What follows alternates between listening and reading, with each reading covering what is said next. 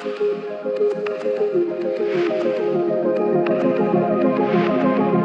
Piker, socialist, communist, radical left influencer. Hasan Piker. Dirtbag left. Hasan Piker. Pro-terrorism, pro-Hamas. Hasan Piker. Hasan Piker. Hasan Piker. Going on this vulgar rant, mocking wounded war vet for losing his eye fighting for our freedom. Have you ever heard someone mention the Streisand effect and wondered what they were talking about? This phenomena is named after actress Barbara Streisand. Sometimes when you try to cover something up, you end up bringing more attention to it than if you had just let things be. The assemblyman will not denounce Hasan Piker, who said, America deserved 9/11, dude. The assemblyman just said in his response, Hasan Piker says America deserved 9/11. There you go. There you have it. My friends, we have toppled a political dynasty. Now to the Michigan Senate race, where El Sayed is campaigning in Michigan, appearing on stage at 2 Michigan campaign rallies. He's proactively campaigning alongside Piker. The man who says Hezbollah's flag is his favorite because it's dope. Why would you align yourself for raging anti-Semites? Who has defended Hamas terrorists. Calling them the lesser of two Israels compared to the government evils. Lesser of two. That's what I find a bridge too far. When I went up to my good friend Chat and said, hey, can you walk me through some more controversial statements of Hasan Piker, even ChatGPT went out of its way to soften the edges of Hasan and give me context. Thanks, but no thanks, ChatGPT. Hasan Piker is campaign poison. Placing yourself on the wrong side of a 90-10 issue is only going to make you look bad. It's going to be good for me. It's going to be good for the candidates that I work with. Turns out it was true. Abdul El Sayed at 27%. Oliver Larkin. Melon Kuros, everybody. Nice to meet you, Hasan. Welcome to the broadcast. Thank you for having me. Oh my gosh. What's going on, man? What's up, dude? Good to see you again. I really enjoyed that, yeah. How you been? He's trying to get put out. Wow.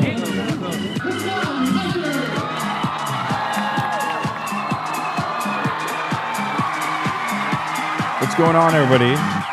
I hope everyone's having a fantastic evening, afternoon, pre-noon, no matter where you are in the world. I'm Hasan Piker, and this is the HasanAbi broadcast coming to you live from New Jersey, ladies and gentlemen, the motherland, the fatherland, whatever you want to call it, the greatest state of all time, the Garden State, the state known for its long highways, the turnpike, its greenery, and nothing else.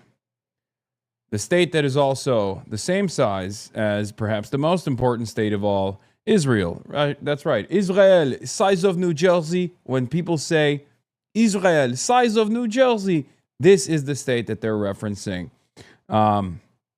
This is also ground zero for my birth, the state that I was born in. And by the way, you guys might have noticed something. Healed.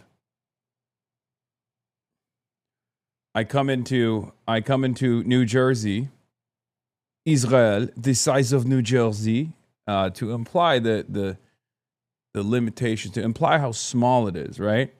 And all of a sudden, back in the motherland, I'm healed. Except, this is part of the broadcast where I tell you about my personal news, and let me tell you, actually, things are not great, okay? Things are not great. I'm going to tell you all about it. This is personal news time before I get into the news, but so... Also, I got my fucking fat ass Duncan.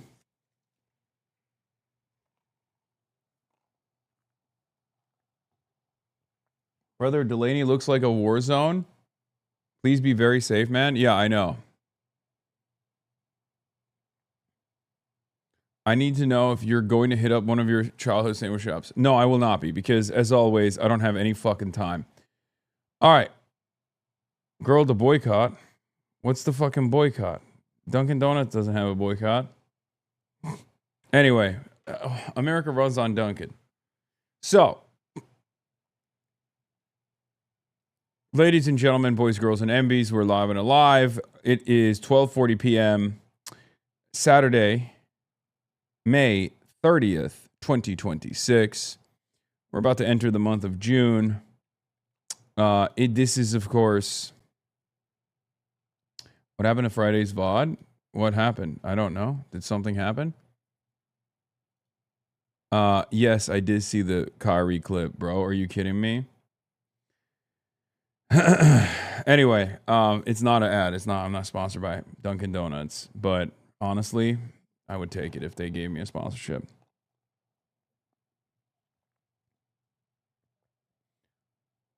I got interviewed by New York Times at the Hamawy rally today. Did my best to give you credit for positive political changes. Hell yeah, chatter. All right, so where was I? Yeah, personal news wise, the vid got removed while I was watching it last night. Maybe it's the gay sex thing that one chatter sent, and then they I don't know. Maybe they quarantined the VOD or something.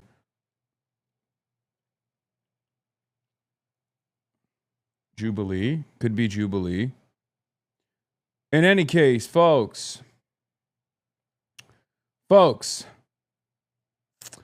personal news-wise, I ended the broadcast last night. And quickly got to the airport, flew out, cracked the Z-Quil on the flight, passed out on the flight, but only it was like a 4 hour and 30-minute flight, so I didn't get a lot of sleep. Woke up, got to the hotel, passed out, woke up again, still had not gotten enough sleep, cracked energy drinks, cracked a bunch of coffee, got my shit cracked, pause, and did the Hamawy rally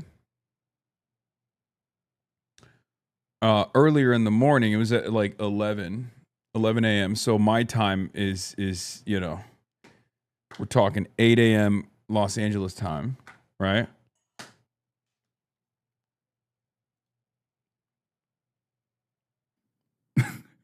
What is this? Oh, it must have been Jubilee because the other channels that post VODs had to run overlays over it.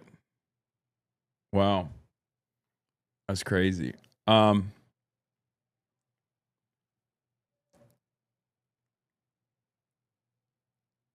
Bro's on the East Coast for one day already hitting pause. Yeah, bro. I got my shit cracked. Pause. So did you hear the East Coast boom like an hour ago? No. But yeah, I did the I did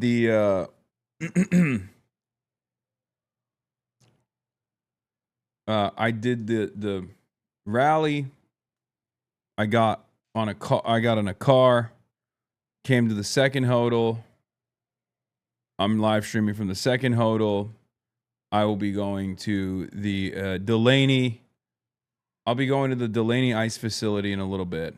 Brother, your brain is mush right now? Yes, it is mush. And I'll admit it, like, I felt like my rallying speech wasn't as good as it normally is for that reason. I thought it was a bad performance from your boy. I'll say it. I'll say it like it is.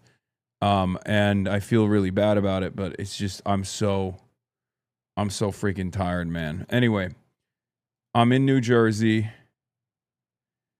Trump hates JDVANCE, Delaney facility ice protests, new Plattner controversy.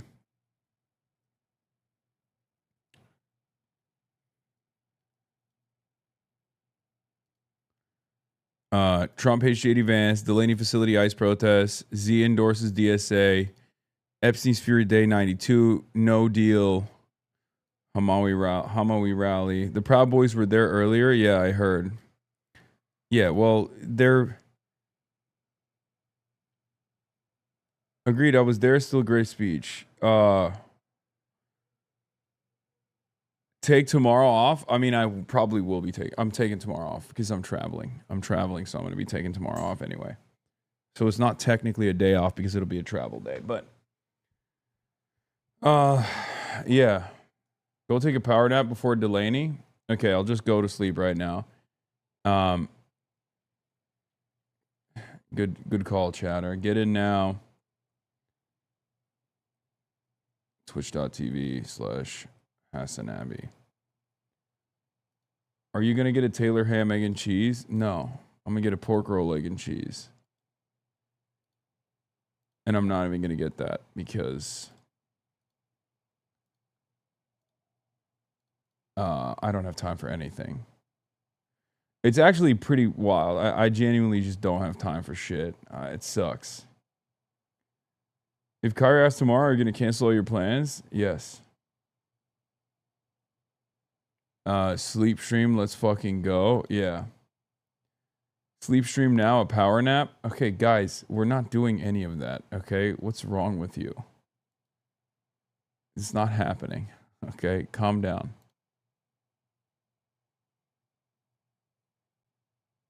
I already blasted off. The Jube might have actually DMCA'd everything. Wait, did it not? What the hell? Did it not? Did I not blast off? Oh, I did. Okay, great. Which is strange, because the Jube used to let me react to their stuff, but maybe they don't any longer. Thank you to Macias for the playlist, bro. Seriously, thank you for what you do. You know, I'm going to be honest with you guys. I feel like such a chud-ass loser, bro. I'm going to be honest. I felt like underwhelming today. My performance has been underwhelming. Everything has been dog shit. Every hodl we checked into, we ran into issues. You know, everything is just like going poorly. So, you're thanking me, but I don't feel too great about my performance so far. Finally, Mamdani took an L. Arsenal losing the Champions League final. I honestly thought that man was incapable of losing anything. Yeah. But yeah, it was it was fine. It was great overall. Fun times.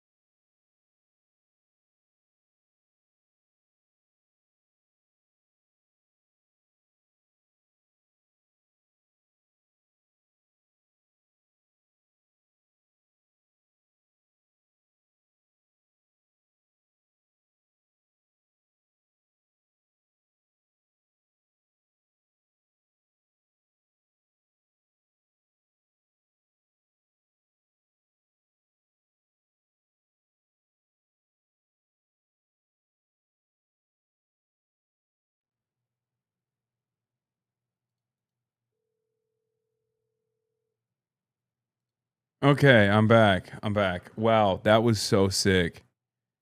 That was so funny. I was just talking about how everything is going poorly. First of all, I just want to get started by saying I apologize for saying that New Jersey is a state that is the size of Israel. No other state is like Israel. Am Israel Chai, Am Israel Chai, Am Israel Chai.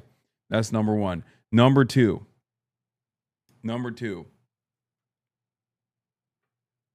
It's very funny that I was just talking about how everything is going poorly and I feel like a chud-ass loser. And then there was an electricity surge. And then the internet went out. New Jersey is a tiny state. It's not the size of Israel. Okay? It's not. Israel is its own size. Hasan, you are autistic and therefore in danger of autistic burnout. I'm serious. This is real. You must pace yourself and rest. Please, if you want to reach your long-term goals, it has to be sustainable. Thanks.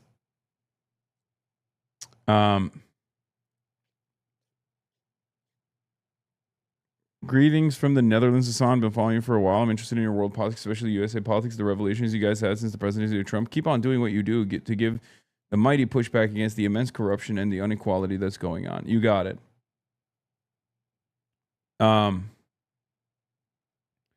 Game 7 tonight. Pray for our Lord and Savior, Wembayama. Oh, I'm praying, all right. Is Marsh with you? Send him to Asbury Park. All buying drinks. Okay, I'm good. Asbury Park is very nice now, right? Back in the day, when I used to live in New Jersey, Asbury Park was like, oh, there's crack needles or there's heroin needles everywhere. It's like terrible. And now it's supposed to be like gay and nice, right?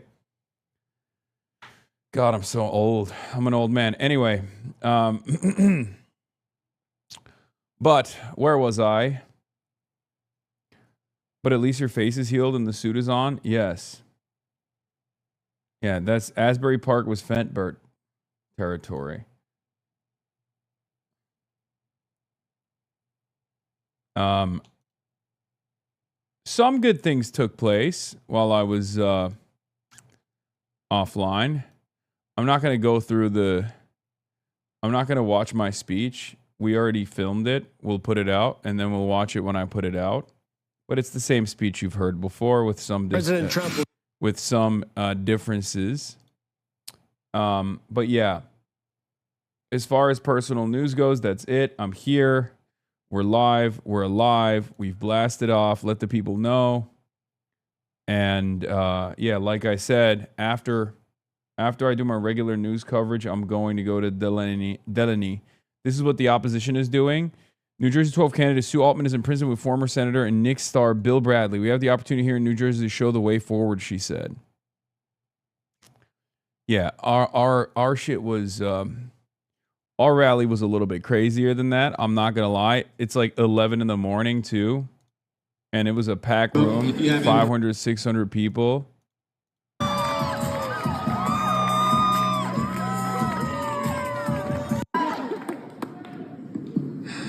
I'm honored to be here in front of all of you wonderful people to hopefully make the necessary changes that we want to see here in Congress by supporting Dr. Adam Hamawy. Crowd size? Yeah. I'm honored to be here in front of all of you wonderful people. I've never seen him do something and not be actively streaming it, lol. I mean, yeah, I do things while I'm not streaming. Like, I do things offline as well. This was one of those things. Hopefully make the necessary changes that we want to see here in Congress by supporting Dr. Adam Hamawy. Electric. It was electric. Like gaming, Haas mods? Okay, maybe. Not really, but okay. Mr. Piker, what happened to yesterday's stream bot? I deleted it on purpose for you in particular. I didn't even know. I don't know. I don't know why I got lasered. Maybe it was Jubilee. Okay? I don't know. Wake up, Kyrie praise you should be lit as fuck now. I know. So, the rally was great. Chris Rabb was there, hung out with him. Hung out with the dude that used to work in the State Department under the Biden administration who quit, if you remember, and went on Christian Amanpour's broadcast. Talked to him. He's like a big advocate for Palestinians now. Bro, stop making the East Coast the coolest place in the country. We need to make the West Coast better. I mean, dude, I'm going to work on it. That's my next...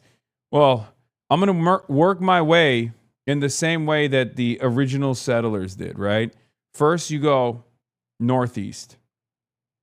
You go East Coast first.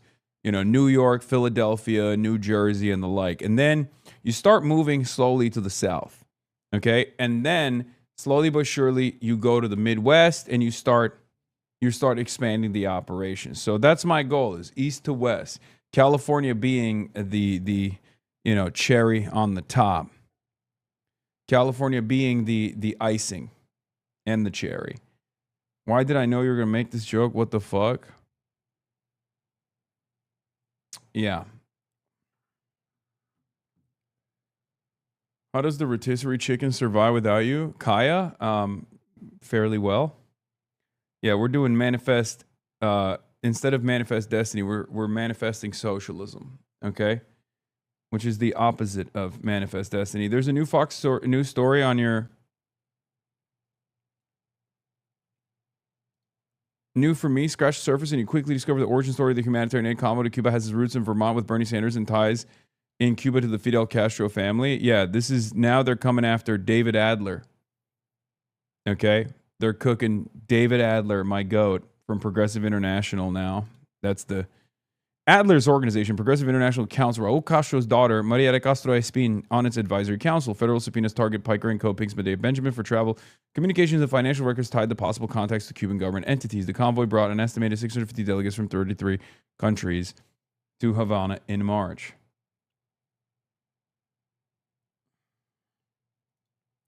Twitch streamer Hasan Piker called Progressive International Coordinator David Adler his comrade on livestream, the same organizer who sat in the VIP seat beside Cuba's president during the convoy trip, now under federal investigation for possible sanctions violations.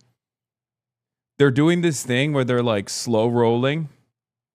They're doing this thing where they are slow rolling information that is readily available and public and totally legal. But they're hitting a but it's communist. So therefore bad.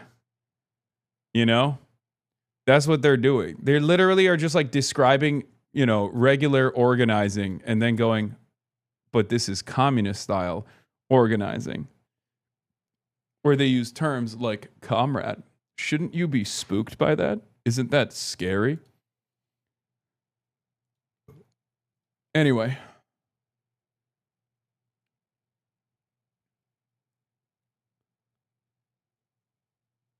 Yeah, it's a very funny way to frame stuff. I mean, a lot of people do this, obviously, famously. Yeah, and they're cooking. What the fuck is this? They're cooking our boy David. How a Rhodes Scholar with ties to Cuba's president organized a convoy that brought Hasan Piker to Havana. There he is, David in all his glory. Real stud.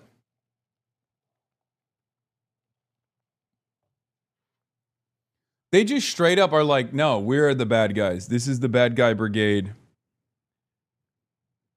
It's very funny. They're like, we're the bad guys. You're supposed to be bad. Like, we as the defenders of the government are the bad guys, undisputed bad guys. And if you do good guy things, like deliver humanitarian aid to a country that the bad guys are destroying, then you're bad. It's awesome. It's awesome. It's like this is the whole shtick. Apparently you got a mention in this New York Times article too. Wait, what the hell? I thought I was already.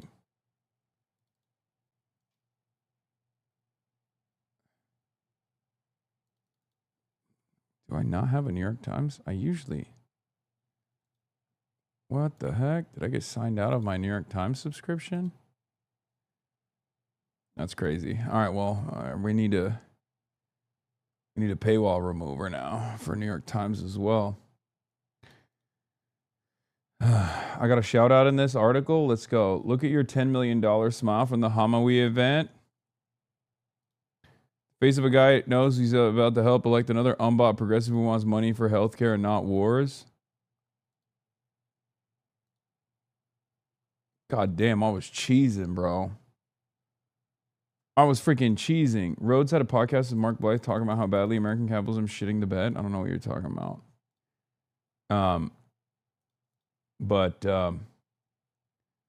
Wait, New York Times picked up the story. It started as Hasbara slop.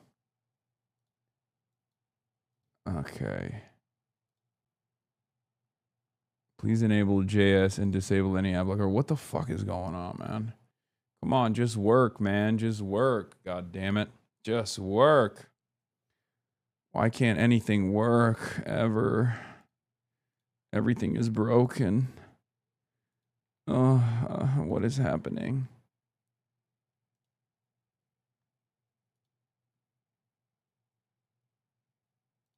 Okay. A candidate's past ties to a militant cleric are resurfacing in a New Jersey House race. Yeah, so this is nasty. Okay, so the New York Times is basically working in tandem by even covering this with this framing. Is doing a very nasty thing. Okay, so we talked about this briefly, but this is like the last minute hit piece.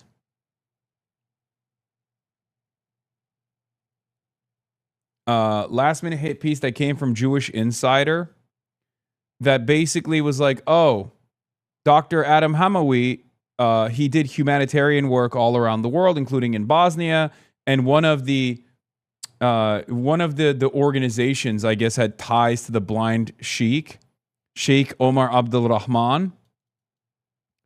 And it's so ridiculous to say this about like a decorated army combat medic who literally saved Tammy Duckworth's life. You know what I mean? Like, Dr. Adam Hamawy has worked in combat zones, both as an army combat medic and also as a doctor, like separately from that. He's done aid missions in Bosnia and also Gaza, specifically in Gaza twice. And Jewish Insider is trying to turn him into a terrorist. Yeah, and this was their big scoop. Big scoop, Jewish Insider via Will Brederman. Leading New Jersey Dem congressional candidate Adam Hamawy volunteered with Al-Qaeda-tied group in Bosnia. Hamawy worked with Benevolence International Foundation, later shuttered as an Al-Qaeda front. Yeah, for two things that are really stupid here, okay? Two things that are really stupid here. Number one, America in that conflict, in that genocide, was on the side of the Muslims. Just a little reductive to explain it as such, but like the Muslims were the ones being slaughtered, so I don't even understand how this could ever be a fucking story, but they're still trying it regardless, where they're like, hey, this guy who was a first responder at 9/11, this guy who was in Bosnia, like trying to sew kids back together, and in Gaza doing the same, who also literally saved Tammy Duckworth's life, cherished, celebrated combat medic. This doctor is actually a bad guy. He's Muslim, and therefore, Al-Qaeda, maybe?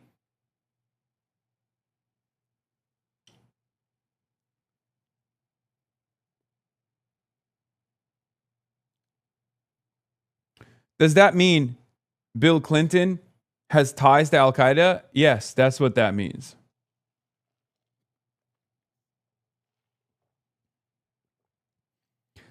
But so Jewish Insider doing this article is one thing. Okay. Jewish Insider doing this article is one thing. But the New York Times posting it like this is nasty. Okay. Adam Hamawy, a plastic surgeon, a U.S. Army veteran whose parents emigrated from Egypt when he was 7 months old, is running for Congress as a healer of sorts. He's traveled on humanitarian missions in conflict zones, including Gaza. And he's put the issue of healthcare at the center of his campaign for New Jersey's 12th congressional district, saying that money spent on war should be instead used for universal Medicare coverage. And they hate that. Okay? People hate that. When you say, hey, we shouldn't be spending money on bombs, we should be spending money on our healthcare, people go, what are you, a fucking anti-Semite? What are you, Adolf Hitler? Are you kidding me? And you're like, what? No, I just want healthcare for people in the richest country on the planet. I think this is doable. And they go, wow, you are literally the reincarnation of Adolf Hitler. You're worse than Adolf Hitler, actually. Adolf Hitler would be shocked at your deep resentment towards Jewish people. You should be imprisoned.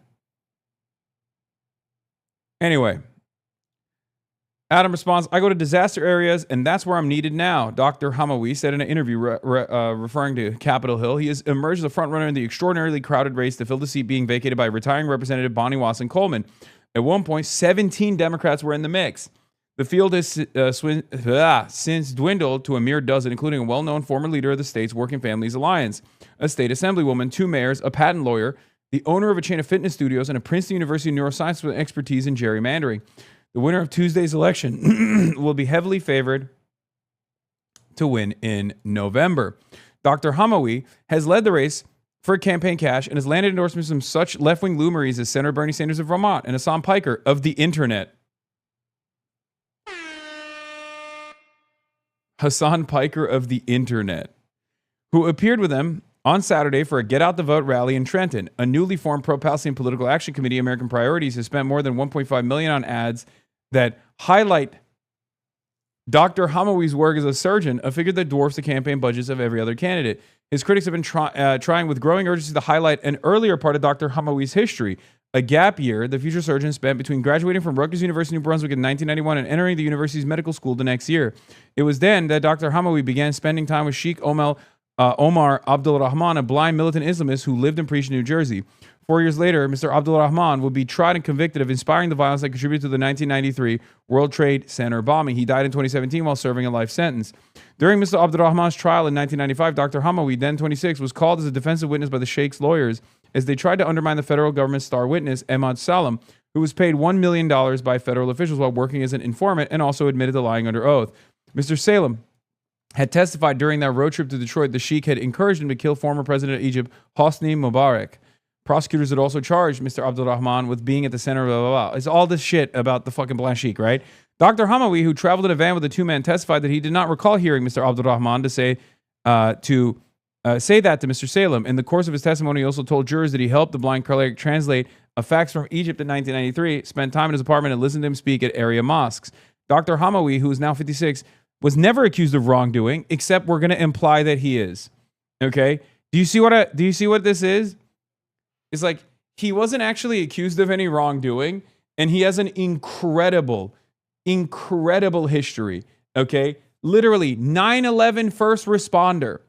Okay? Went to Bosnia, went to Gaza. Like,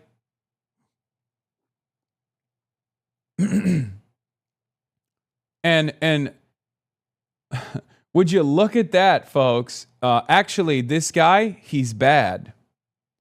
I'll have you know, this guy that you think is good, well, what if he was bad, actually? Okay?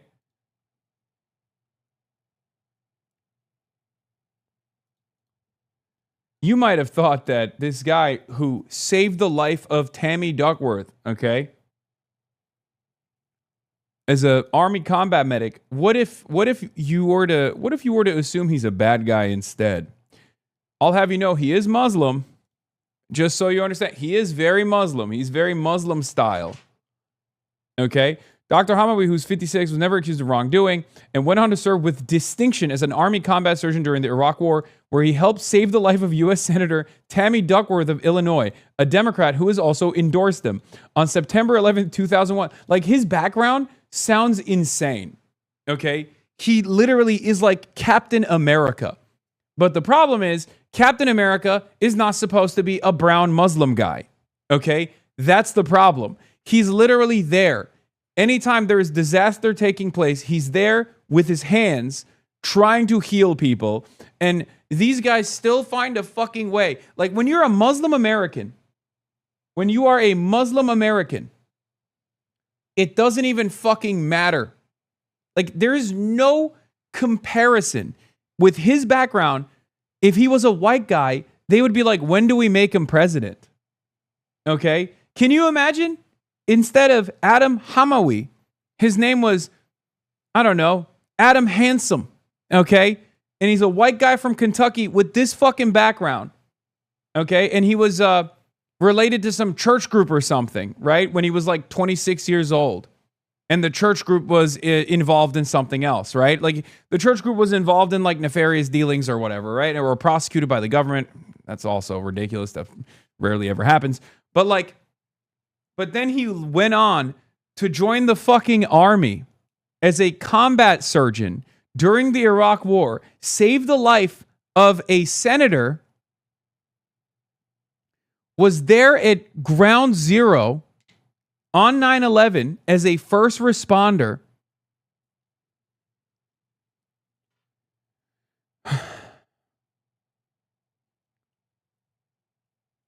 and then went to Gaza. Like, it's just not even a question. People will be like, dude, I know the Gaza stuff is the main reason why these guys are so aggressive, right? Because if he was doing all that and he was pro-Israel, these articles would not be getting written about him.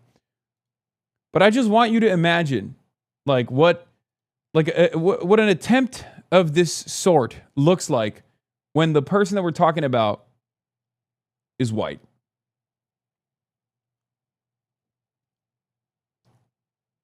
Anyway, let's continue. On September 11, 2001, he and other residents in New York Presbyterian went to Ground Zero to treat those injured in the second terror attack on the World Trade Center. Andrew C. McCarthy, the lead prosecutor of Mr. Abdurrahman's trial, and Michael B. Mukasey, the federal judge who oversaw the case and later served as President George W. Bush's attorney general, published essays earlier this month reminding readers of Dr. Hamawy's link to the infamous cleric Mr. McCarthy. Writing for the National Review, referred to Mr. Hamawy as a sympathizer. Mr. Mukasey described Dr. Hamawy as more than a casual traveling companion of the Sheikh. Dr. Hamawy said his life's work disproves the guilt by association innuendo. I've spent my life really saving lives rather than taking them, he said, while campaigning in Trenton the day the essays were published. I'm against all war and all violence, he said. An aide said Dr. Hamawy had no contact with Mr. Abdurrahman after his arrest. Dr. Hamawy has distanced himself from the Sheikh on the campaign trail, saying, I condemn his violent rhetoric and actions. When pressed on what had motivated him to travel Mr. Abdurrahman as a younger man, Dr. Hamawy downplayed the cleric's reputation for fiery rhetoric, calling him a blind old man who was dependent on volunteers from the Muslim community to care for him. He wasn't preaching death and destruction all the time, Dr. Hamawy added. He had certain views that he spoke in certain forms, but that's not what he did every single day. On the witness stand, however, Dr. Hamawy made clear he understood that the Sheikh saw Israel and the United States as enemies of Islam. When asked if he recalled the cleric stating that Muslims had to do jihad against the enemies of Islam, he said he did. Of course, that's what he always talked about, Dr. Hamawy testified. He talked about jihad. 3 decades later, Dr. Hamawy does not shy away from criticizing Israel and the U.S. military aid. Oh, he's doing Islamic-style infiltration. Thank you, New York Times. Again, can I... Isn't this article actually positive? Fuck no. Are you not? Dog, this is the New York Times in the least subtle way possible saying, Dr. Adam Hamawy, do not look at his incredible reputation as a lifesaver, okay? A guy who threw his body on the line his entire life. Do not look at that. Look at the fact that he's criticizing Israel and America Islamically. He is, in some ways, following through on the promise of the blind sheik. That's basically what they're fucking saying. I mean, they also say positive things about him. No, my friend. They're not saying positive things about him.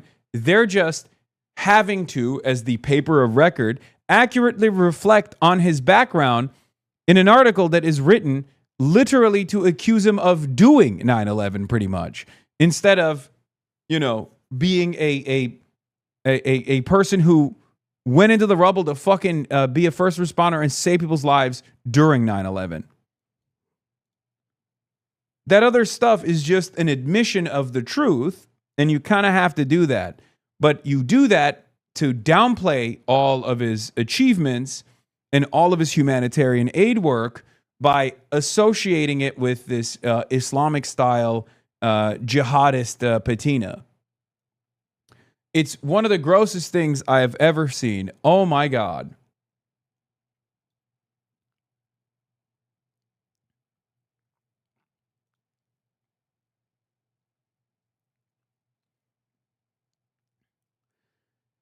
We are not supposed to be selling weapons, any kind of weapons, to any country that's breaking international humanitarian law that is committing a genocide or atrocities, he told Mr. Piker, a leftist streamer who's been criticized by some Democrats in an April interview.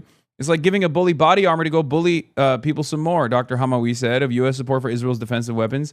We need to be able to have them feel the effects of war, and then they'll stop, and they'll actually have a conversation. Adrian Mapp, the mayor of Plainfield, is also running for the 12th district seat, and has sought to draw a connection between Dr. Hamawy's positions on Israel and his past association with Mr. Abdul Rahman. The association with the blind sheik was very telling, and it speaks to the character of an individual who is associated with an unsavory character, Mr. Mapp said. We ought to ask the question about the affiliation and what it says about the American people about a person who seeks to be a representative of Congress in the United States of America. Mr. Mapp noted that he does not blame Dr. Hamawy for his pro-Palestine stance. The Palestinian people need to be treated in a more humane fashion, he said. But he said he stood by his statement in Insider New Jersey that Dr. Hamawy's views were those of a radical extremist.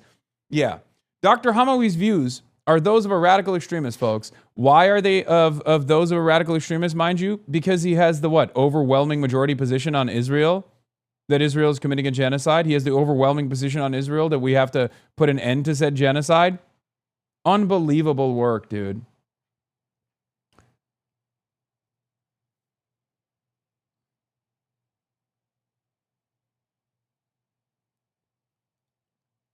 Yeah, his positions are that of a radical is crazy. Yeah, here's also some additional information on this. It was only a matter of time before the sensible center-right would start attacking people for caring about the Bosnian genocide. Beyond the fact that the Benevolence International Foundation got outed only in 1995 as being an al-Qaeda front group, the Clinton White House actually praised the Benevolence International Foundation's work in 1994, the same year Hamawy interned with them in Sarajevo. Hamawy literally treated 9/11 first responders. You can only think he's an al-Qaeda sleeper agent. Hilarious to imagine if you know anything about the current status of al-Qaeda, if you just hate Muslims, which notably Jesse does. Yeah.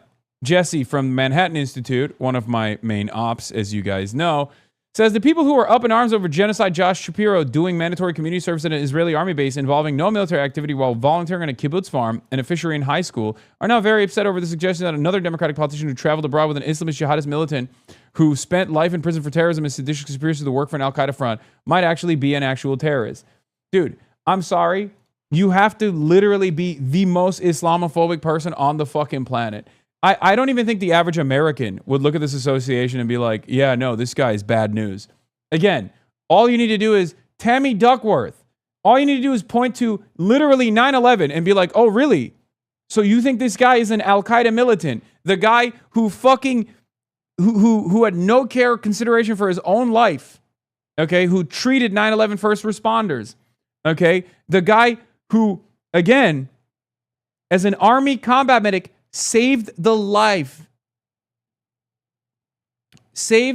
of many in the military, and most famously, Tammy fucking Duckworth.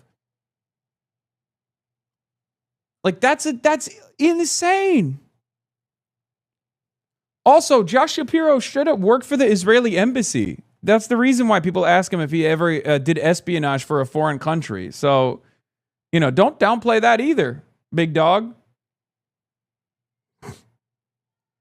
Yeah, he was playing the long game, dude. He was gonna fucking install the Islamic Caliphate, playing the motherfucking long game. Sorry, not wrong game.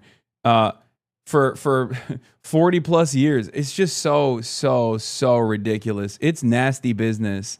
This kind of smearing is just nasty business, dude. The times after you in the UK, brother, saying your visa should be revoked. I know. God forbid you have the majority position on Israel, okay? God forbid. You can't do that. Will ruin your fucking life.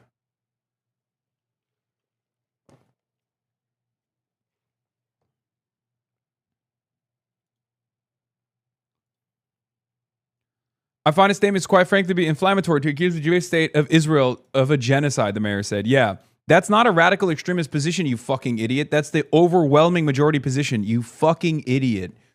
Oh, God, these people are so stupid. Oh, my God.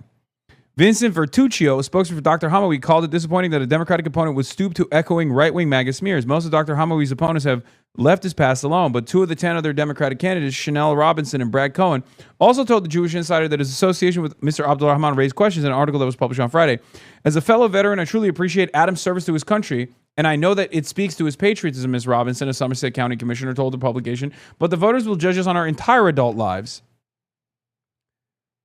The choices we have made, and the people we associate with, regardless of whether it was 30 days ago or 30 years ago. The whole matter is of concern, Mr. Cohen, a gynecologist and a mayor of East Brunswick, said in an interview. It's an association with the terrorists. Dr. Hamawy suggests that any criticism of his trial testimony was linked to Islamophobia. As a Muslim, they're always going to find something to attack, he said. I'm used to this all my life. How Dr. Hamawy fares in Tuesday's primary election might serve as the latest gauge of what kinds of rhetoric resonates with Democratic voters in New Jersey when it comes to Israel. Earlier this year, in a race for governor, Mickey Sherrill's old seat in the neighboring 11th district, Ana Lilia Mejia was the only candidate in the contest that called the war in Gaza a genocide. She won her February primary against Tom Malinowski, a fellow Democrat who had been the target of negative advertising by a pro-Israel group after refusing to rule out placing conditions on U.S. military aid to that country, and then beat her Republican opponent in a landslide. Dr. Hamawy's showing on Tuesday might also shed light on whether a figure such as Mr. Abdulrahman, whose trial happened before some voters were alive, still looms in the minds of New Jersey Democrats in 2026. The sheik appeared to be far from the minds of the voters as Dr. Hamawy campaigned earlier this month in Trenton and a Princeton University forum sponsored by Young Democratic Socialists of America.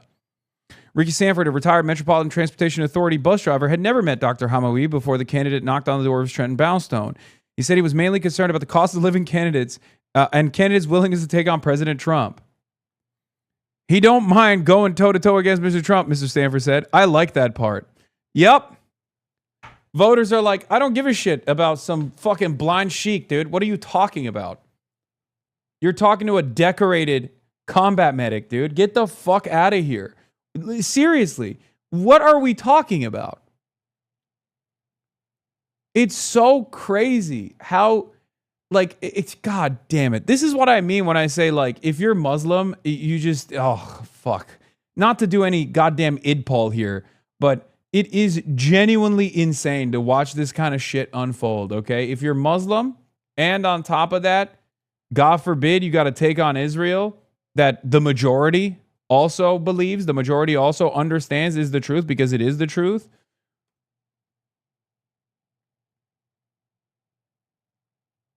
What the fuck? You've been blocked from New York Times because we suspect that you're a robot. Why am I a robot? I'm not a robot.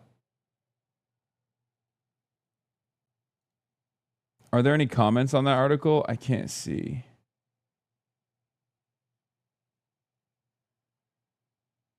Yeah. Exposed. I am a robot. The sheik appeared to be on the minds. What is this? People want something different, Miss Walpin, 73, said of the Democratic Party outside of Dr. Hamawy's campaign office in Trenton. They want fierceness in the fight.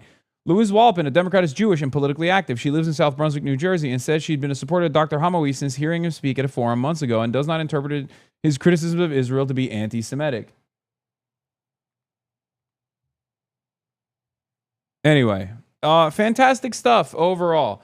I don't think it's going to work, but it is really, really frustrating to see people still try to do this shit because it's disheartening.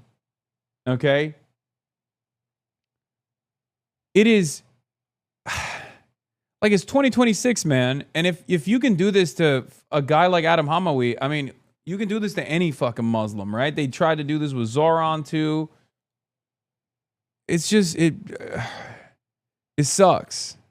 Thank you for sharing a gift link with the Grand Plattner one. Yeah, we got Grand Plattner, who apparently is a dog, and we'll talk about that too.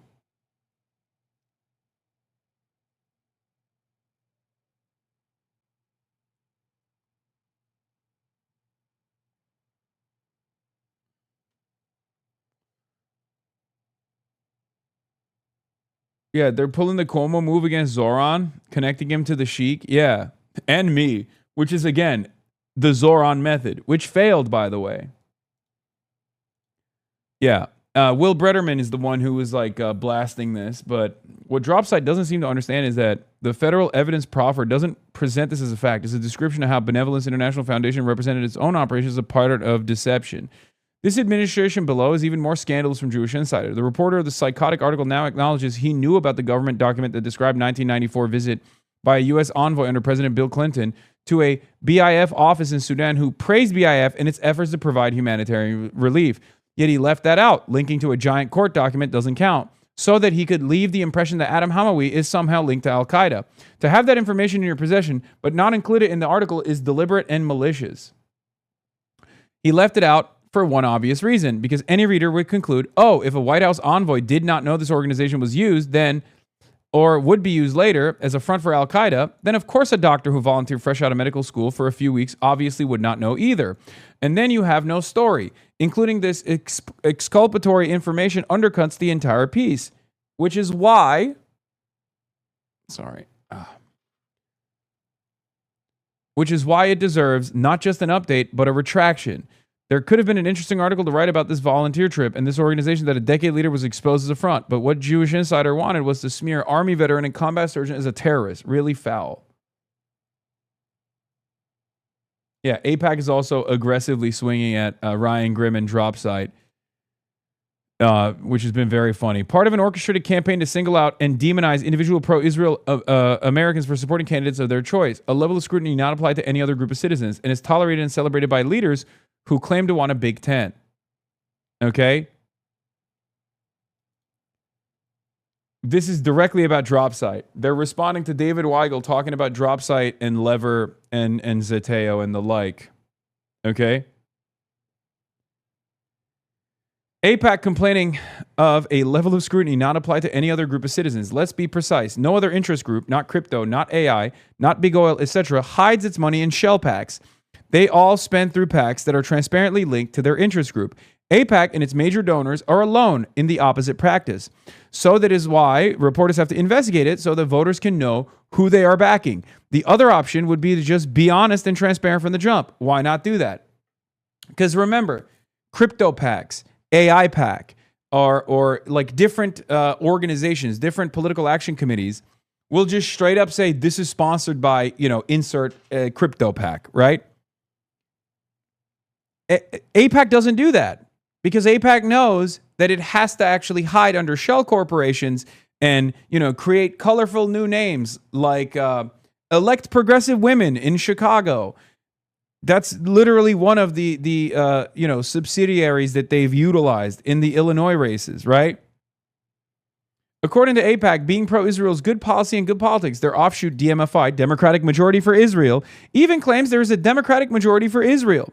If that's true, spend money openly, endorse candidates openly, and let voters decide. If you refuse to do that, we will keep following the money and letting people know of who you support. If it's true that being pro-Israel is good politics, we're doing you a favor. To which AIPAC replied with, are we unique or are you just uniquely obsessed with us? At Grok, compare how many stories/posts Ryan Grimm has written about AIPAC versus stories of how far-left groups like Justice Democrats and Working Families Party rely on billionaires, dark money transfers, and contributions from C4s. Justice Democrats and Working Families Party put their names on their ads and disclose their donors.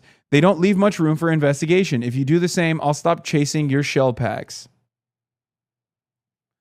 AIPAC said, we're going to grok it. AIPAC said, I'm a numbers guy. I'm a numbers guy. I'm going to try GPT it. I'm going to grok it. The entire point of contention here is not that AIPAC funds a lot of races. Everybody knows that, okay? The point of contention here that requires additional journalism and additional investigation is the fact that AIPAC uses shell groups that don't have Israel anywhere in its name, okay? That's the point. They use shell groups to hide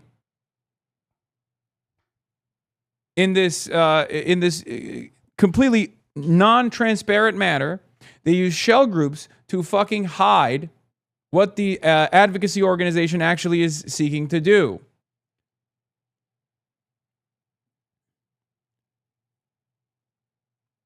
Your forehead looks extra big today, Low Kirk. Oh no.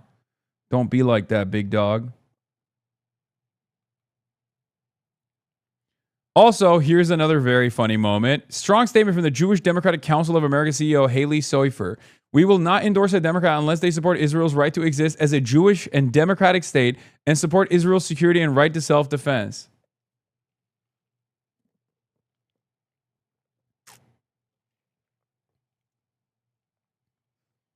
But if I were to say, wow, that's a weird fucking standard to place about a foreign country as an American organization comprised of American Jews whose political expression is supposed to be related to things that American Jews care about as Americans, right? That's a strange thing you're doing. It almost feels like your loyalty lies elsewhere. Then I'm the bad guy. I'm doing dual loyalty tropes. Like, what the fuck do you mean? This is literally you saying, like, nope, that's my loyalty. My loyalty is to the foreign state of Israel. And not just like loyalty to the foreign state of Israel, but my loyalty is to the foreign state of Israel being an ethno-state. Okay? That is insane. There is no equivalence to this madness in American politics. What is this? Have you addressed Plattner's recent infidelity? As a woman, it makes me very uncomfortable. He may be the best available option, but that behavior needs to be called out.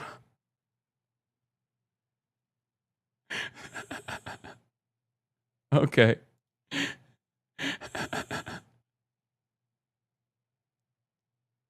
Yes. For those of you who are wondering, Plattner's Text with Women Concerned campaign as Senate took off. The wife of Graham Plattner, who is still Graham Plattner's wife, by the way, said the Democratic candidate in Maine told the campaign he had sent sexual messages to other women. Okay? The story is that when Graham Plattner first launched his campaign, and this happened suspiciously with Abdul as well, not the controversy, of course, but the fact that some staffers were in his campaign and did not actually have any interest in working for his campaign whatsoever, and had every interest of basically leaking all of the opposition research to pro-Israel Hasbara papers. Remember, this is exactly what happened with Dr. Abdullah Sayed as well. So one of his former security guys literally fucking leaked information to right-wing newspapers of private campaign talks that took place. Very strange. Very strange. Very strange how this keeps happening. Now, of course, the article is not going to change the polls, in my opinion. That's really funny that people think this is going to do it. One more, just one more. But yeah.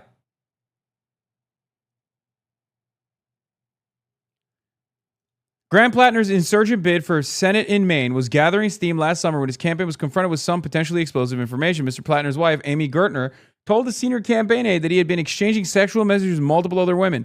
It was the kind of revelation with the potential to damage the political newcomer, just as his campaign to unseat Senator Susan Collins, a Republican, was beginning to resonate with voters, especially in a state where female voters make up a large share of the electorate. Mr. Plattner's exchanges with women were confirmed by current and former campaign officials who gave different accounts of some of the details. Mr. Gertner said the couple who had married in November 2023, according to the town clerk of Sullivan, Maine, was working through his indiscretions in marriage counseling. Okay, great. Seems like they've made up.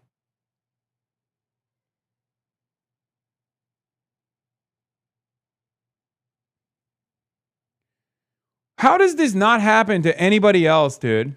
Are these candidates uniquely bad? You think?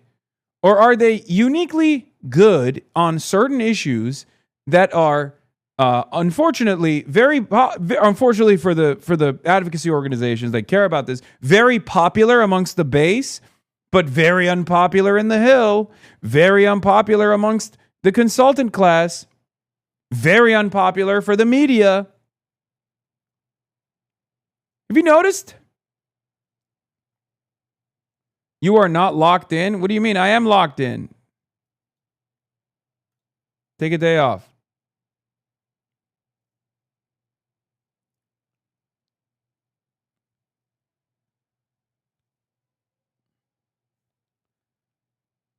Well, it did happen to Eric Swalwell. This is not a comparison between what Eric Swalwell was doing and what Graham Plattner was doing. What the fuck are you talking about?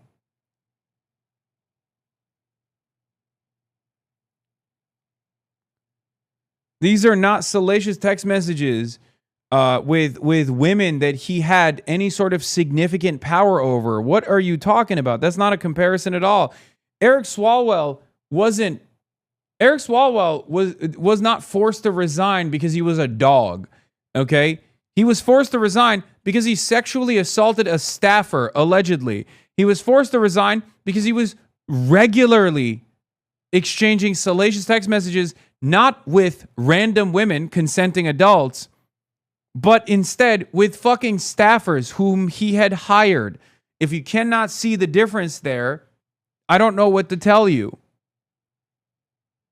Yeah, and that's before we even talk about the fact that we have a sitting president that, is a Jeffrey Epstein affiliate, and also not only was found to be guilty of sexually assaulting E. Jean Carroll, but is now currently utilizing or weaponizing the Department of Justice to actually punish the victim instead of paying out the tens of millions of dollars in trial awards that he is supposed to fucking pay. Plattner strategist Morris Katz says, it's no one's fucking business what happened in Graham and Amy's marriage before he was ever a candidate for office. There should be no place in our politics for incompetent, opportunistic operatives who violate privacy, betray trust, and prioritize vengeance over decency. Go eat shit, Morris. Every story about this degenerate asshole claims to pass a moral. Dude, I need you guys to Google something, okay? I need you to do something. I need you to do something for me. It's the same for all of my naysayers. Whenever someone comes out and says, wow, this person is actually an immoral ape, okay? Just key search Gaza, Israel, and Palestine, okay? Just on their profile, go and search the words Gaza, Israel, and Palestine, and you will find something very interesting. He was found liable, not guilty, King. It was a civil case. I'm sorry. Yes, you're right. I apologize. Did I say guilty? I hope you don't spend the entire stream on this. Let's move on.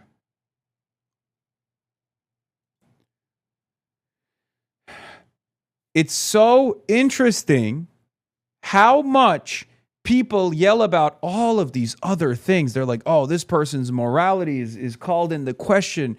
I don't know if I can vote for this guy. Okay? Key search, genocide, Israel, Palestine, and Gaza. Four words. 4 words. Okay? 4 fucking words will reveal something very interesting to you.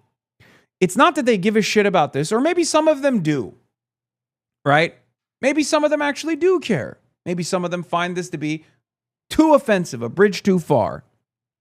But that's not the main motivation here. Okay? That's not the main motivation here. The main motivation is that Graham Plattner is an anti-Zionist. That's it. He is against what Israel is doing.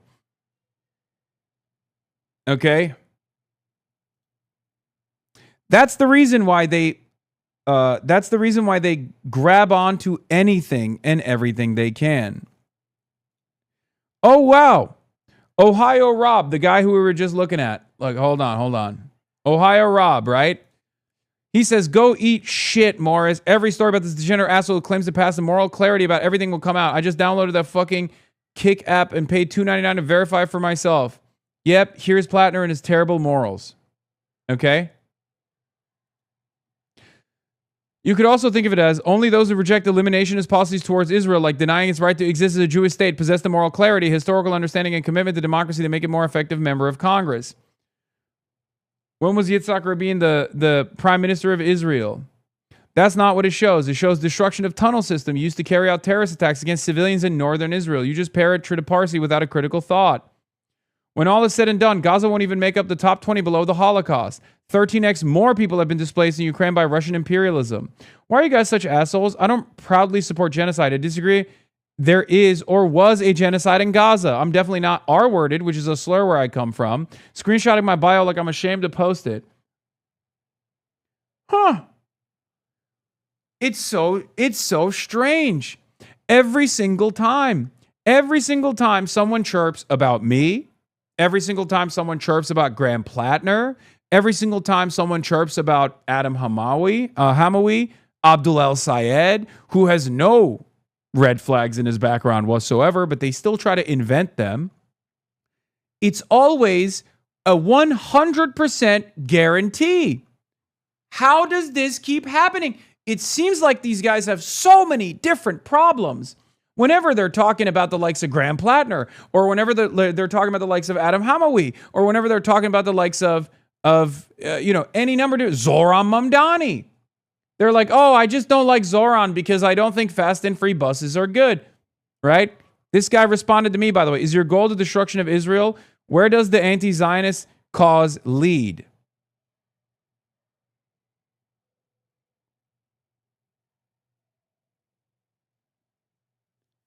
It's just strange. These guys are supposed to be Democrats, right? They're like, oh, I'm a Democrat, but I can't do this anymore. You know?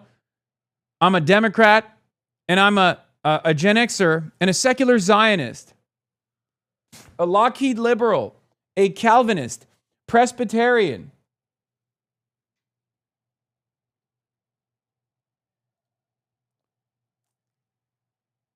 Yeah. Look, yesterday, the mayor has a Latino problem, full stop. First, he condemns La Luchadora, Nydia Velázquez, and now, for the first Dominican in Congress and chair of the Hispanic caucus, if you don't think that's a purposeful attempt to dismantle Latino leadership in New York, I have a bridge to sell you. Today and every day, I stand with Israel. What? I thought the disagreements that you have with Zoran Mamdani and Daria Liza was because, I guess, she wasn't Afro-Latina enough for you, as opposed to Adriano Espaillat. But now it feels like you're more invested in the fact that Espaillat was an AIPAC stooge, and you like that, and you don't like that Daria Liza, who is also literally Dominican, is anti-Zionist. Huh. So just remember that, okay? Remember that. Just as AIPAC never runs on the issue of Israel, they never fund ads that say, this candidate doesn't like Israel, that's why we need to punish him. The people that support Israel to the fucking hilt, the people that support Israel down to the goddamn bone, will never say, oh, my disagreements on this person, my disagreements with this candidate, my disagreements with HasanAbi May, a content creator, is not about Israel. They will never, sometimes they do say it, but usually, especially when it comes to these candidates, they won't openly be like, oh, you just hate Israel and I fucking hate you for it. They'll say, oh, you have a litany of different issues that I think are irredeemable.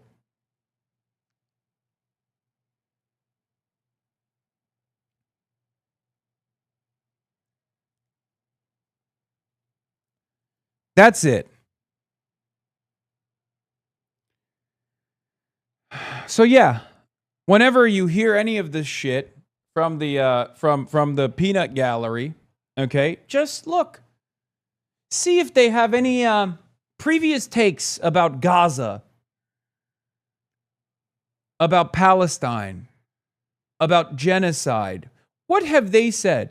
It's 100%. Okay? It is 100%. This story reflects so badly on Genevieve McDonald's integrity, character, and professionalism. She made a stupid decision to publicly jump ship when she misread the moment, rejected an NDA, then vindictively leaked confidential marriage info when it could only help Republicans. The Plattners confided to her, assuming she was a friend and professional, as they embarked on a campaign that would rake over over their personal lives, and McDonald betrayed that confidentiality out of spite 7 months after quitting the campaign, which she assumed was doomed in October, and gave a litany of opposition research to the Republicans. What about the leftists who have issues with Plattner, though? And they're, oh, no, that's different. That's different. But they're ultimately, they're irrelevant. I'm sorry to say this. And I don't mean this as like a diss. I just mean like in the grand scheme of things, in terms of like electing a senator from Maine, anti-imperialism of that sort, where you're like saying, you know, every American member of the military is a child killer that needs to be punished at The Hague. Like that kind of attitude demonstrated by a lot of the people that also hate Graham Plattner from the left is not exactly an attitude that is commonplace in American society. And I say this as someone who is anti-imperialist and someone who has been attacked viciously for being anti-imperialist. And my assessment on the situation always is to be as kind as possible to those who have done heinous things in the past, with the hopes that they actually, with the understanding, with the charitability that they most likely have changed as a person, right? Like this has been my day one, my day one fundamental principle, right? I'm always going to understand that social conditioning played a major role in the development of every single person living in the imperial core, and that as long as they have learned from the things that they've done in the past and reflected on it and are trying to make the world a better place to ensure that others also don't make these same mistakes, don't take these same decisions, then, you know, I will ride for them. Many people here would call that very Christian of you, ironically. I mean, I don't know. I'm not a Christian. I'm not a religious person at all. It's just something that I believe. But yeah, the reason why I don't really bring up the ultra position of like every single veteran is a fucking child murderer is because I think it's immaterial, right?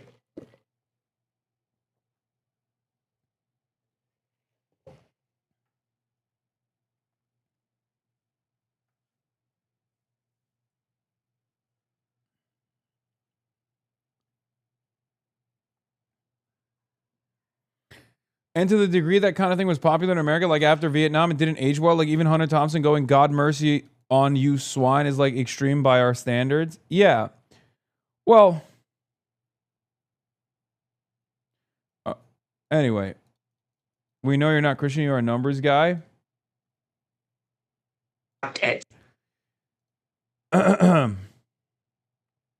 Everyone is so collectively traumatized by Feder bitch. I mean, that plays a role in this as well. That plays a role in this calculus for sure, where people don't want another John Fetterman, right? Writing out Plattner's war crimes because the average voter will think you're socially maladjusted is just American chauvinism. That's moral inconsistency. I disagree with you on this topic, but understand where you're coming from. War crimes need accountability, both the grunt. First of all, here are a couple things, okay? We don't know what his actual fucking record is. We're just speculating that he engaged in a litany of war crimes because America's entire fucking war in Iraq and Afghanistan was a war crime. Okay? That's number one. Now, one of the problems here is that we just associate the worst of the worst of the worst fucking acts of violence that American military members have engaged in with every single person in the military. And secondly, regardless of my position on American imperialism, I will always support those who make these changes. My community is comprised of a shit ton of fucking former veterans, okay? Veterans that are now anti-imperialist. They are not only reliable allies, but it's also fundamentally at odds with my worldview to just deny someone because of their background any sort of grace or charity, especially when they have changed. And every single time we have this conversation, people immediately go, "Nope, I don't believe you. Fuck you." I've never been this person. I've always been the person that says, look, American imperialism is an evil endeavor. And in spite of that, if someone has actually been a trigger man for American imperialism, if they've learned from their past, and if they want to stop it, then they are my ally. Okay? That's just the way I see it. And there are plenty of people who are veterans, who have been a part of this community, who have had on this broadcast, who I do see as reliable servants in the cause of anti-imperialism. That's it. There has also never been a historic revolutionary movement that did not comprise almost majority by veterans that have done heinous shit, okay? That's the other side of the story. It's just never existed. It's pure, I genuinely think it's pure and utter liberalism. That is what Mao Zedong would say. Straight up. If Mao Zedong is the peak anti-rightist, Mr. Combat Liberalism himself, if he was questioned about this assessment, if he was like, hey, what do you think about people who are now serving the people instead? Like former KMT militants, for example. Like in the KMT right. The KMT right flank was where the standing military was, right? Of the nationalist forces. That was also a revolutionary force at the time, right? What did Mao Zedong accomplish? One of his greatest achievements was to convert former KMT nationalist forces. Obviously, the most significant accomplishment was the peasants, mobilizing the peasant class, but regardless.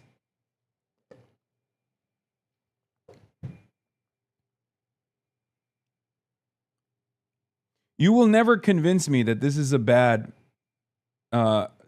concept.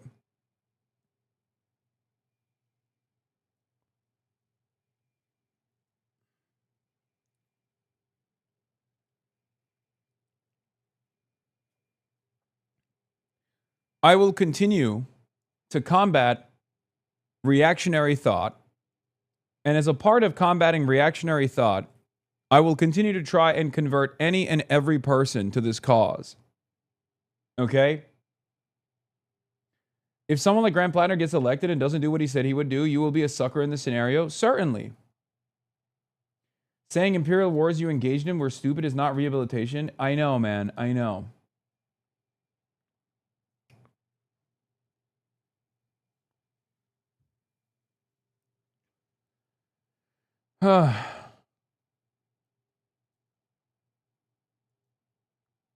How Trotsky built the Red Army? Oh, as much as Trotsky deserved the ice pick, oh my God, WS wrote a scathing article about my anti-Trotskyist thought, by the way. And they said I was a Stalinist, or I was engaging in Stalinist smears against Trots. They said I had no class analysis, no understanding of theory, and no politics whatsoever. But then they did defend me against the federal government's unjustifiable, political expedition, the political persecution.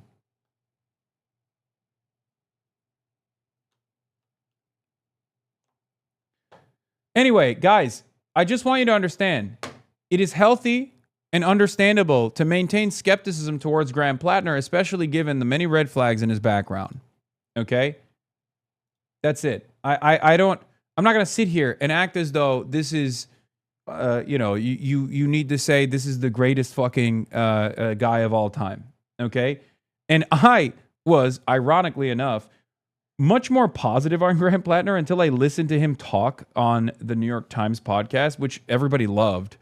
But I personally thought it was much more cagey, and I think maybe it's because he's just not the best speaker. But I thought his answers to a lot of these questions were a lot more cagey than I thought he would be, especially at this point. But having said that,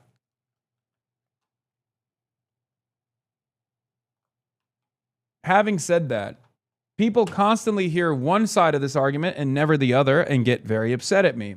Because they'll clip the part where I'm talking about, like, there's never been a fucking revolutionary movement that hasn't comprised almost entirely of former military officials, former military members of some,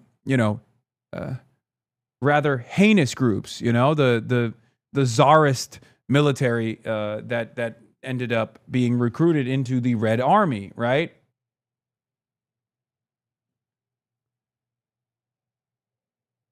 Hold on.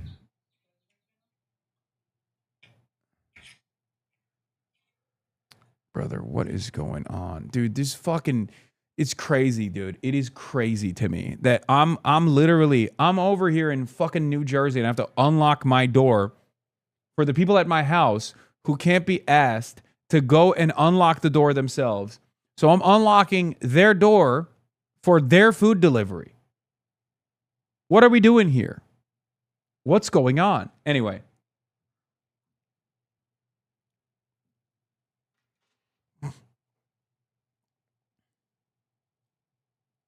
I think your relationship and respect for Jeffrey Sachs is far worse than supporting Plattner electorally. Okay.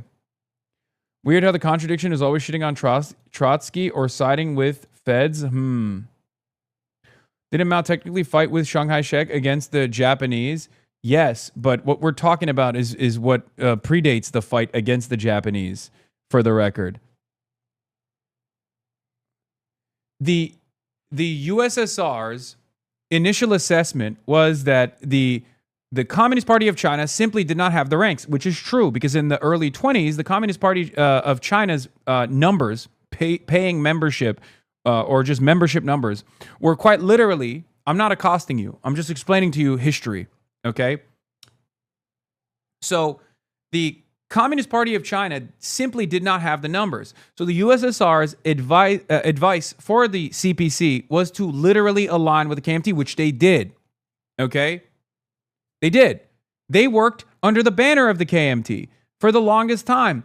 As they rose through the ranks, they tried to coordinate with the left flank of the KMT, because the KMT, just like every other socialist party or nationalist party or just like old school parties, had a center, had rightists, and had leftists. Okay, so they worked in tandem with the KMT left. As a matter of fact, when Shanghai Shek did his push on numerous occasions, did the coup initially, the CPC, under the ranks of the KMT, actually benefited quite a bit from the KMT left. The KMT had different opinions than the CPC did, of course. Shanghai Shek, sorry. Anyway, every single successful revolution has always had instances of tremendous pragmatism that looks revisionist. And every single revolution that has been successful has also had excesses. Okay? This is a delicate balance that exists throughout all historical revolutions. At the end of the day, I'm not saying like, oh, Graham Plattner is a revolutionary. I don't think he is. I'm just, making an assessment that is adjusted to our current material reality in the United States of America. Chiang Kai-shek purged the leftists inside KMT to prevent the KMT from collaborating with the CPC.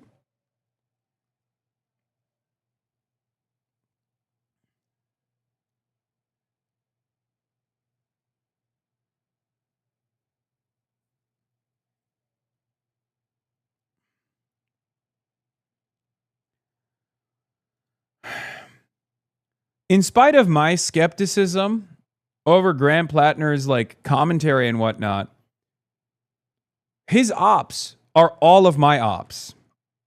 So it's very difficult for me to to sit here and not come across like I'm fucking defending him, even if I'm not defending him unconditionally, okay?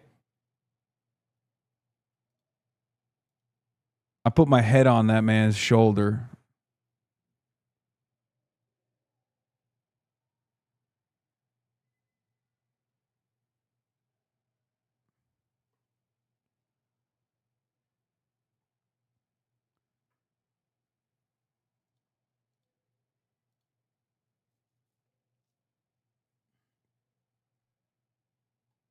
I think you should stop defending him and vote for Israel's preferred candidate, Susan Collins. Yes, I will be doing that, of course. I was Pill's Mafia till the end, and now I'm, of course, riding with Susan Collins, who was never a trigger man, simply sent, tens of thousands of American sons and daughters overseas, which, by the way, is infallible because the vote of a congressperson does not matter, okay? Leftists often fail at simple math. If you're a part of a movement and you want to grow that movement, you cannot do so unless you accept converts. Leftists who refuse to accept converts are basically being the 10K Zoroastrians in a world of 2 billion Christians, non-proselytizing versus proselytizing religions. If they want to lose forever, continue behaving this way. Well, lucky for us, most leftists don't behave that way. There's a difference between you and Graham, though, Hasan. Wait, between me and Graham Plattner? Yes, there are many differences. One is that I was fortunate enough, as far as like moral infallibility goes, I was fortunate enough to be born in fucking Turkey. Who knows what my attitude about American empire would be like if I was born in the United States of America? Okay? The fuck do you mean?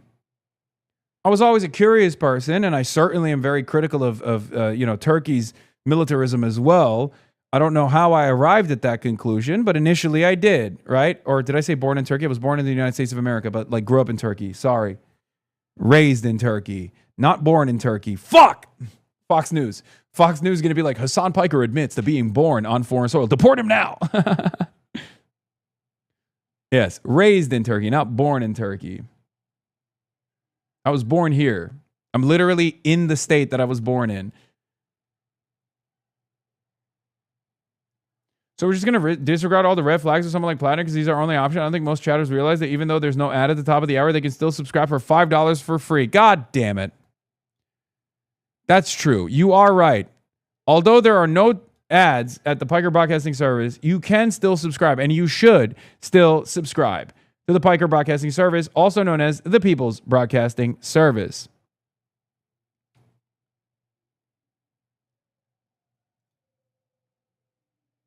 Yeah, the Main Wire is an opposition paper that was specifically designed to shit on Graham Plattner, by the way. And it's really funny because, like, from our perspective, this stuff looks awesome. Ex-Marine Graham Plattner, top military tactics recruited for socialist paramilitary group in Maine. Yeah, he was an SRA guy.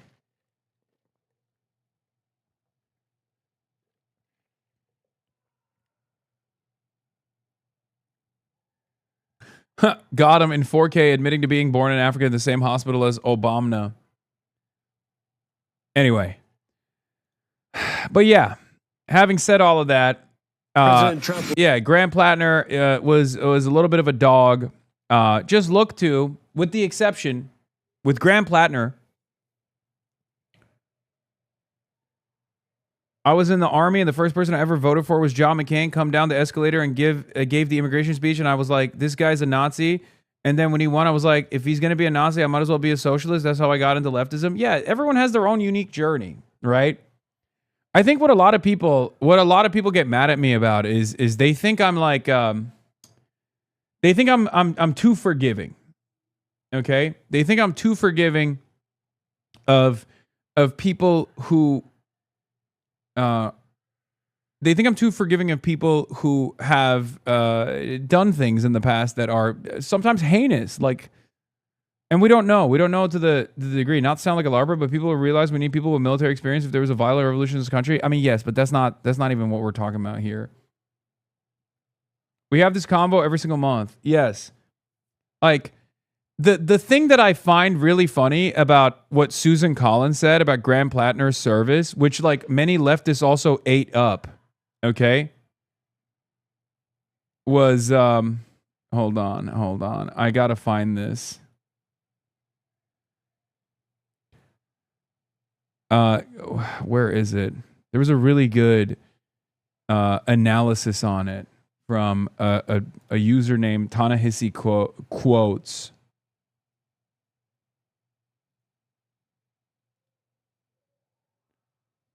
Let me see if I can find it.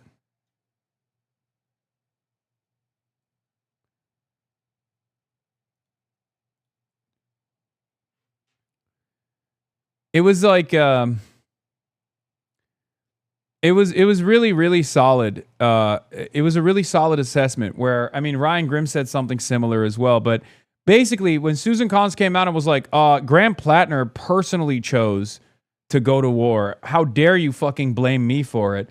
It's like, so you're saying that someone who was born in the United States of America, who was hopped up on American exceptionalism and Western chauvinism, okay, at the age of 18, signed the fucking dotted line to go wage wars, right? That person is more responsible, but you, in your old ass age, at the age of like 60, as a congressperson, kept funding the military and kept sending more and more people to war. You are not responsible for it? The responsibility under American under the American individualistic framework, the responsibility is in the hands of an 18-year-old and not in the hands of the fucking 60-year-old that sent them to war.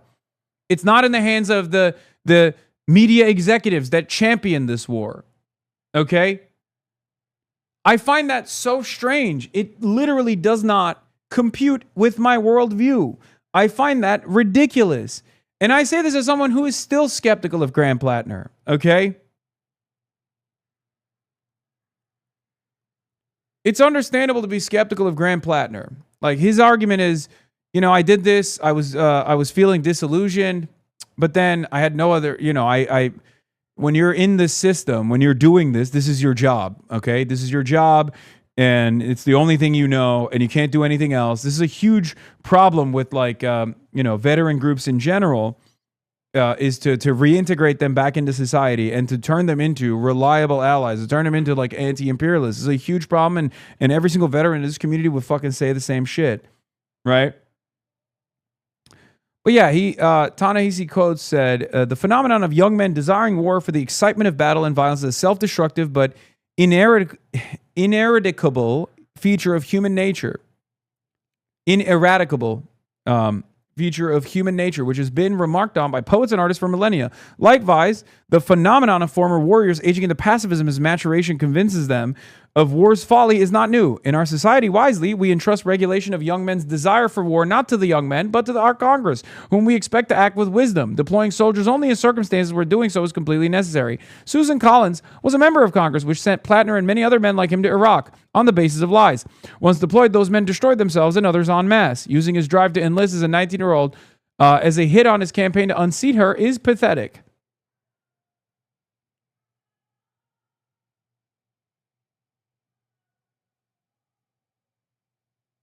Are you for real skeptical of him? And is it just to please these psychos who don't believe people can change? No, I do believe people can change. It still doesn't matter. There is, like, still some... Dude. I do believe people can change. I do. But right now, he's running for office in a somewhat conservative state. I don't know how much of his communications on his campaign have been reflective of the tastes of the audiences, the masses that he's trying to win over to vote for him, and how much of it is his genuine perspective, or how much change has actually taken place. But I'm skeptical of all politicians regardless.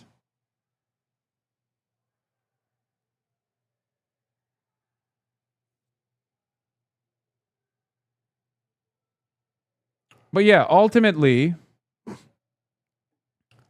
if you're a leftist in any way, shape, or form, and you hear Susan Collins say the exact same things that you've been saying, you should probably, you know, second guess your assessment a little bit.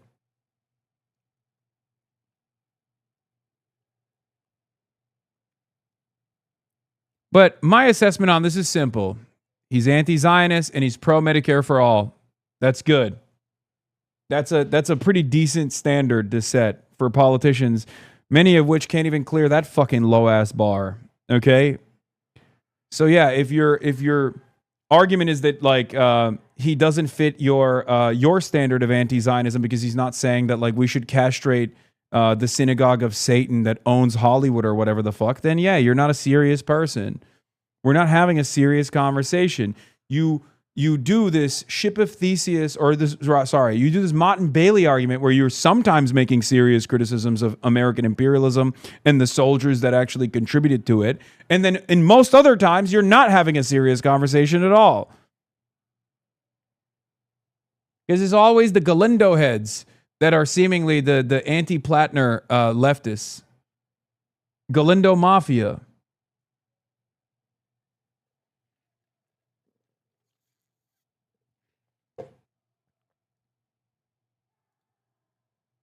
Hasan doesn't like him because he doesn't understand why anyone would farm oysters. No, man, he did fucking still join Blackwater. Like, I have to be, like, unbelievably charitable. I have to be the most charitable person on the fucking planet beyond, like, what normal, regular levels of charitability. If you were to give me his background and you were to tell me, like, oh, this guy's a fucking combat veteran, literally was in the Marines, in the Army, and did security detail outside of fucking Abu Ghraib. He wasn't inside, to be fair, but still was like literally in the vicinity of Abu Ghraib. And also on top of that, left and in 2018 joined Blackwater to do diplomat security. And also, it turns out he had a fucking totem cough on his chest. I'd be like, what the fuck are you talking about? So yeah, on paper, not exactly great. But this, what he does with this, is really fucking good. It shows an entirely different person. That's why I think like there's almost a schizophrenic approach to Graham Plattner where like people lose their fucking minds because he is extreme on both ends, right? If you were to tell me, however, someone who is a veteran who's like anti-war, a veteran who's anti-war, who's running on a campaign of no more wars and Medicare for all and is an avowed anti-Zionist, right? And then I'm like, wow, that sounds fucking brilliant. That sounds incredible. Do you understand why there's this crazy, like, this crazy wave of like anti-Plattnerites and people who are pro-Plattner at the same time? Where some people look at that and go, that's fucking awesome. He's great. Think like a chud. Think like a woke. Walk like a chud. That's great. He's the perfect candidate. Who gives a shit? There is this immense duality, this immense juxtaposition that causes people to fucking lose their minds. A real progressive mind and a MAGA body for Graham Plattner when you think about it. My point is, however, all of this other stuff about his like fucking... all this other shit about, not the tattoo necessarily, but even then it's like people talking about his like infidelity and whatnot. Like all of this is bullshit. The reason why you give a fuck about this is because he's anti-Israel. That's it. He's anti-Israel and you hate that. You do not want another senator to be anti-Israel.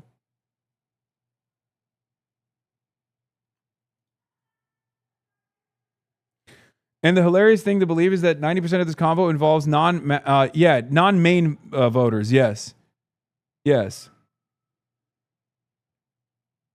This person is right. The wife believes it's an invasion of privacy. The only part that matters here. In a statement released by the campaign, Ms. Gertner suggested that she had been betrayed by Ms. McDonald, saying that she was deeply hurt and bothered by the invasion of our privacy. I confided deeply personal details about my marriage to someone I considered a friend, she said. I trusted this person with the most private chapter of our lives, the early days of our marriage before any campaign was on our mind.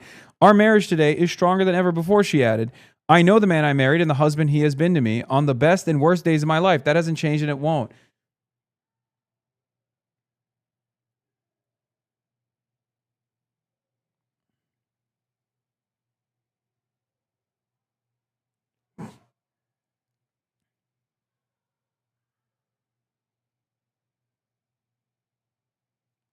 Plattner is a more controversial candidate than Galindo to anyone who isn't suffering from American exceptionalism. Okay, dude. Sure.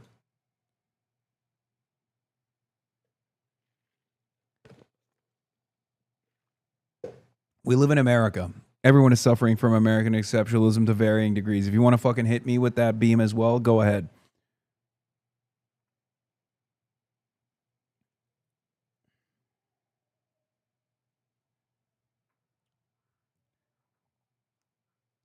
So much of this conversation from the left also turns into, hey guys, this content creator that you believe is a radical is not actually radical. I'm the real radical. Watch me instead. And a lot of people don't understand that. Okay? Sure, there's a real conversation taking place on the basis of morality, on the basis of ideology, or at least that's what it seems like, right? That's what it feels like from afar. But you scratch that surface a little bit and you realize very quickly, no, it's just a game of people trying to generate market share for their own fucking business. That's the way they operate, at least. And some of you get duped by it. A lot of people get duped by it. I'm pretty fucking transparent. I have a more complex, a more nuanced approach to this issue. But you can always say, dude, nuance on fucking baby murder. That's what you can say and then move on.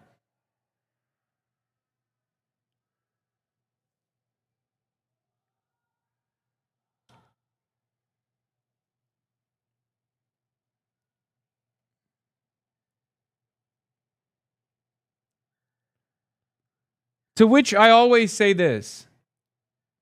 If your politics, if your mass politics is so appealing, you're barking up the wrong tree. Okay? You should be taking your mass politics to the masses. You should be converting the masses, not trying to come into this community and be like, nope, I'm only going to fight people who are closest to me ideologically. I've been told by numerous up-and-coming leftist creators that once we get rid of you, they'll form the real Vanguard Party with their channel and we can fix everything. I know. Everybody always wants to form the Vanguard Party, but no one actually wants to go to the masses. And when someone is going to the masses and trying to pull them to leftist politics, they go, nope, you're doing it wrong. I would be doing it in your stead in a much better, much more successful way. And it's crazy to me because it's like, okay, well, you have the opportunity. And the only method that you have shown so far is critiquing what I'm trying to do. That's why it's always funny when people go, oh, he's like, he's bastardizing Lenin. How dare you? It's like, dude, the average American thinks Lenin is has killed 700 guerrillion people. What are you talking about? Like, there is no introduction to Lenin to the average normie that goes, well, I do have a lot of reverence for Lenin.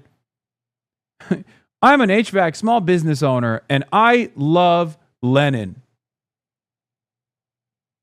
And now that I've encountered this revisionist piece of shit, HasanAbi Piker, I'm desperately seeking out someone who is a more honest advocate of Lenin's revolution.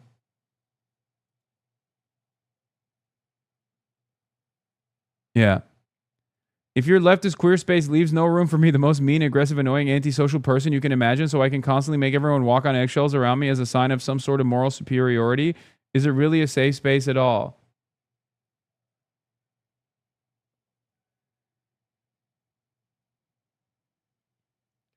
I want to see the Vanguards writing the policy they want to enact first, like build and buy a new bureaucratic system.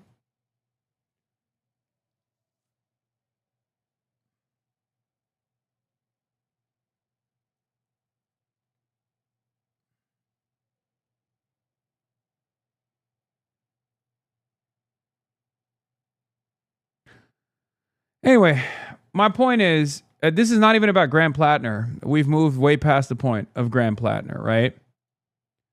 Like, this is more about like a critique of electoralism, right? Where a lot of people say, I'm a tailist, I'm an opportunist, I'm engaging in entryism, I'm engaging in electoralism, and electoralism must be abandoned in order for the revolution to take root. I've been pretty open about my theory, right? My goals. Very open about it. I have no loyalty to any party whatsoever. I do have loyalty to certain policies, to advancing people's material conditions, to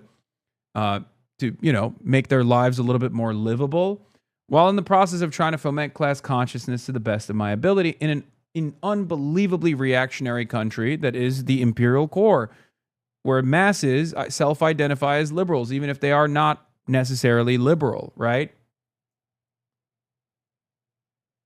And electoralism has been a successful route to foment class consciousness and to also start people on the journey of political education. Bernie Sanders' 2016 insurgency was a real proof of this concept.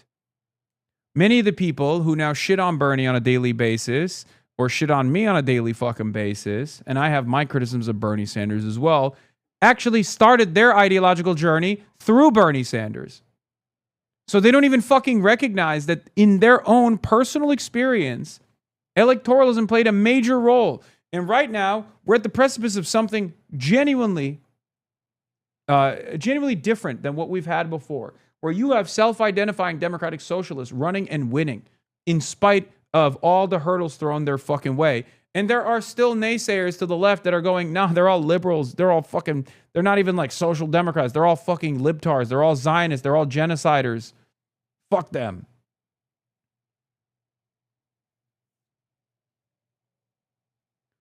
These guys claim to be Marxist-Leninists, but they behave a lot like left comms.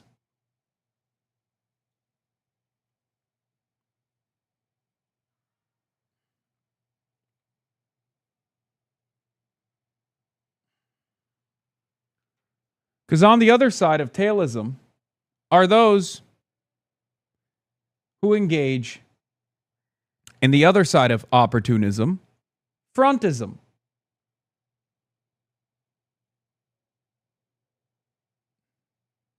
People who are constantly trying to push the boundaries in a way that sometimes leans into unproductive outcomes. Anarchists that think adventurism or the propaganda of the deed will be successful in fomenting revolutionary politics amongst the masses. Okay?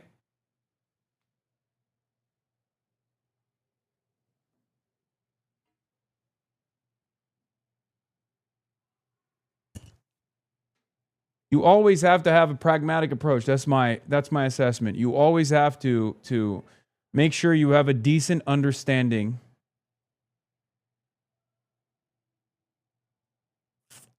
make sure you have a decent understanding of where the masses are, how they self-identify, and speak to them with the language that they understand. I'm constantly working to expand the permission boundaries, and I think I do a fairly decent job at that.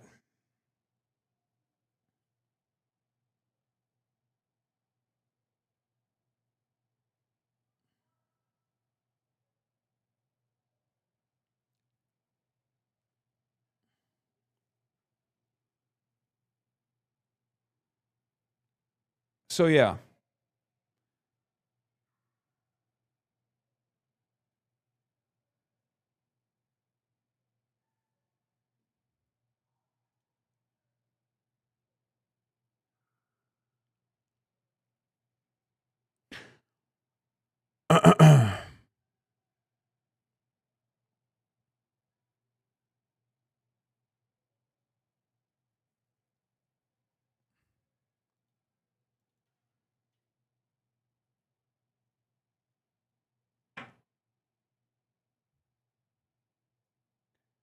It's like, do you really want a Susan Collins? The idea is so idiotic to me. Roll the dice. No, I mean, that's separate. These guys say that there's no genuine distinction between Susan Collins and Graham Plattner. That's their assessment. From where they're standing, they're both, one is a trigger man for American empire, the other one is sending trigger men overseas.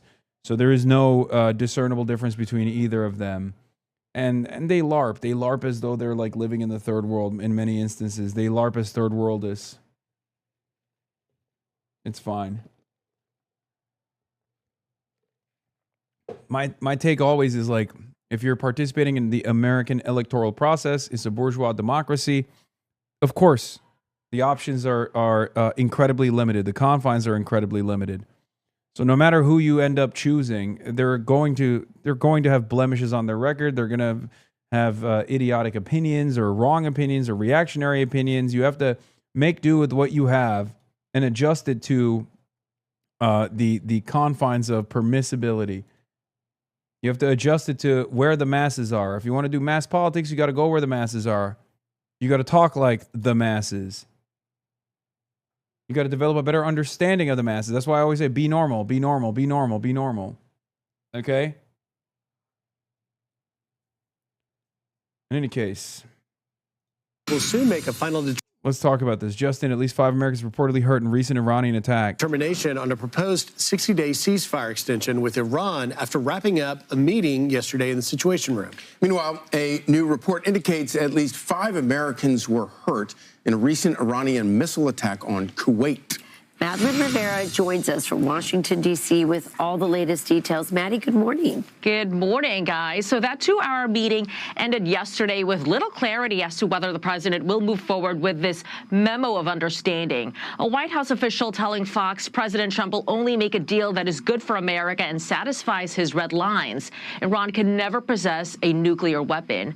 The president has maintained his key asks, which not only includes preventing Iran from obtaining a nuclear weapon, he also demanded unrestricted shipping traffic in the Strait of Hormuz and the removal of mines in the waterway. And regarding Iran's highly enriched uranium, the president says the stockpile, sometimes referred to as nuclear dust, will be unearthed by the United States, which it is agreed is the only country, along with China, with the mechanical capability of doing so in close coordination and conjunction with the Islamic Republic of Iran, plus the International Atomic Energy Agency, and destroyed. But Iran's parliament speaker says in a defiant post, "We seize concessions not through dialogue, but with missiles. In negotiations, we merely make them understand we have no trust in guarantees or words. Only actions are the measure. The winner of any agreement is the one who is better prepared for war from the day after." Secretary of War Pete Hegseth warning that military action is still on the table if both sides can't reach a deal. Our ability to recommence if necessary is, we are more than capable. Our stockpiles are more than suited for that, both there and around the globe, because of how we balance exquisite and more plentiful munitions. So we're in a very good place. Meantime, Bloomberg reports at least 5 Americans were hurt after Iran launched a ballistic missile towards a Kuwaiti airbase earlier this week. The missile was intercepted by Kuwaiti forces, but falling debris reportedly hit the Ali al-Salam airbase. Per Bloomberg, 2 MQ-9 Reaper drones were also seriously damaged in the incident. Charlie, Rachel. One last thing I want to say on this. While I was pissing, I was thinking about this. Okay. In order to engage in revolutionary politics, you need masses. Okay, you need the masses. And in order to get the masses to engage in revolutionary politics, you need to be where the masses are. You need to speak the language of the masses. Okay? This doesn't mean you must compromise, but you have to be understanding of their starting position. Okay? This is the number one principle of agitation, agitated propaganda. If you reach the masses and you don't speak their language, or if you reach the masses, if you go to where they're at and you don't speak to their needs, and you speak as though they're already class conscious, without trying to understand where they're coming from, without being charitable, without demonstrating empathy, without keeping in mind the profound impact of social conditioning when you speak to them, you are never going to achieve the results that you want to achieve. Okay? You have to speak to their needs, and you have to offer solutions, and you have to be always cognizant of their shortcomings, their setbacks, their ideological blinders.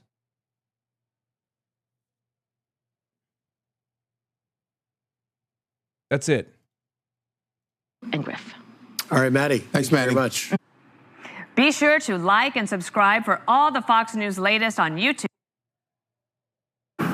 Another dawn, another day of motionless vessels on the Strait of Hormuz. And another day of these ships waiting for some movement from either Washington or Tehran to end the war for good. The ceasefire is a done deal that everyone agrees on the price for both sides, but the U.S. and Trump in particular just seem politically incapable of taking it. He's been fully BB-fied and adopted the strategy of, if other options are bad, just delay perpetually until something changes or opens up. Unfortunately for Trump, he's much more of a coward than Bibi and is unwilling, it seems, to perform the mischief that would change the situation. Where does that leave us? We are waiting for another round of money molestation via oil markets, methinks, says Noah Colwyn.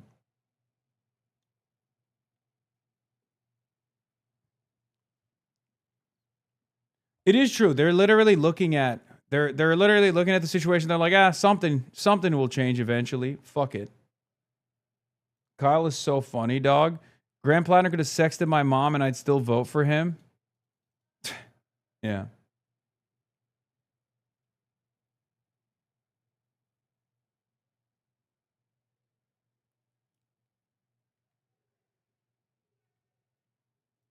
And get this crucial economic waterway. You see a scenario where it kicks the can down the line for the next president? I don't think we don't make it to the next president if that's the case, chatter. Back up and running. President Trump had said that he intended to make a decision after a meeting in the Situation Room on Friday, but he did not, with the defense secretary saying he had faith in the commander-in-chief. I'm quite confident with this with our president, who makes nothing but great deals, that ultimately it'll be something he's proud to defend, that ensures that Iran, which everyone knows should not have a nuclear weapon, never does. It's believed. Yeah, I mean, there is a timeline here where the rubber meets the road. I've been saying this over and over again, okay?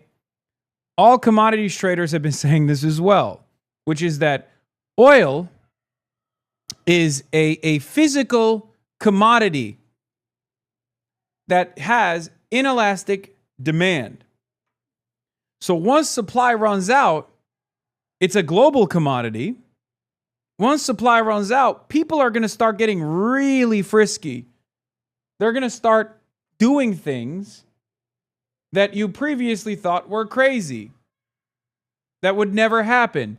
Because without it, you don't have a fucking energy grid, right? Hospitals start closing down. Babies start dying.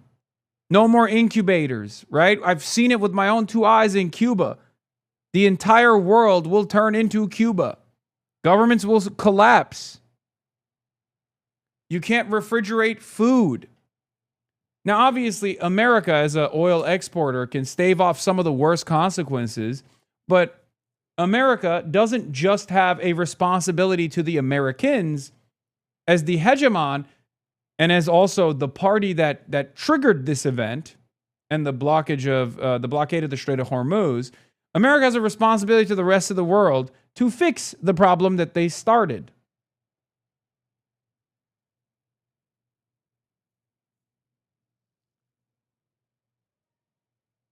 So I'm not exactly certain as to how, what our plan is to fix the situation. What our plan is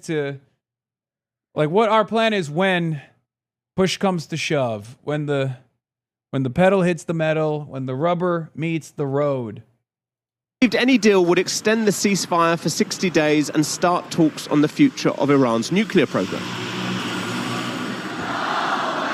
At a pro-regime rally in... Yeah, here is Robert A. Pape, Mr. Escalation Ladder himself, saying everyone should read what Senior Vice President of Exxon, Neil Chapman, says about the oil price surge coming in 2 to 3 weeks. The next wave of the energy shock is approaching fast.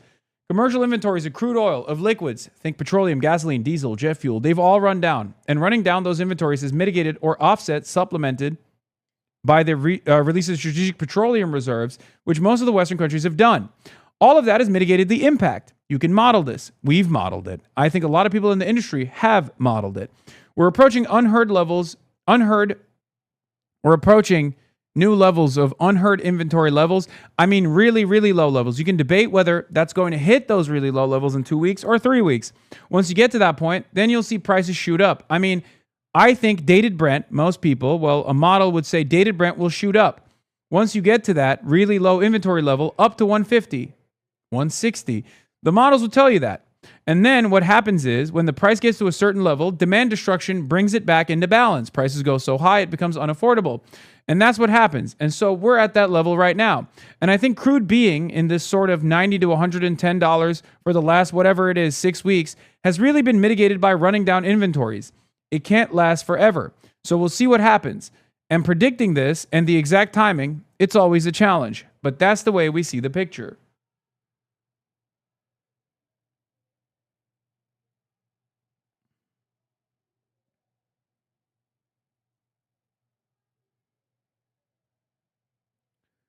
So everyone has been holding on to their strategic reserves and just releasing their strategic reserves with the hopes that Trump won't be so crazy that he'll continue this fucking blockade for an extended period of time. Well, Trump is that guy. He is crazy enough.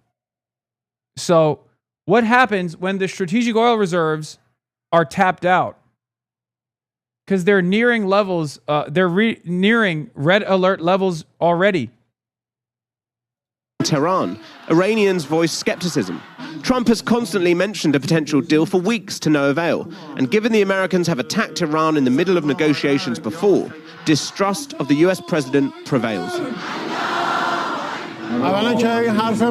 First of all, this is not just my view. The whole world is saying that he is a crazy, stupid person. He does not stand by his word. He is a complete liar and a low person, and he only talks nonsense. We don't pay attention to what he says, and we continue our own work. It was just last Saturday that Marco Rubio said there was good news to come, and Trump said the agreement had largely been negotiated, before later saying he wasn't yet satisfied. The president's shifting narrative has been criticized, and the framework on the table does not match his stated objectives when he launched the war on February the 28th. Yes, he discussed nuclear weapons then, but he also spoke of regime change and Iran's missile capabilities, and the Strait of Hormuz was never mentioned. Part of the problem, of course, is that the United States, when it started off these negotiations or started off this entire process, it thought that the Iranian... Look who it is, bro. We're watching Channel 4, and who do they got? Who do they got on Channel 4? Were going to collapse within 4 days. So he never really thought that this public posture and public negotiation would be a problem.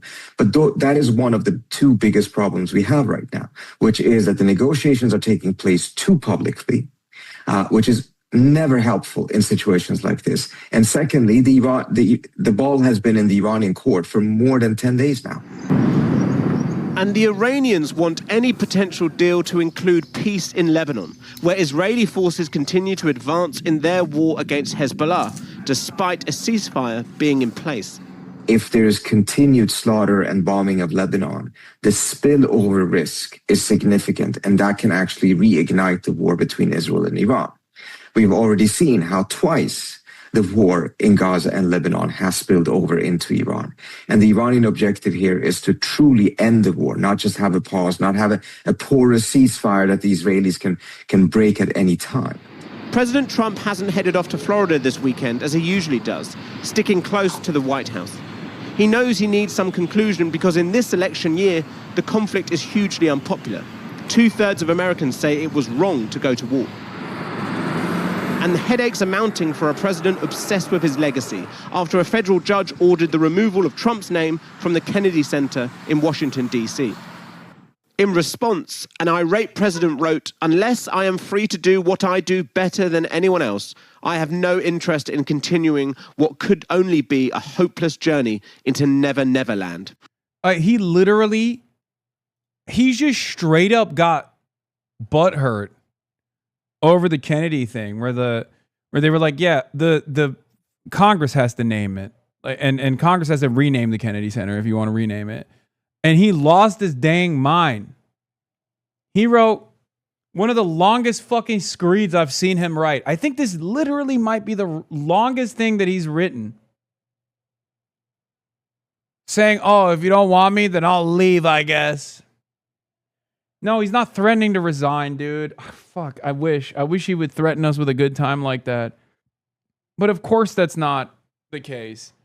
What he's threatening to do is just like fuck the world up further, okay? It's like, oh, if you don't give me what I want, I'll molest the money further. I'll molest the money further.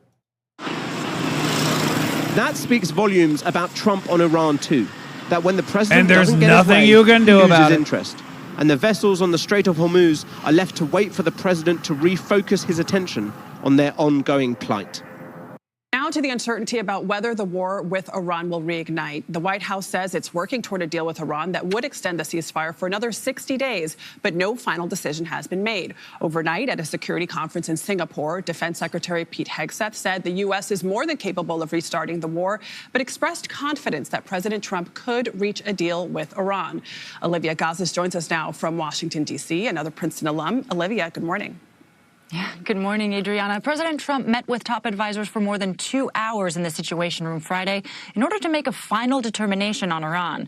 But officials have not said whether a deal was reached or is even close. They're very good negotiators. They're crafty. President Trump on Friday seemed to stop short of sealing a deal with Iran he earlier said would dismantle Tehran's uranium stockpile and fully reopen the Strait of Hormuz. The lack of agreement raising the specter of fresh military strikes and elevated energy costs, which administration officials have downplayed.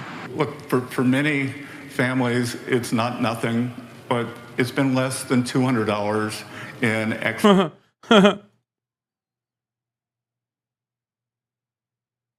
We had the Plattner spy in on another main campaign. The former Plattner aide that leaked the story and who only worked for the campaign over a couple of weeks in his initial months has resigned from Jordan Woods' campaign as of this morning. Oh, wow. The ex-Plattner aide who publicly leaked this stuff to the New York Times is pulling down $9K a month from Jordan Wood, a Maine 2 Dem candidate who has endorsed Plattner, the Democrats, an incredible political party. Well, she resigned.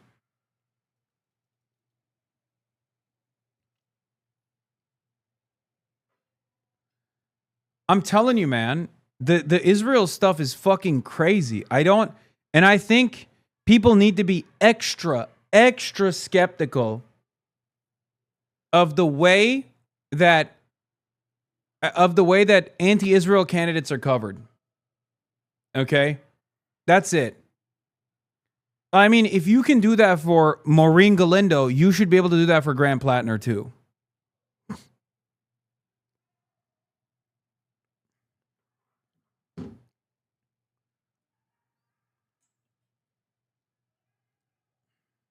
It's kind of crazy. You need background checks on people you hire. I don't think anyone ever thought that it would be like this. Who the fuck would think that they're hiring spies to their campaign, chatter? Especially when they're first starting, especially if they're green. I mean, it's just crazy to me that there was a person in Kat Abu Ghazalik's campaign. There was a person in Abdullah al-Sayed's campaign. And there was a person in Graham Plattner's campaign.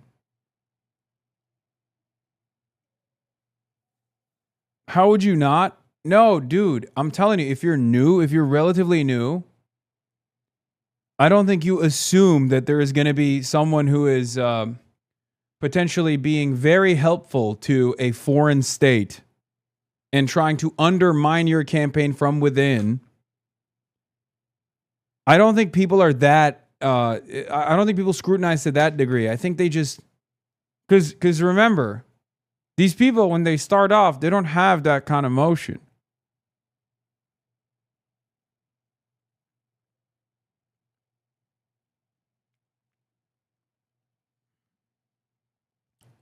Like when Graham Plattner was like a random fucking oysterman who was propped up by Bernie Sanders and a bunch of other groups to run because they thought he was doing a really good job speaking at a town hall or something.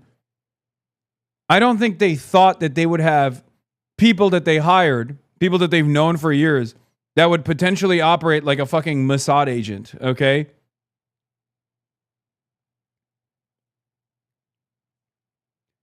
Going forward, though, yes, if you are a candidate, if you're running for office, you have to be You have to scrutinize people extra hard. Because at the end of the day, Hasbara might be dog shit, but that doesn't mean all of the campaigns against critics of Israel are gonna be dog shit. Sometimes it's not gonna be dog shit. True. The gasoline cost. The diplomatic deadlock also deepening political problems for the president, with midterm elections now just 5 months away. I'd imagine if you could have timed things perfectly, having a conflict just in front of the midterm elections at a time like this isn't ideal. So if you wanted to play that game, then you would wait till the midterms are over, and then the following hour, you'll attack Iran because they cannot have a nuclear weapon. Administration officials argue continued economic pressure through an ongoing blockade and new sanctions on Iran could force it back to the table. There are three scenarios. We have the deal. We don't have the deal, but we just maintain the blockade and we keep squeezing them. And I think every day that goes by, much worse for them. Or we go back to kinetic action. But as talks have stalled, U.S. intelligence sources say Iran has wasted no time in trying to rebuild some of its missile and drone systems. Iran has historically had the largest missile arsenal in the region, as well as its drone capabilities. So Iran will certainly use any prolonged negotiation to rebuild its capabilities and its leverage. It is unclear at this hour whether talks are ongoing. A White House official said President Trump will only make a deal that is good for America and satisfies his red lines. Iranian officials have said that they have, quote, no trust in guarantees or words. Adriana? Olivia Gazas, thank you. And developing this morning, tensions escalating once again outside of an immigration detention facility in New Jersey. Protests have been going on outside Delaney Hall in Newark for more than a week now, with ICE agents clashing with protesters. And John D.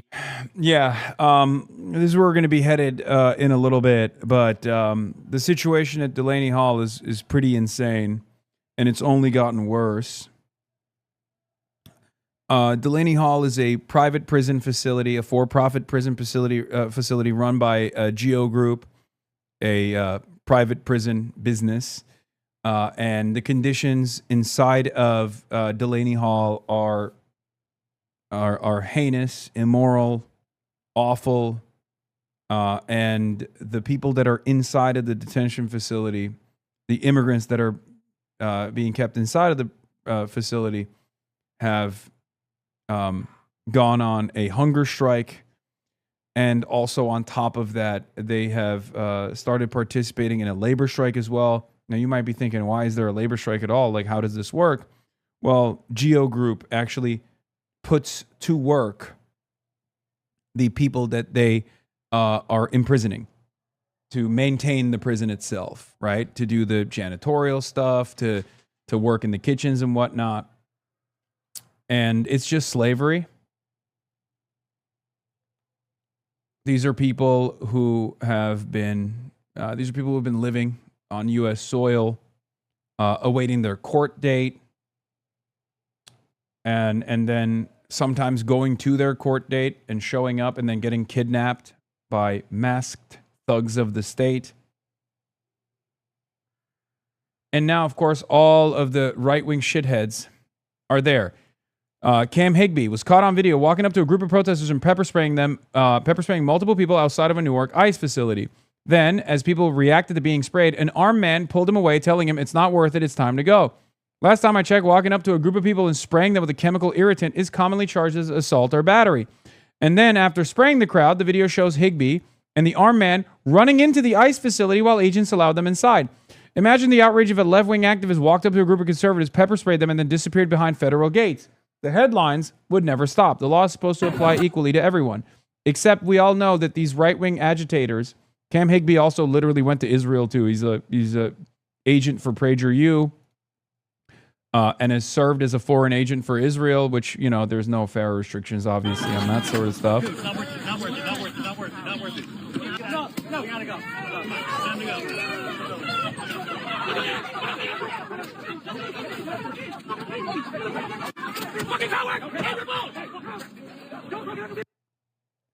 Proud Boys are also there today, this morning. They were doing a pro-ICE protest. You Nazi. Fuck you. What's up? What's up? What's up? What's up? Keep moving. What's up?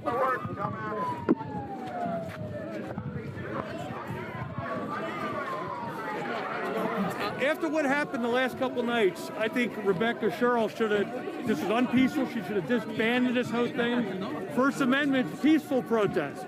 This is bullshit protest, and it should be cleared out. I mean, this isn't right. The protests have been peaceful until You watching TV?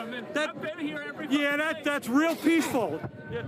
Ask the state police how peaceful it is. Last night the protesters I got hit in the head by a fucking piece of concrete. You guys are obstructing traffic, obstructing workers.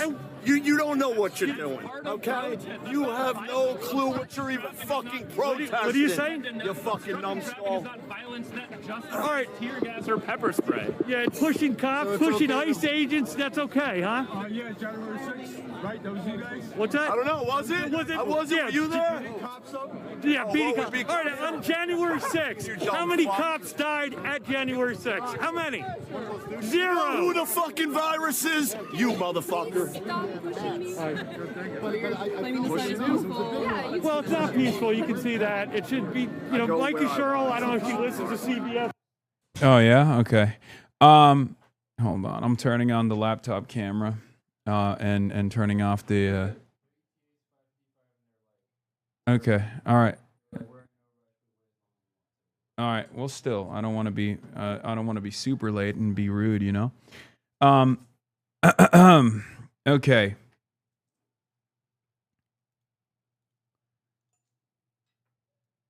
Not much drop off in quality, given the camera is busted anyway. But yeah, so you got a bunch of fucking kind of looks like cops to me, I'm gonna be honest.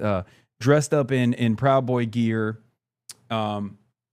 There specifically to agitate at the behest of the MAGA movement, the government. What? No. Fuck. God damn it. Look in the other backpack. Okay. All right. Oh, nice. Okay. Yeah. People have been protesting outside of Delaney already. Last night, Mickey Sherrill, the governor, who previously had done a stunt to try and go into the Delaney facility, the governor of New Jersey, actually decided to join forces with... No, we're good. Mickey Sherrill, the governor of New Jersey, actually decided to join forces with the ICE agents. They set up barricades, and she deployed the state troopers on her own constituents in the state of New Jersey at the behest of the MAGA movement, at the behest of the Trump administration, where the state troopers of New Jersey worked in tandem with ICE agents, with federal law enforcement, and pepper sprayed her own constituents all the same. Look, and there are still people who are trying to defend it. The use of state troopers outside of Delaney Hall does not seem to have diffused tensions like the state officials had hoped. Raj Parikh says, this misses the point. Governor Sherrill eliminated the ability of the Trump admin to create a pretext to make New Jersey into the next Minnesota for the ICE surge. This is exactly how to protect our neighbors from illegal federal overreach. Yeah, we should just fucking kill our own citizens so that, Trump's agents can't do it, right? Great logic. Sick the state troopers on the protesters so the feds don't have ICE to do the same thing. Brilliant gamesmanship if you don't actually give a shit about the human beings inside and outside of Delaney Hall. Yeah. Oh, you see, you don't understand. This is brilliant. This is statecraft. This is brilliant gamesmanship. This is games theory. Professor Chong would love this. Okay? What we're doing is we're hurting our own constituents ourselves so that we don't let Trump do it. Because if Trump did it, he would actually enjoy it a lot. And we can't give him that enjoyment. So we're just robbing him of that enjoyment. Is that what it is? Very stupid. Or not, disband this shit and stop it. This is a waste of taxpayers' money, and it's not peaceful. And you watch when we leave here how peaceful it's going to be. It's not. And your message today we are from this here side for law enforcement. What's that? Your message today, what brings you here? The message today? Stop it. Mikey Sherrill, end this shit. Just end it. We don't want to see it. This is bullshit. And that protest there, and we're talking about Delaney Hall. Your message here. Your message about like Delaney Hall, the fact that it's Delaney Hall. You're illegally. You're only breaking the law. If they didn't open the floodgates, Delaney Hall would exist. They let so many fucking people in this country. They should never did that. This wouldn't be here. Alligator Alcatraz wouldn't be here. This is all bullshit because they opened the borders. Let them in. Can't get the votes the right way. We'll get the votes. Yeah. That's what's going on here. Fantastic. Guys joining us live now from there in Newark. And John, now we have protests, clashing and dueling protests happening where you are, right? Yeah, guys, good morning, both of you. We are live here, right really in the center of all of it. On one side of the road, we have about a dozen people in support of ICE starting their protest. You have between 10 to 12 people out here, a lot of them saying that they are from Jersey. But on the other side, though, you can see there's double, if not a triple amount of the people on the other side of the road saying that they do not support this ICE and all these enforcement. Now, a lot of officers are out here telling everyone to stay on their side. They're fearing that things, could get heated out here this morning.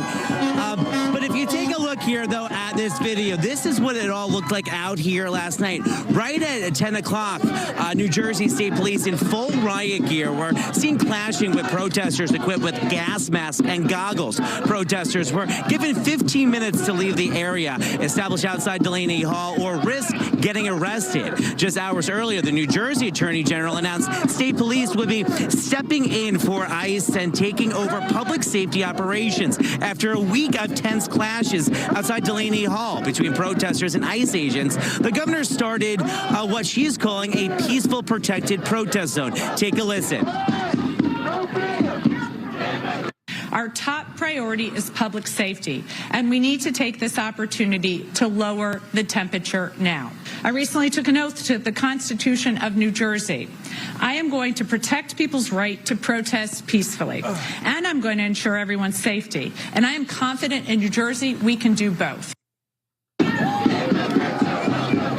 And just this morning, Governor Sherrill releasing this statement saying in part, quote, today and going forward, I urge everyone who is protesting to do so peacefully in the safe areas and work together to bring the temperature down. We need to focus on advocating for better conditions for the detainees, for their families, and ultimately the closure of Delaney Hall. Now, conditions are a part of what led protesters to break out last Friday. Organized groups claim detainees are on hunger and labor strike due to them. But Department of Homeland Security officials, well, they're claiming detainees get 3 meals a day and have access to comprehensive medical care and deny allegations of hunger strike. And a live look back out here, you can see a lot of people out here. She's navigating this pretty well, right? No, she's not. I just told you that she deployed the state troopers to beat the fuck out of the anti-ICE protesters, her own constituents. The opposition in this circumstance is the incursion by the federal government, okay? The federal government is overreaching. The federal government has deployed federal agents on Jersey soil outside of this private prison facility on New Jersey soil, and they're straight up brutalizing people from New Jersey. Mickey Sherrill's constituents, people that voted for Mickey Sherrill, people who she's supposed to be defending here, okay? Defending against this kind of thing.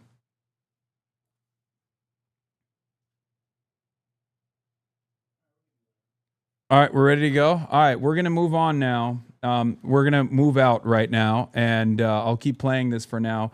And we're going to be heading over to this. Wait, hold on, actually. Let me fucking call the Uber first. They are against this enforcement. They want to shut down Delaney Hall. We had this man saying chance, and they do have this road blocked off to most vehicular traffic just in case things do get out of control. About a whole mile is blocked off. But over here on the other side, you can see that these people are in support of ICE. So a lot going down out here. I have to move on over right now. But we're going to keep you updated throughout the day. Looks like these people will not be leaving anytime soon. So for now, we are live this morning from Newark, New Jersey. John Diaz, CBS News, New York. All right, John, thank you. We can only hope things remain peaceful where you are and that you stay safe out there. We'll check back in with John in about a half hour's time. Well, take a look at this wild video. Protests erupting outside a New Jersey ICE facility, and they got violent very quickly, defying New Jersey's Democratic governor, who just announced peaceful protected protest zones outside Delaney Hall. And now a New Jersey man is facing charges for allegedly kicking and biting ICE officers. We are expecting more protests today, so let's go live to Newark, New Jersey, where our Steve Harrigan is ready for anything. Steve, what does it look like behind you? Aisha, those protests already underway here. We've got a small pro-ICE group here, about 24 people, and then several hundred anti-ICE protesters. They're pretty much cursing at each other, separated by... Who the fuck has a Tom Homan Law and Order flag, bro? The green, the thin green line. Oh my God. That is, you have to be a real fucking freak ass bitch for that, dude. You went to Amazon and you were like, you had to custom make that, right? I suspect you had to make that custom. I love waving my fucking Tom Homan flag. That's just a Fed? Yeah, that has to be. some of those metal barricades. The goal over the past 24 hours was to set up a safe zone, this according to the governor, where people could protest peacefully. That did not happen last night. What? Instead, we saw state police march in after being unable to clear the road. They used shields and batons and then used pepper spray and flashbangs to try and clear the protesters out, about several hundred strong. This is what that scene looked like last night. Another explosion there of tear gas. It's clear these protesters were here to fight just around 10 p.m. Isn't it 65 degrees out? No. Cases and cases of water It's out windy. to wash their eyes when that tear gas hits. Yeah, there's none. Yeah, they're apparently... The counter-protesters at Delaney Hall are saying the Epstein files are a hoax. The Epstein files are fake news. Fuck the Epstein files, shit like that. Oh, I got one. Oh, shit.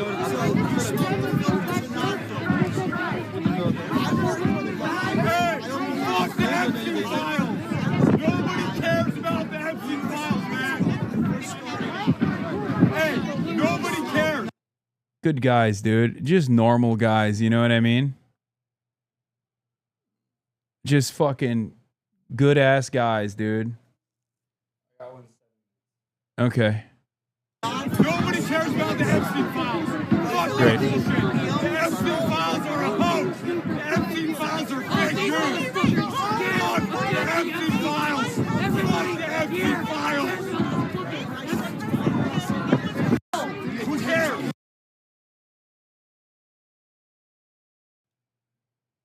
Who amongst us, bro? Epstein And that's what's misunderstood. going on now.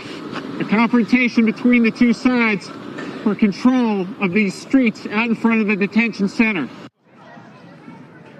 As often happens, the crowd really changes after 10 o'clock. Then it was mainly young people, a lot of them with helmets on, with gas masks, looking for a fight. The question now is, how long is that fight going to continue? We've heard from the Attorney General saying this can't go on. He's talking about some of the agents being bitten in scuffles in the crowds. But it looks like they're gearing up for probably more trouble after dark here once again. Aisha, back to you. Okay, we know you will keep an eye on that very closely for us, Steve. Thank you very much. We'll come back to you live as soon as something happens. Meantime, listen to this. My administration will be working together with community members, faith leaders, advocates, and state police to help people move there today. Our top priority is public safety, and we need to take this opportunity to lower the temperature now. Well, that is New Jersey's Democratic Governor Mikey Sherrill finally bringing in the state police to help calm the area. Let's bring in former acting DHS Secretary Chad Wolf to help us unpack this picture that we're watching unfold out in New Jersey. Chad, welcome to the program. So she just announced a protest zone around the Delaney Center facility. State police has finally been brought in after we saw so many scuffles this week back and forth. Why did it take so long for this Democratic governor to bring in law enforcement? Yeah, it's a great question. She should have done this really on day one. If you establish a protest zone. Yeah, you always love, dude, it's great. You know the governor of a blue state is doing a great job when Fox News is like, well, you know, she's finally doing a great job. Why didn't she do this from the start? You know, that's how you know. That's how you know the governor has the constituents in mind with these decisions. Okay? And then you have local police there that are enforcing that. That allows ICE, obviously, to withdraw a little bit. It allows them not to have their officers front and center, and local police can do that job. That's something that a lot of us, you know, for months had hoped Minneapolis would do during that in January and February. Sounds like ICE is taking yet another L after shockingly failing to do anything but making a mess. What's it mean when NJSB recognizes the state patrol, like the New Jersey State Police, okay, which is probably one of the most aggressive forms. I mean, it is the most aggressive form of law enforcement in the state, saying ICE was the one who was provoking violence and not the protesters, even though they said this. And then the next night, because this was yesterday, the next night, the state troopers themselves were the ones who were doing the violence. So, or sorry, last night they were the ones who were doing the violence, from what I understand, and today as well. Focus is to allow What's the ETA? for peaceful assembly through the creation of these designated areas to assemble. Mine is and closer. minimizing Mine is getting the closer. impediments to our roadways while This is why I de-escalating also tensions ordered mine. in these areas. Once we delineate these zones, our posture would then focus on maintaining a peaceful environment.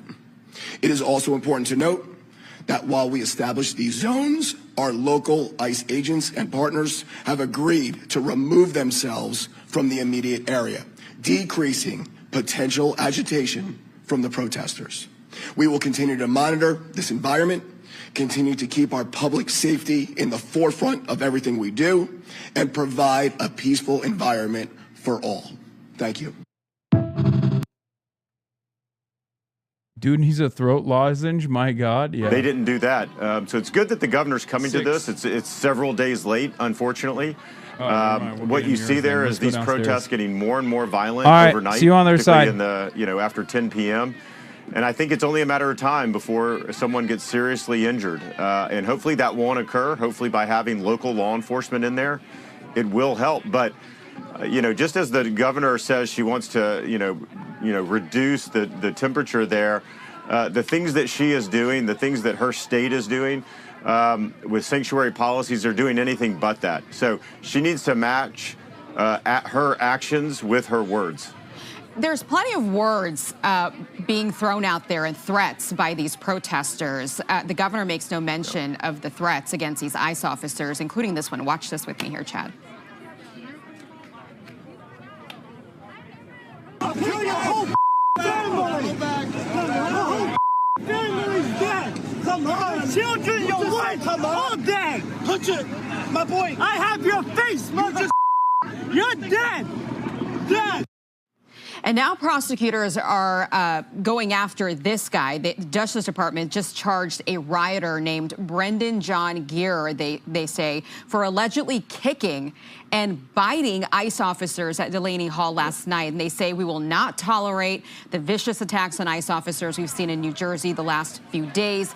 These rioters are clearly not peaceful protesters, as you can see from the photos and these horrific wounds. Assault a federal officer, you'll be held accountable. The president has come out and said he believes that these are paid protesters.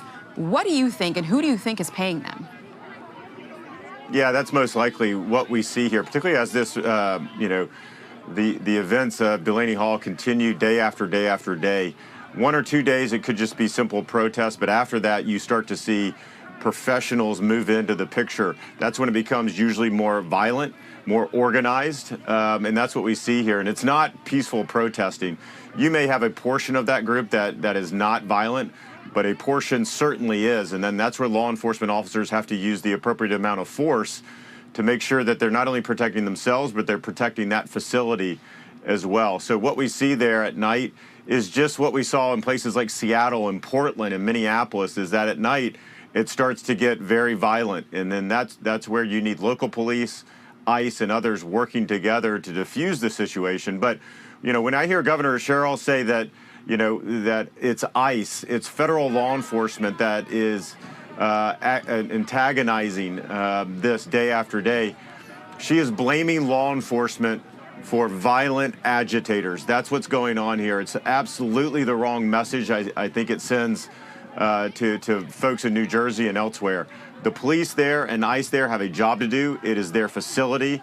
They are holding individuals that have broken immigration law. There's nothing that they're doing that is beyond the law. They have a job to do, and they need to do that. Before we go, Chad, I just want everybody at home to see this. A lot of this started because there were complaints about what this ICE facility was feeding these illegal immigrants inside the facility. They were saying it was awful food, it was spoiled food. Our Alexis McAdams got a hold of the menu, and we'll put it up on the screen here. This is the Delaney Hall menu for today. And for breakfast, they had farina, which is like a cream of wheat, fried eggs, bread, coffee, milk. For lunch, they're having chicken salad. And for dinner, a variety of items: jambalaya, chicken patty, beef and bean burrito, Salisbury patty with gravy. Before we let you go, Chad, how are these ICE facilities treating these illegal immigrants? Yeah, look, there are national standards for all of these ICE facilities, including Customs and Border Protection facilities as well. And these standards are at the highest than you will see at local jails or county jails, or even some of the state penitentiaries as well. Very, very high standards. And then there are internal groups. There's 4 different groups inside DHS that go out and inspect these facilities. And then there are outside groups that go out and inspect these facilities. So this idea that somehow they're subpar conditions, or they're not, getting the right food, or they're not getting the right medical care. They even allow for mental health checks for some of the detainees. And so in many instances, these detainees there are getting some of the best health care that they have likely ever received in their life. And so when I hear that the facilities, this is from the left has done this years and years and years. It doesn't matter the facility, whether it's Delaney Hall or elsewhere. They will talk about how it's bad conditions, it's bad food, you're not getting medical care. That's not actually what they care about. They want these facilities closed. They don't believe anyone should be in detention. And just like the Biden administration, they want them all released on parole and into every American community. Yeah, well, that's not happening under this administration. Chad Wolf, thank you for joining us on this breaking news. Appreciate it. Thank you. Okay. Be sure to like and subscribe for all the Fox News latest on YouTube, and catch full shows streaming now on Fox 1.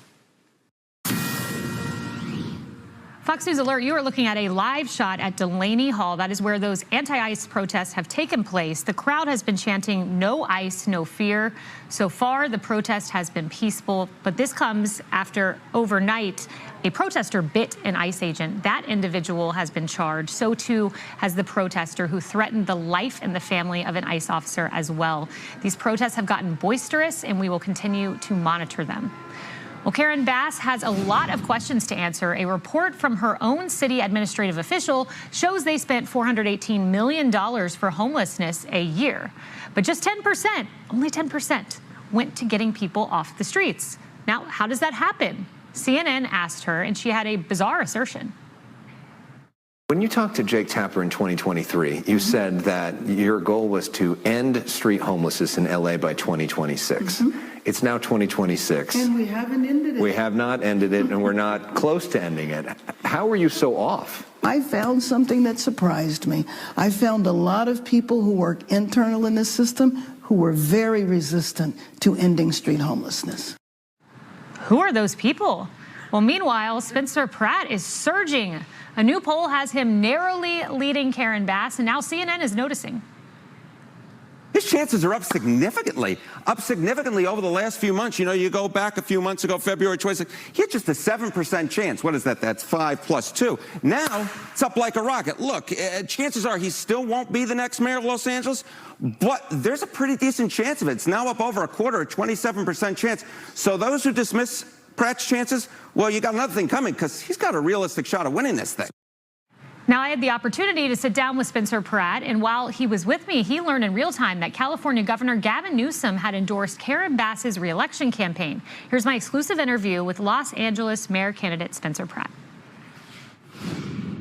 Let's bring in LA mayor candidate Spencer Pratt. Spencer, thank you for being here. Thank you for having me. It's an honor, truly. I wanted to start by asking you about Gavin Newsom, who has chosen to endorse Karen Bass, citing an 18% decline in homelessness, dropping violent crime, and a stellar record, I guess, in the eyes of Newsom. That must be breaking news, because I had not heard that. But it's not shocking, because they're alleged criminal partners. Not only did they work together in their negligence in burning down 7,000 houses and 12 people alive, but they're both complicit in laundering, $24 billion to actually increase homelessness. Newsom and Karen Bass make up stats. Those are not real numbers. Anybody with... All right, I'm going to flip it. You don't have to show it for now. No. Oh, yeah, we'll just show it down. Yeah. All right. Oh, you can show it. Oh, okay. 2 seconds. And we're missing a strap. Hi. What's up, everybody? We're back. We are currently on our way to the Delaney ICE facility. We're going to be first linking up with Adam Hamawy and his team. And we are joined by Dropsite, who was kind enough. Do you want to be on camera? Yeah. Okay. Yeah. Of course. Hello, I'm Jude. Hi, chat. What's going on? Jude here probably doesn't know that I know that her and her friends were talking big shit. I was not talking about shit. me. Yo, listen. I waited for this moment to be on camera because we already linked up this morning at the rally, and I did the interview and whatnot, and I waited for this opportunity to be on camera to cook her, talking big shit. You're very mistaken, Hasan. Saying I'm counter-revolutionary. That's a lie. Saying you lie like a rug. I'm not a principled Leninist. I didn't say that either. That I'm a revisionist. Listen, my co-host, I have a podcast, The Periphery, check it out. Yeah. Listen, my co-host is a self-avowed tanky. Like, she's a tanky. I'm just a socialist. I am the Hasan defender on this podcast. Yeah. Okay? Your association with this avowed tanky who misunderstands my positions. She really does, though. Like, I ask her why she doesn't fuck with you, and she's like, I don't know. I think it's just because you're a man. That could be it. That could be the case. Honestly, valid.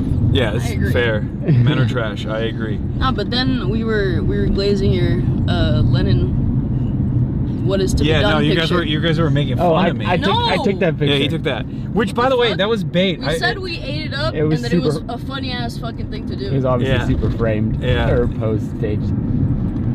Yeah, we did it. We did that on purpose, and of course. It was obviously bait. And you clocked it, where you said it's so perfectly positioned to center on the camera, and lo and behold, everybody in the entire political spectrum was like, "This is the worst thing I've ever seen. I need to kill you with a gun." I mean, I've been saying we gotta read more, so I was excited about it. Yeah.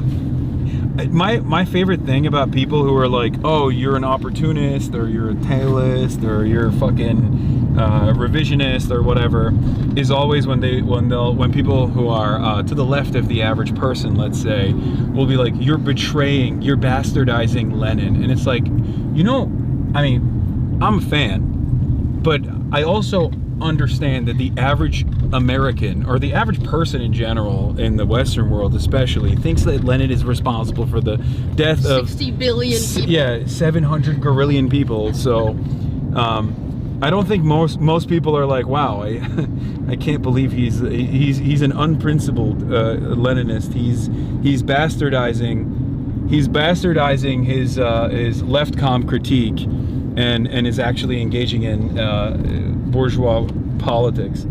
Yeah, I mean, listen, the episode where we talked about you, we had Lily Agla on, and she is also a tanky, self-described. They call me a tanky too. Yeah, no, me too. But I was talking about how, like, Also, you're making sure that we're going to the right spot, right? I'm not. You're not? Wait, what did you put down as the address? What was given to us. Oh, then that's fine. That's the right spot. But I mean, I'm holding a camera. I'm not making sure we're going to the right spot. Okay. But it looks like we're going to the Yeah, right we're spot. here. We're here. This is, or no, not this. Sorry, I'm saying that location is. Yeah, around the corner here. Yeah, is that them? It is. I think. Is that group the? Yeah, that might be. Yeah, it, right? can you just drop us off over there? Yeah. Or across the street. Yeah. You have to go across the street. Yeah, we have to go across the street. Yeah. Yeah, no, they call me a revisionist for defending DSA to some extent. Of course. Okay. Of course. Thank you. Any sort of engagement with elections.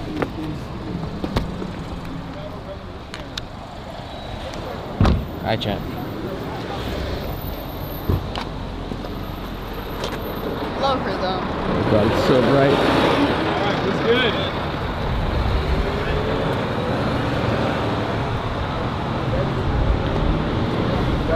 You guys are not masked up and goggled up. We have our masks in our pockets, but we're Okay. not goggled. Ben is going to give you a little preview. Wait. Okay. We're not on camera? That's just for 1 second. Okay. Okay. Hold on 1 second. All right, chat. Here's Uncle Marchie again. You're with Uncle Marchie right now. Do you guys think I'd be able to put this mic on him too? Sure. Yeah. Go for it. Yeah. Hold on, chat. I'm pulling you up. I'm pulling that shit up. Really mad secrets. Yeah, what the fuck? Why can't I talk? Why can't I be in the secrets?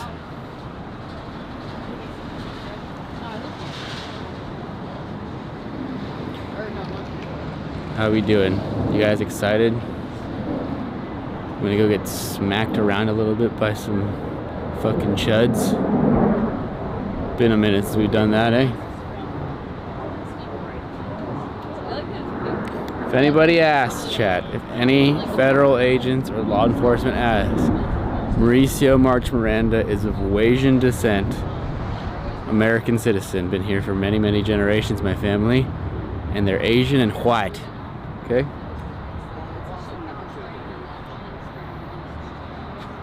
I don't even speak a second language.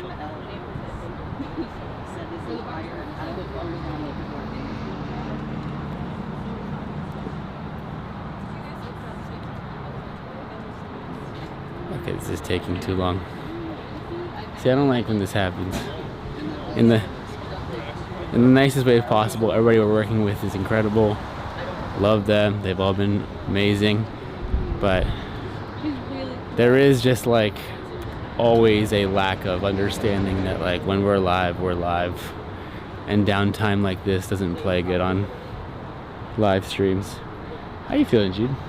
I'm good. I'm chilling. This is my bread and butter so here. blown out. Sorry. Okay, there we go. I didn't realize I was making it brighter. Yeah, is your shit? What? This is your shit? Yeah. Really yeah. good. It's very fun for me. I don't feel like I'm wearing the mask properly. It's fine, right? But then how do I equip it? How do I put it on my? How do I take it out of my inventory and equip it? Why'd you tighten it so much? I don't know. I have a small head. You're gonna choke yourself. I don't actually have that small of a head.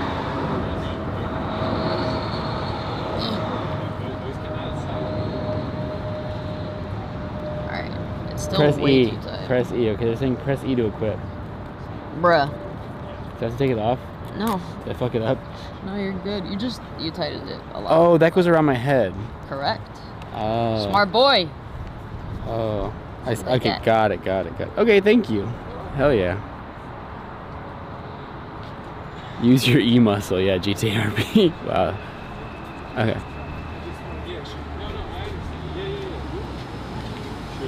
Okay, he's coming back. Ow. I missed it. Right here. Or can you right there? Sure, you put it. Good to see you. I don't really do actually know who I am. What's good, brother? How's it going, Hasan? What's up, man? Nice to meet you. I'm with South Jersey DSA. Hell yeah. All right. This is the guy who we think prepped out here. Yeah. Well, I got some aid. We normally, look, one of the most beautiful aspects of participating in protests like this is the unbelievable amounts of mutual aid that takes place. It's really interesting, of course, they try to criminalize that kind of behavior as well. There's been people that have been arrested in Los Angeles for giving others masks and things of that nature, face shields, stuff like that. But ultimately, when you go out there, there's always people with carriers that have, bottles of water against tear gas, sometimes even milk, masks. Well, that was what was really interesting about last night when the state police pushed out and removed the medical tent. And then they pushed out past the second point where we moved all the supplies to. ICE came and sprayed pepper spray all over our supplies, so all the medical equipment was destroyed. Yeah. So, like I said, all done, like you said, all mutual aid. Yeah. But it is like the safest I feel usually, and I try to explain this to people who are watching from home. One of the things I try to do always is to be not behind the police line, but in front of it where the people are. And in my experience, the safest you always feel is when you're in the crowd, as opposed to when you're closer to the police. And that's really interesting for someone who's never participated in something like this before, the assumption is like police are there to save you, police are there to protect you. And you have a very different attitude when you're in a situation like this, where you very quickly realize that it's actually antagonistic. Like their relationship with the people participating and exercising their First Amendment rights is always antagonistic, always the exact opposite of what you would expect. You're going to see as we make the left over here that the Essex County Sheriff has detained someone sitting on the ground there and wouldn't let him leave. This is sort of what we're saying is every single day the situation is different because a different agency comes in and starts making arrests. Whether it be the CERT agents through the GEO group, whether it be ICE, the state police, and now the Newark police and the Essex County Sheriff's Office. Yeah, it's also a real shame to see a blue state like this capitulate. Where, I mean, the argument that I hear from Fox News and other right-wing forces is, oh, it took too long for you to do the right thing. And you never want the MAGA movement and their propagandists to be agreeing to any action that you're taking, because it's very clearly an action that you're taking against your constituents. It's a real shame. Well, what I hear happened last night is that they are saying that the protesters are the one who threw the tear gas. Yes. When it's clearly on tape and documented that it's, they were just standing there. The Attorney General put out a statement saying that we were firing tear gas and fireworks at people, as if they are not the ones who were firing the flares and tear gas at us, and then kettled from the back, and then were firing over the crowd they were trying to disperse. So everyone got sandwiched and tear gassed together, and we couldn't get out. And so that's why it's important to be on the ground to see what is going on, what's happening, rather than like start perpetuating the same disinformation about who's and being the antagonist. What's happening right now is the state police and governor's office is giving briefings that are entirely false to legislators so they can spin on her behalf. Yeah, this is exactly what I saw. What is that? No, I think it's just trash. This is exactly what I saw at the UCLA student encampment as well. Those are some of the best organized protest movements I've ever been a part of, that I've ever observed. And yet, right now, Harmeet Dillon, the civil rights attorney for the Department of Justice, is currently trying to open up a new case against the UCLA students, even though they were unbelievably peaceful and they got attacked. And the police stood by as the counter-protesters, Zionist counter-protesters, came, not from the school, mind you, but from the surrounding neighborhoods, to brutalize these kids that were protesting against Israel's genocide in Gaza. And they used fireworks, they opened up fireworks on the student encampments, they brutalized them, they beat them with 2x4s. And then the police waited until, they got their licks in, and then came in and prosecuted and arrested the students themselves. And now the Department of Justice is trying to further prosecute and criminalize the students that were already apprehended and arrested and detained under the Biden administration. It's totally ridiculous. And if I hadn't seen it with my own 2 eyes, if we hadn't documented it, it's super easy to fall for the mainstream media narrative, unfortunately. And the reality is the mainstream media narrative oftentimes is not siding with the protesters, but siding with the state, siding with the police, and taking their version of events unconditionally. Yep. So that's why I try to do this sort of participation. So who's been on the ground here so far? Like in terms of lawmakers, people who are actually like standing, observing, and getting the truth versus those who are just spreading that. So who's been here so far? Representative Ana Lilia Mejia, Representative MacGyver, and I will call out Representative Menendez, who slept on the ground last night or a few nights ago to try to get access to Martine Soto, because he made a promise to Martine's wife, who was pregnant, that he would find her or find him. We've had a significant amount of state legislators here, from Senate Majority Leader Teresa Ruiz and others, but those who never reached the ground are now the ones spreading the governor's office misinformation. Right.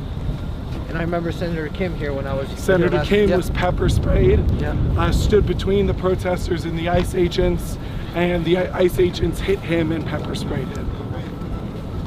That's crazy. It's absolutely ridiculous. Right back.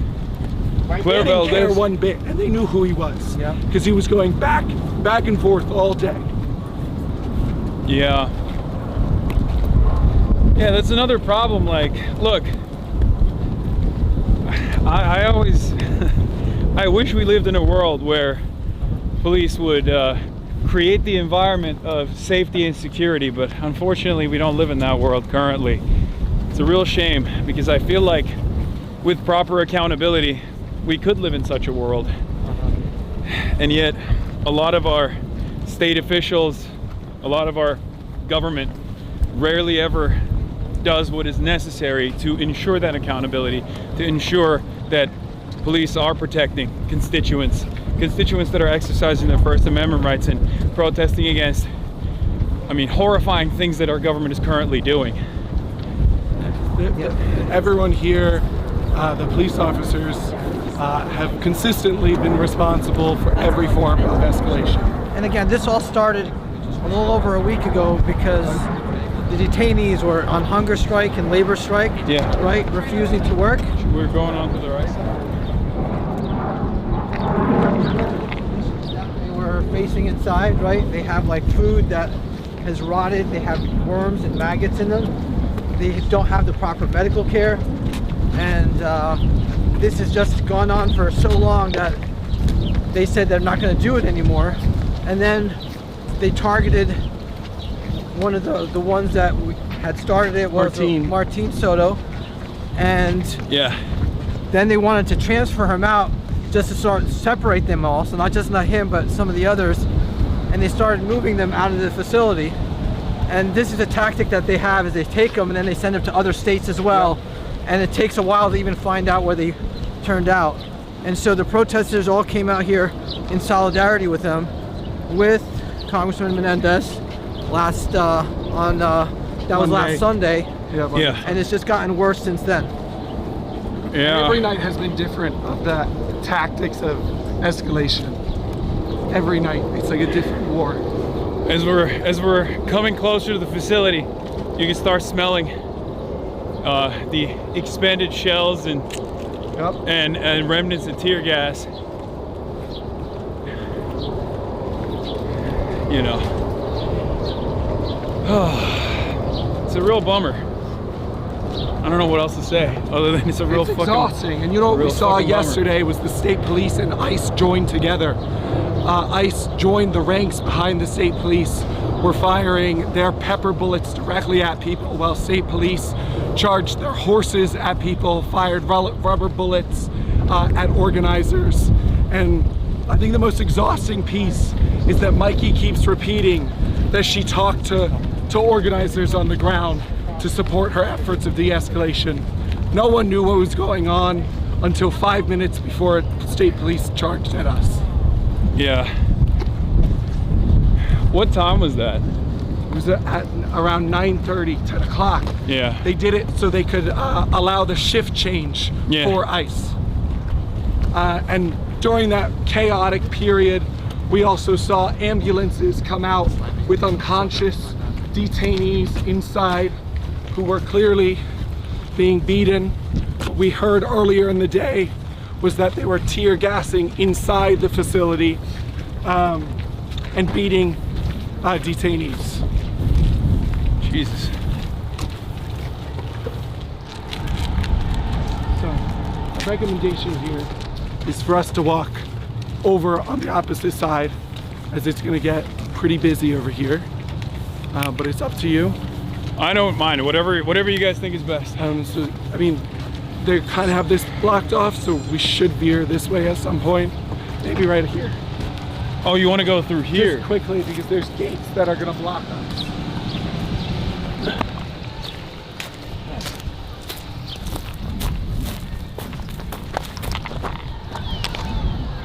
And so, this facility here, this gas plant, is run by the same company that pushed the Keystone XL pipeline in Standing Rock. The North Dakota Access Pipeline. Yeah, North Dakota, sorry. Too many pipelines. No, Standing Rock is the right one. That's what it was. Can we get you in here? What? We could just keep walking. Yeah. Just keep walking. Sure. This is good. This way, let's go around. Okay, right here is our medic tent. Right here. That we had to rapidly move from the family side. And you can see a lot of mutual aid supplies. Yeah. What's good, guys? What's happening? You missed the Proud Boys. It's good. Good to see you, my friend.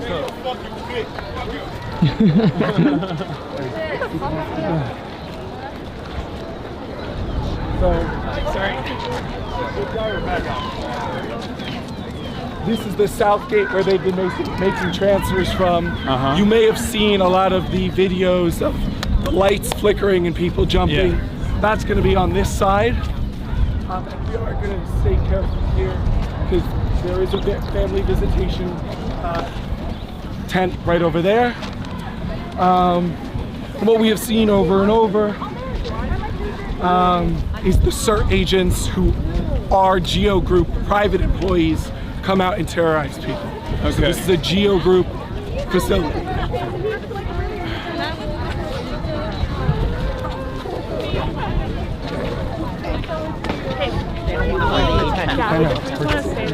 Okay. Yeah. Mr. Piker, do you want to comment on your recent subpoena? Well, Fox News Digital says I have a subpoena, but I've yet to be served one. So I don't even know what's going on. Kind of feels like you guys have more insight into what the federal government's doing than I do, and I'm supposed to be subpoenaed. We're just going to stay right here. Sort of give him a little room, guys. Give him a little room. You mentioned about the foreign money coming in, the Never IC network. Yeah. Do you want to comment on the foreign networks, the finance? This facility. No, I'm good, man. Thank you. Yeah. So this facility, like I said, is run by the GEO Group, who is now the acting director of ICE, was a former executive here. As Adam said, you were saying that the conditions are deplorable. Yeah.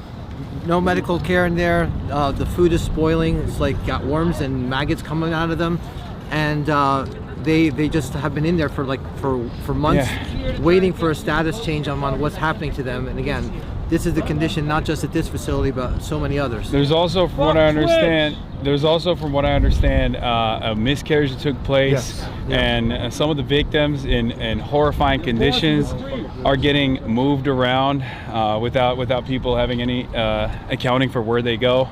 So that was the case with Martin Soto, the organizer of this. The other day, he was secretly transferred to the Elizabeth Detention Center, which is about 15 minutes down the road, which actually has no access to light.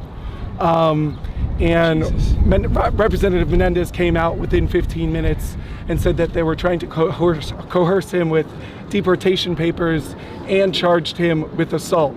Those are the same things that Representative MacGyver were charged with the last time Ras Baraka was arrested about a year ago, mayor of Newark. Yeah. It's devastating.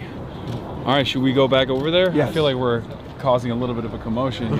Hello, everyone. Yeah. So this is what I was talking about. Yeah. So, So I do want to show real quick that the GEO Group has removed visitation from these families. They have no access to their family members inside. They have removed the benches that families have been waiting outside with.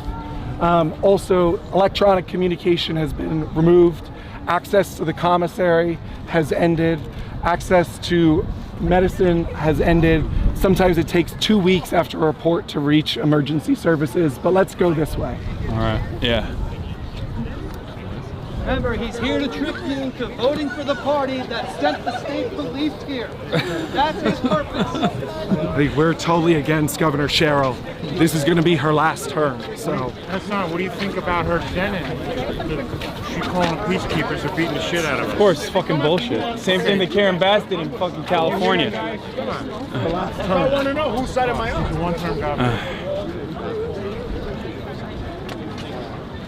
So this is where the free speech zone was yesterday. This is? Do you see where the chalk was? Over here? They had this set up.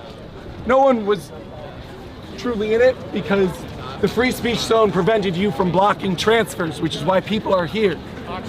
To prevent people from being detained and deported. This is where, right about this point, is where ICE joined the state police and started firing on people.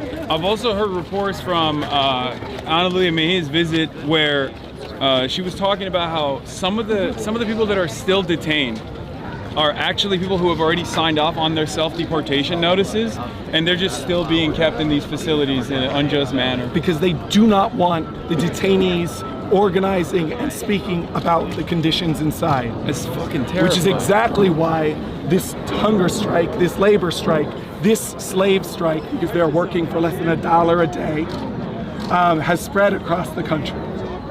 Being retaliated. Other facilities are doing the same thing? Yes, in Texas and in other places. There are now over 500 detainees who are part of this, 300 at this facility. Like I said, this is a slave strike. How can anybody look at this situation and think like, no, this is good and it should continue? I don't understand that. Now, have the lawmakers had access inside? Like when they've gone in, have they been able to lawmakers?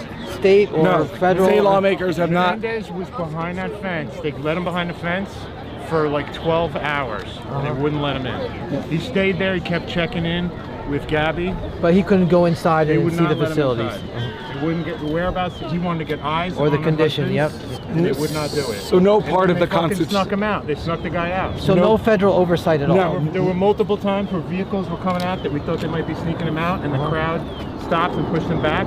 But at some point, they got him out, and that's why he's not. No part of the Constitution. No part of the Constitution has been followed here. And I'm not sure what they're asking. I don't know, maybe we're crowding over here. We could just go to a different spot. Why don't we? It's like, no, it's all right. Where should we? Okay. Would you like to This is too calm, man. Would you like to speak to some people here? Sure. Who would you have? What? Yeah, you got it.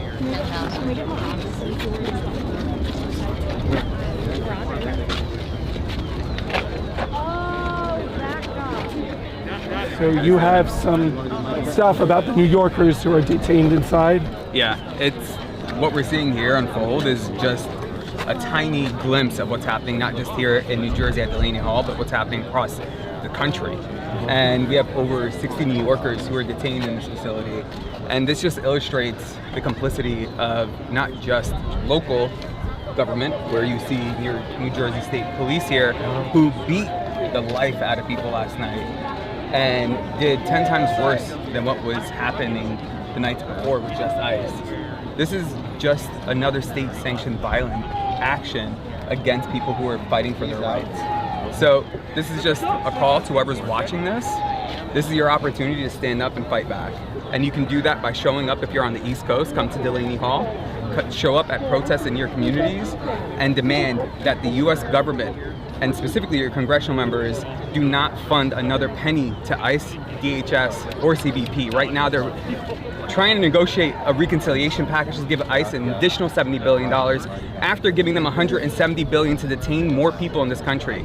Take back the money of the $170 billion and don't give them another penny. Oh yeah. Yeah.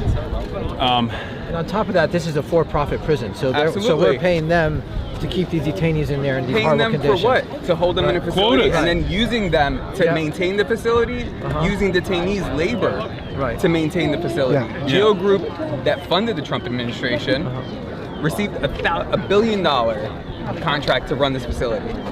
So it's injustice on top of injustice, sandwiched within corruption. And we're Geo Group CEO. And how much did you say?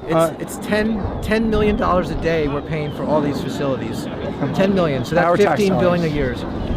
Yeah. It was the Geo Group CEO that had that the phone call with the with all of their stakeholders, with all their shareholders, that said, "Oh, it's going to be unbelievably beneficial for us. The Trump administration is going to basically revitalize our entire industry." And I guess he was right. I mean, it's incredibly devious, but I mean, it's demonic, really.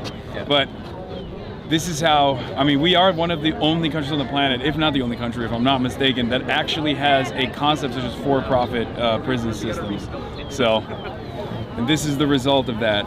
This is the result of that reality. But here, look, one of the things that I saw when I was in Minneapolis was the fact that when people did actually show up, they were able to defeat the Trump administration's attempts to basically occupy an American state and try to punish a blue state and a blue city, and send thousands of their unaccountable masked agents of the state to go and create an environment of fear. And when people pushed back, they actually did win that battle. There's more and more people coming here every day, so that's, you know, they're having the opposite effect. Organized people beats fascism every single day. Absolutely. Yeah. Let's keep walking. Yeah. All right.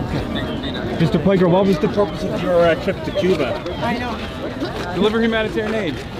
Do you think you broke any laws doing that? No, I don't. Can you tell me about you mentioned it in your Twitch during the week about the funding that comes to these left-wing organisations, the Neville Roy Singham network. Can you comment on that? You know, and as someone whose family was from Cuba and survived the Armenian genocide and escaped to Cuba, what's happening there is it's egregious, and I honestly think it's horrifying. It's horrible to see. It's horrible to see in real time. Like, American foreign policy, especially the sanctions regime that we have in Cuba, is designed to be invisible, right? Yep. So the culpability is supposed to be not in the hands of the American state that's like rendering trade impossible for this foreign country that's 90 miles off of our coastline, but instead it's to create this environment where it's communism's fault. It's actually government mismanagement that has caused so much destruction of the state capacity. And then you go there and you see it. You talk to these people. I talk to ordinary Cubans. I talk to doctors. I talk to members of the government as well, and researchers, academics. And one of the things that I saw very quickly was that even when you read about the terror that the sanctions regime has brought upon the Cuban population, going there and talking to these people in real time, you develop a very different understanding, because it's so insidious. It's baked into every single experience that Cuban citizens have. It's not just the oil blockade. A lot of people obviously have been focusing on the oil blockade element of it, because Donald Trump, in his bravado and his vulgar way of communicating some of the actions that the government takes, came out and straight up said, we are going to implement an oil blockade, which made that whole invisible process very visible for everyone. But basically, when that took place, a lot of people started focusing on the fact that the energy grid was collapsing as a direct consequence. But even before then, there were many issues. What are they saying?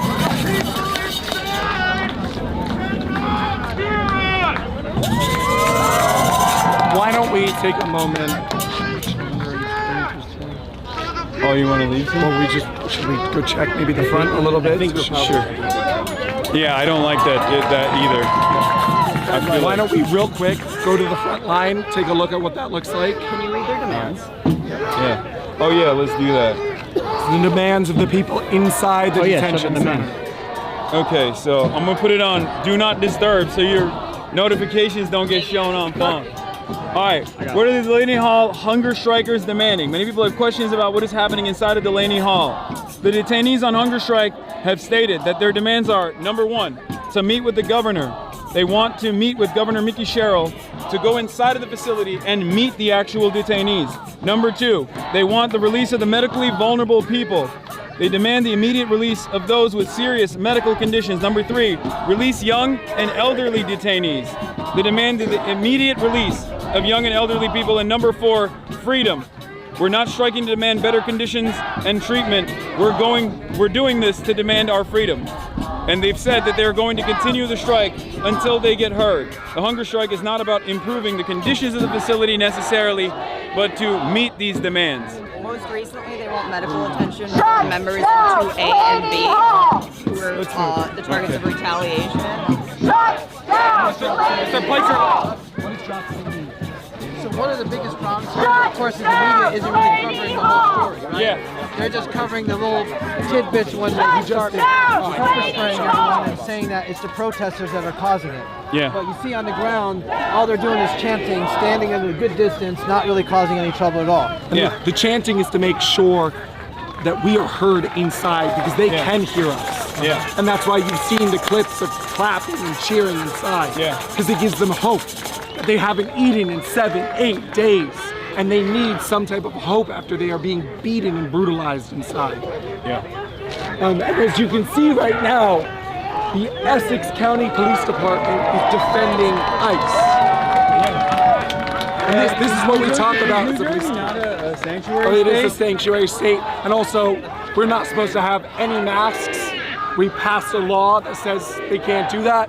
The entire time ICE has been masked, running out of the street, tasing people over here, shoving their faces into the train tracks while these are moving trains. Detaining them, leaving them on random street corners. Yeah. And now Meg has been here for over a year and is running for council in Plainfield, cross-endorsed with Adam. Do you have anything? I believe that we will win! I think the biggest thing is we need to make sure the focus here is not the protest, it's the demands of the detainees and their families. Yeah. They want an end to coercive forced deportation orders. There is no transparency. And the violence that is out here, this is what they're doing outside, so I can only imagine what they're doing to them inside. We hear horrible reports, there are people unconscious, they just tear gassed them yesterday, they're going door to door. Like, the biggest thing is just to make sure that the focus is on the families. So we're here uplifting the voice of the detainees and their families and what they're asking for. And it looks like they're getting ready to. They're getting ready. Yeah, they brought horses. They brought like trucks with horses. They're ready to charge this crowd that we can see again, or just standing here. Correct. We didn't. Yesterday was the most peaceful day, and the cops came this way, beating us with horses, and ICE started shooting rubber bullets from that way. I literally came and texted my friends, "Wow, this is weird. It's really relaxed."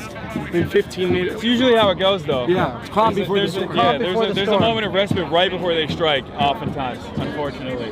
At least in my experience. All right, well, if you guys wanna go, that's fine. We'll probably also move out of here because we are causing a little bit of a commotion. I don't like that. I don't want to be the center of, you know, what's going on here. Mr. Piker, were you debating my colleague HasanAbi May? What I was gonna say is, I was gonna talk to Drop Site if you want to do that, and then before we head out. Mr. Piker, were you debater? Called you out online. HasanAbi? Yeah, oh yeah, sure. That's my biggest fan. He's my #1 fan. Sits around in my stream all day and watches me. Yes, of course. Here, you're at Fox News. Sean Hannity said he wanted to debate me. I immediately agreed. And it's really interesting because recently he got back to my team and said, actually, we're going to push that to a later date. We were supposed to have debated by now. I'm still very excited at the prospect, very excited at the opportunity. A spirited debate is very good, you know. Testing the mettle of your arguments with your interlocutors is how we do democracy. So very stoked on that. And I do respect Sean Hannity for pushing back on his co-host on his radio show when she said, "Why are you platforming Hasan? You should be ripping his throat out with your hands instead." And he was like, "That's ridiculous." It is a little bit ridiculous, I'll be honest. But, you know, I have my hyperbolic moments too, who cares? But yeah, like I said, I'm perfectly... Two debates, HasanAbi and Sean Hannity. Lock it in. Azra... Make it happen, right? Yeah. I'll debate Azra after Sean Hannity agrees to the debate that he wanted to do. All right, no problem. Will you speak about the foreign influence, the money that's coming from China? And the thing is, so here's what happened with that. Manhattan Institute and Azra herself as well reported on something that is publicly available information that you can get off of a Wikipedia page. I don't know why there's this environment of suspicion or this environment that takes this sinister shape for some reason when we're talking about things that are totally above board and totally legal. have any personal contact with Roy Singham or any of these other people. I mean, I know some of these people. They're wonderful people in general. They're activists. I don't know anything beyond what is readily available information, but none of it is actually hidden or.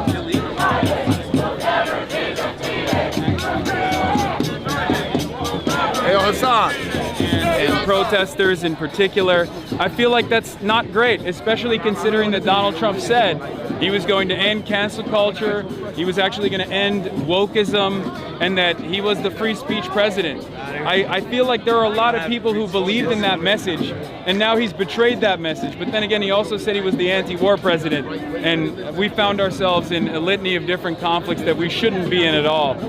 So, you know, there are some elements of what Donald Trump has said in spirit that are agreeable. The idea that we shouldn't be waging unnecessary wars and foreign entanglements, and instead we should spend in the wealthiest country on the planet all this money on ourselves. And, you know, I think that we can unite around that message if people genuinely do believe it. Do you think that communism undermines the United States? That's what many people, what critics have. I think people are allowed to believe whatever they want to believe. That's the American spirit, baby. I just finally on the Sabina, you said you haven't heard anything about it. No. Hey, Hasan, I got a question. I'm the chairman of the Black Panther Party in North New Jersey. Okay, what's up, man? Hey, what do you think? How do we solve this right here? How do we solve these issues right here in the community? Keep showing up. Keep showing up. Look. We live under at least a theoretical democracy.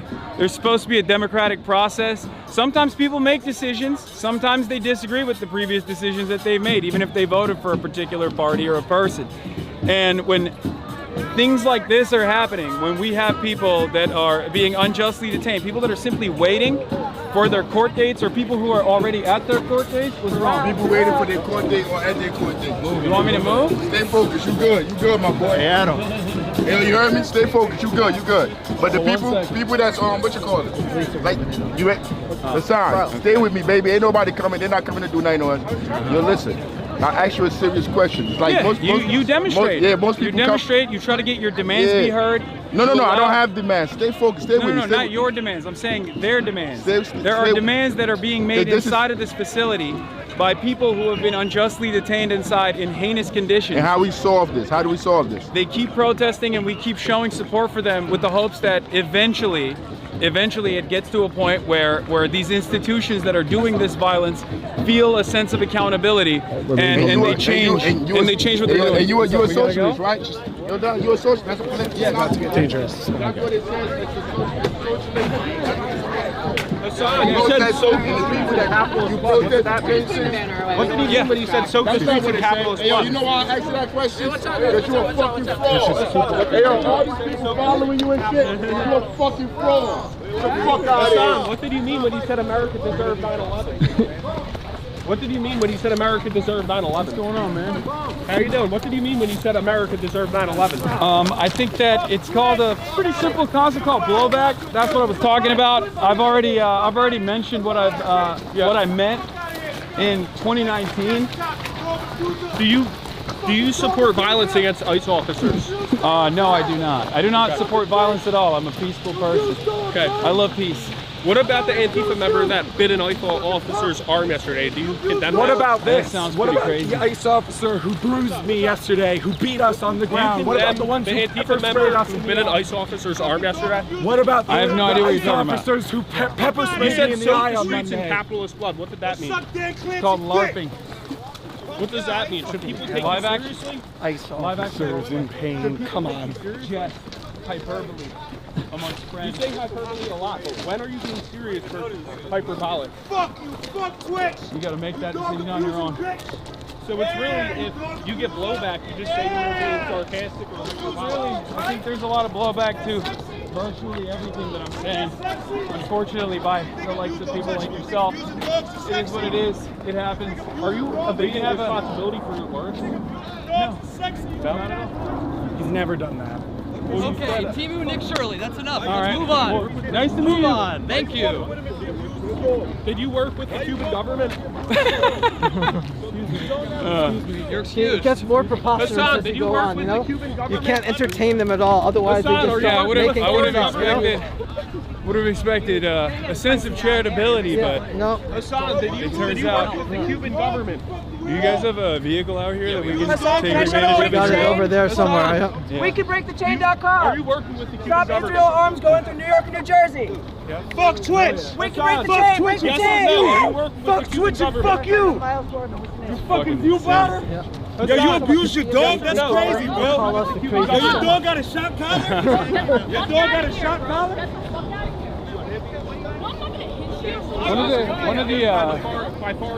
One of the unfortunate problems that exists with this kind of coverage is that there are a lot of wonderful people out there who want to do right, by others, and then there are opportunists. There are opportunists who want to make a name for themselves. That's all it is. And they try to do ridiculous nonsense like this. Hasan, you said soak the streets But- with capitalist Let him blood. breathe. Let your dog breathe, bro. You know, You said It's America unfortunate deserves that people 9/11. try Rights to too. change the message from the voices of the detainees about themselves. It's just that That's what we're seeing here. their minds are so twisted that they think other people are the same way. yeah. Well, the thing is, it doesn't even make sense. It doesn't even make sense that there's no sense or sensibility to the message. Hasan, why won't you answer my And it question? actually unironically makes the people screaming like this look very strange. Why are you telling people to rob people? But They can't. a lot of people don't have any sort of a lot of people don't have any Give me my understanding. mic, I don't have it. You know. Don't touch me. That was pretty easy. Why would you abuse your dog, though? Kind of just remove the wind. Why would you abuse your dog? You know he abuses dogs. I need him to. You jack him? I've seen his dog. He's a nice dog. Doesn't abuse anyone. Only You people know he abusing are the ones around us right now. Okay, in so- public, freedom of speech is an abuse? Freedom of speech is an abuse? Fuck Twitch and fuck you. Go back to the desktop. We really do IRL. Go home. Go home. What? Did you say somebody should kill Charlie Dog Kirk? abuser! You didn't say that? No, I was about to debate Charlie Kirk. Why the fuck would I want anybody to kill him? I was supposed to. I was supposed to debate Charlie. Listen, I know this is a difficult concept for you to understand, but I was actually supposed to debate Charlie Kirk 2 weeks prior to his assassination. Obviously, I have a very different method of going about things than the way that you're trying to present it, because if that was my mentality, I would never try to debate him. Charlie respected that. And it's really sad to see the rest of the remnants of the conservative movement refusing to carry the flame in the way that Charlie Kirk wanted it to be carried. I, on the other hand, do carry that flame because we are Charlie By saying Kirk. discussing things like America deserves We carry the 9/11. flame. By saying We fight for the discussing things gospel. Like America deserves 9/11. We honor his name. By working with the Do you Cuban know those government. words? Do you internalize those words? You should. Charlie Kirk is used inspiration, and he didn't work with the Cuban He's an government. inspiration Did to me you work too. With the Cuban government. He inspired us all. Why won't you say Certainly anything about myself. your involvement with the Cuban government? I mean, you're making shit up. What do you want me to say? Like, Did you work with the Hi. Cuban government? Are you conspiring with the Cuban government? no, dude. What the fuck are you talking about?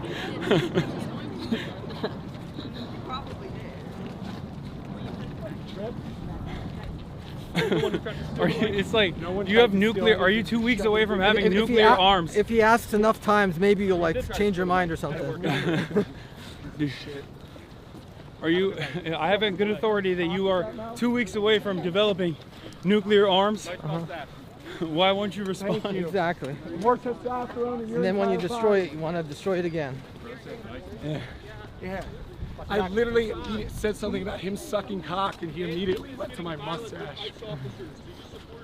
Why are you here? What do you think that man's teeth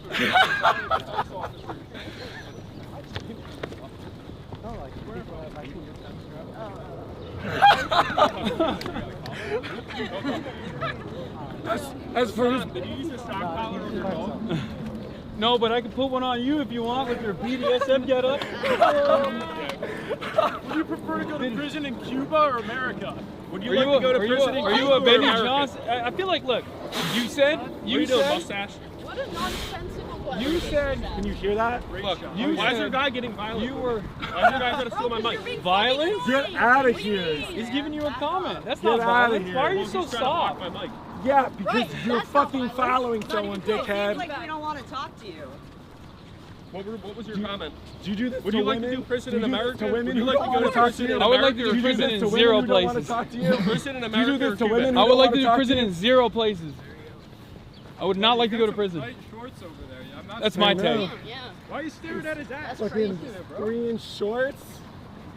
Oh my God, you do have the booty shorts. This guy's right up on your ass. You good? A lot of gay comments over here. I'm trying to understand the concept Why here. you, HasanAbi, why are you supporting him? He's pro-military. What's up with that? Oh my God. We have literally, we have the fucking schizos of every spectrum today. Oh my Lord. Oh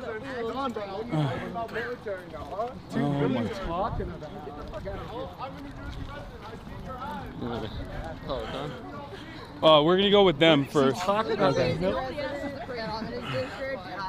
that. The difference in the organized protests in Los Angeles is that there's a massive mobilization, and it's usually organized like by local advocacy orgs too, as opposed to this one is more like a patchwork And they couldn't get away. and probably like rapid response. But so for that reason, it was mostly like there was a lot of media there, and also on top of that, a lot of agitators who have no investment in the issue at all, that are just simply there to be like, oh, I'm going to be the next Nick Shirley. And you know, there were influencers and agitators there yesterday and the day before macing us. Yeah, no, I heard Cam Higbee. Yeah, I saw the video. I got sprayed in the face. Yeah, it's unbelievable. But it's like spicy. It's like here's the Tabasco on your tongue. Yeah, no, we've all been there. But what I'm saying is like, I do not understand how you can look at such a heinous wrong, like systematic violence being dished out to ordinary people, and your first reaction to it is, oh, I can't wait to go there and actually annoy and be a nuisance to good citizens who see right from wrong and want to demonstrate. Well, I find that ridiculous. A significant amount of people in the conservative media have no morals. Yeah, it's insane. It's usually what it comes to. Hey, it's not, I don't want to keep Do you mind if I get around? Here's that same thing over and over again. Yeah. Son, I just Let me want to get thank through you. I here. got a 19-year-old son that's engaged in part because of you. Hell yeah. Engaged in politics. Thank you for being here, man. Fucking debate lord. Debate Wait, lord? so something else? Oh, yeah, we thought he was married. No. Nice to meet you, man. Thank you. All right, see you. See, we needed something like that, right? Oh, there's most of the people are like that. It's just this is an environment where there is per capita a lot more fucking weirdos. Yeah, we get to it here. It's getting, like, in my experience, I've been to a lot of this stuff. It's getting worse too because like they feel emboldened by the government, and that's the reason why like Cam Higbee, when he was allegedly pepper spraying the protesters, he like was able to run inside of the federal facility right after. So when you have that environment of like no accountability whatsoever or direct protection by the federal government, you get much more bold, knowing full well that you can just do whatever you want to do. And then in retaliation, when people say, what are you doing? Like if they push back, if they defend themselves, they can just like escape into the arms of the Gestapo, basically. Well, that's what happened yesterday. Yeah, no, that's they what I'm saying. brought him inside to the So this center. is why when we take the House, we need accountability. We need to have hearings about this and start pulling people up and actually administering real justice. I think they're aware that accountability is coming. That's probably why it's like they're behaving in this increasingly erratic manner, because they recognize that once the situation changes within the Senate and the House of Representatives, and there's new investigations and new hurdles that Trump has to clear, where he's not left unaccountable, things are going to change dramatically, and they're trying to get their licks in right before that happens, it seems. But yeah, hopefully we'll be able to get a little bit of that justice, inshallah. We will do it. We will Okay. do it. 3 more days, guys. You're gonna do drop site interview? You have 3 more days? Yeah. I do. I have an election on Tuesday. Hell yeah. Celebration. All right. Shout out to Meg. If you're in Plainfield, City Council. Plainfield City Council. But once again, just all the importance going back to the detainees and their families. There's so many groups on the ground working. Cosecha Resistencia, Pax Christi, Action 21, DSA's out there. Just, we're trying to do the best to support the people that are in there and try and help in this hellhole that we have down in Newark. Got it. Hell yeah. Do you want to do the interview now? Yeah, but stand on this side so we don't have the backlight. Okay. Yeah. Adam, we have an interview for you as well. Adam? Alright, so tell me about this subpoena situation. I don't know anything about the subpoena situation. The Fox News Digital guy was like, have you been served a subpoena? I'm like, you should know because you wrote that I was served a subpoena. I have not been. So I have no idea what's going on there. But I think the entire purpose of the subpoena is to create an environment of fear, to try and silence any sort of opposition to the federal government's actions, try to stop activism, to create a chilling effect on speech. No, it's not. That's what I think is going on. It's just lawfare. Are you concerned at all? I'm much more concerned about things that are happening inside of the Delaney facility, or the fact that a Cuban invasion is potentially imminent, the fact that there is a global energy crisis, than my own personal safety. I don't know. I get worried more so about what kind of precedent the administration is trying to set as far as targeting dissidents, as far as trying to silence the opposition to this government. So that's what I'm more so worried about than my own personal safety and security. I mean, seemingly it's having the exact opposite effect and just bringing more attention out to you. Yeah, but not all attention is good, as you saw when we went over there. A lot more shitheads that are like, oh, I can gain clout off of this, you know? Which is really sad because this is a serious issue. Yeah. All right. Tell me about, why you here? Well, I was here to listen to the demands being made by the detainees and why they were striking. I wanted to see what kind of militarized police force is out there trying to silence the opposition to these actions. And I got a decent taste of it. I didn't get to see it as chaotic as normally it would be in all these other protests that we've been a part of. But yeah, I think I assume that the movement from here on out will probably continue growing as the government tries to engage in more repression. That's usually how it goes.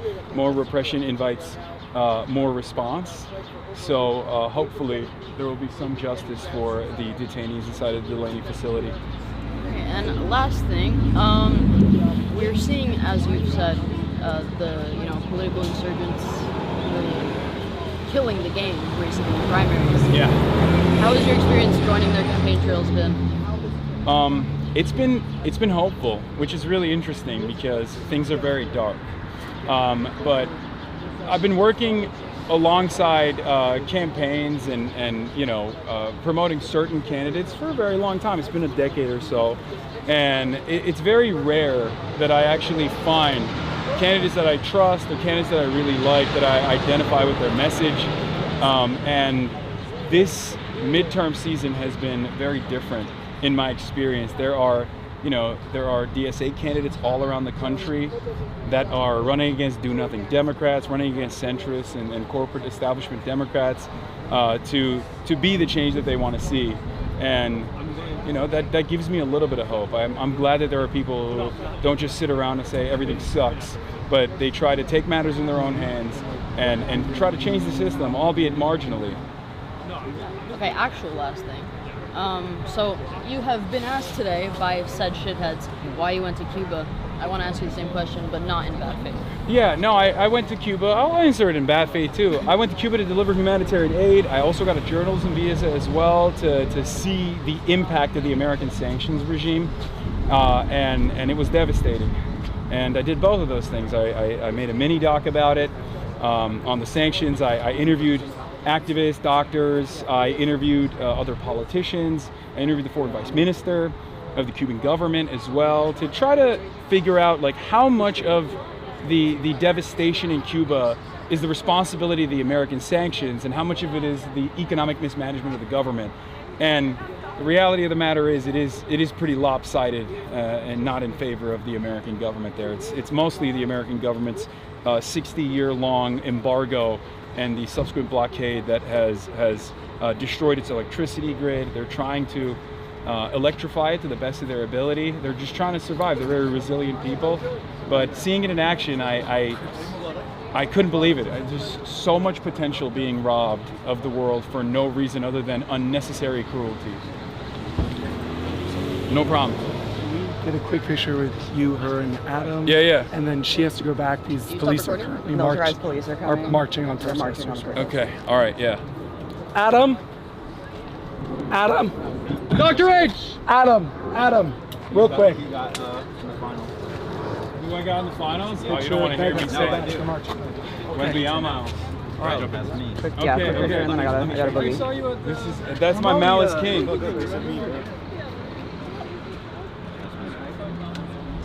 Man, wasn't Olympic. Oh, I did that for you, bro. Oh, hell yeah! But I know you did it for the proletariat. All right, cool. Ready? All right. Ready, Freddie? Yeah, let's do it. We're taking a photo. Oh, okay. Getting out the Red Bull. Thank you. That's up to him. Probably not lobby since that'll work out, but if you can do Be go safe. up to the room, Of course. I will try. Right, thank you. If he's got it. Hasan, would you be down to speak back at the room sitting down for an interview? Or we could do that, but I was just gonna end it. Oh, okay. But we don't. I mean, we can. Yeah, we can do that. That's fine. Yeah, it's up to you. Yeah, we have the mics, right? Yeah. All right, yeah, let's just do that. Sure. Oh, there it is, Department of Corrections. Militarized. I called the car. It's gonna be. We have a ride. Oh, okay. All right. Yeah, we can go with that. I'm gonna give this back to you. I never used this. Yeah, I thought you guys were staying longer. It doesn't get crazy till the I thought we were gonna stay in longer too, but then I felt like our presence there was not as productive as I would have liked it to be. It may be the case. You know. As it usually goes. No, Usually it's not this bad. Usually it's not like that. They've been just swarming anyone who's showed up. Yeah, this is one of those things where it's like it's just beginning. I feel like so the amount of protests there is like limited in number as opposed to like the amount of media. So then it turns into a little bit of a circus. Adrenaline is really high. Yeah, especially this time of day. Like it's like just. Yeah, and then also a lot of opportunists. Oh my God. Yeah, it's ridiculous. Was shocking. Well, they'll just start throwing things at people and then being like, "Oh, why are you angry that I attacked you?" Like, well, yeah. Yeah. Yep. Where do I go? That red car right there. Okay, let's move this on. Good. Let's see your Gonna hide our vehicle. All right, which way? Thank you for everything. Would you like this back? Thank you guys for coming. Of course. Thank you so much. Nice to meet you. Nice to meet you too. Oh yeah. Damn. I blame, and I told Hasan this off stream too, but I'm gonna share it with you, Chad, because you're my confidant. I was like, this motherfucker sits down in the hotel room, frame one, after telling me all day, we're not gonna tell anybody we're going to Delaney Hall, we're just gonna show up there, that way we don't attract any unwanted attention.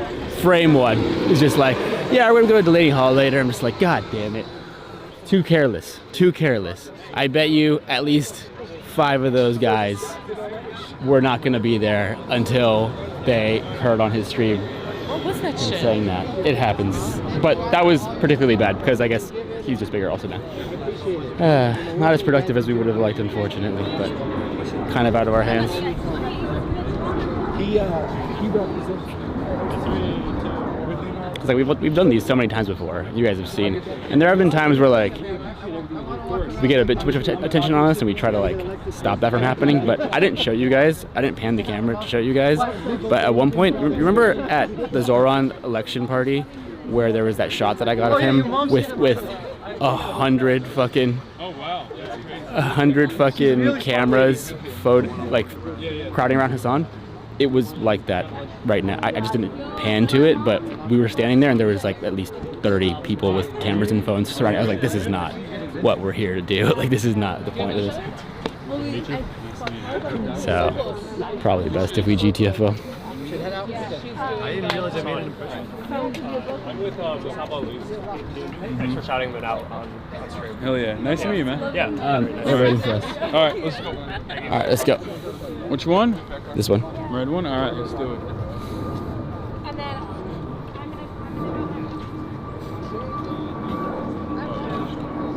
Yeah, I'm not, come on. I'm a professional, Hasan.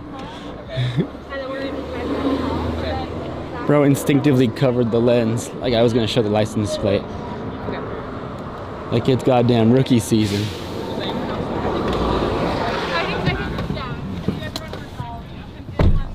Okay. Okay. That was something. That was something. Oh, we're... Oh. Where do you want him? Maybe in the front seat? Front seat, probably. Yeah.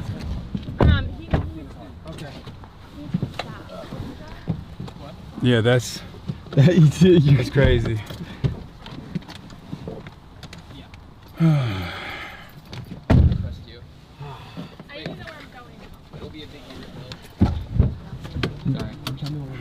Yeah, but do not say it out loud. I won't.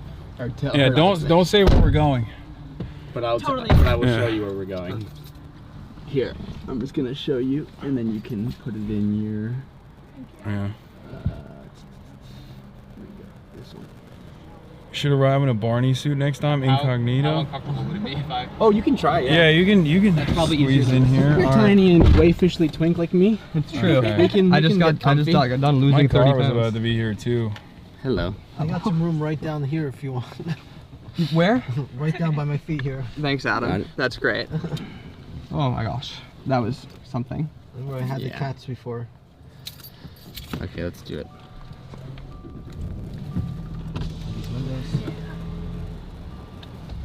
A little bit more, give you some more room. Oh no, I'm good. You don't have to. My knees are fine. I'm never gonna forget. You're joking. I open the door. Yeah. Yeah, we're carpooling, chat. Not the New Jersey welcome he deserved. I mean, we didn't get to literally talk to people from New Jersey. Every single person that was there, that was an agitator, was outside of the state. They literally fly to places like this. People in the MAGA movement and you know, kick streamers and shit like that. They fly around just so they can get their licks in. You know, get a couple clips. It's a sad state of affairs, but what are you gonna do? You know.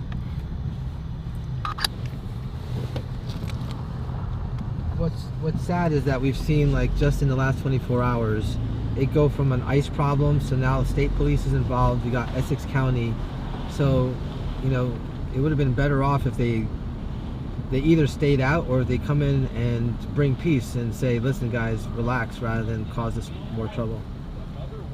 Yeah. Hi guys. There was literally a guy yelling about the Twitch CEO's name. Like, they were yelling about Dan Clancy. It's like, dude, you're not a serious person. You're not a human being. Like, you're barely a fucking human being if you're doing that at a situation like this. It's not like we're at a block party or something and you're ruining the vibes. You're doing this at, like, you're doing this, you know, 500 meters away from people being starved to death. Yeah. In concentration camp like conditions. Have some decency. It's hard, I know. It's hard to come by. But it is what it is.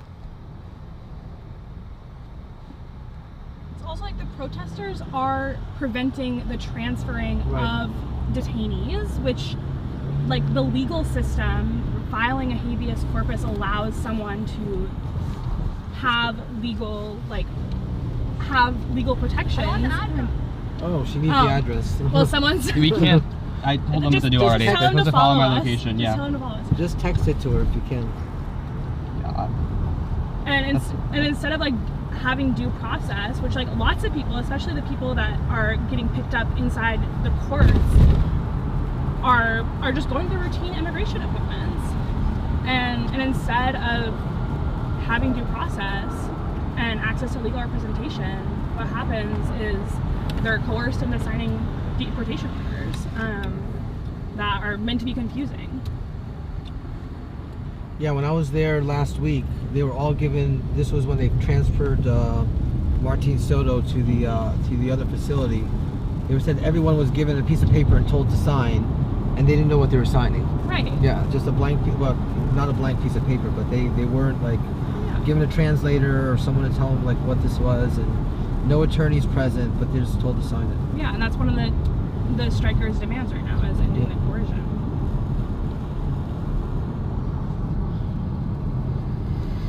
Potholes everywhere, bro. It's New Jersey, baby. I mean, actually, the roads here are nicer than California. I will. Don't judge New Jersey by right here, okay? There's better parts of New Jersey. Yeah. Ready to do some pothole politics. Yeah. We do need to fix the roads, though.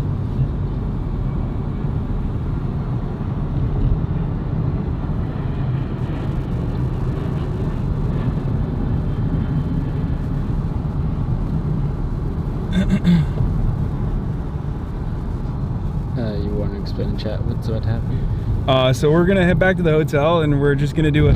Oh my God! We're gonna do a sit down, if we can get there, honestly, because I don't know if we are capable of getting there. But if we can get there, New York's tax money is going to give no property taxes in this Amazon warehouse and not fix the roads. But if we're gonna get back to the hotel, we're gonna do a sit down interview and talk a little bit more about what's going on in this facility in a less chaotic environment. You know. That's what we're doing.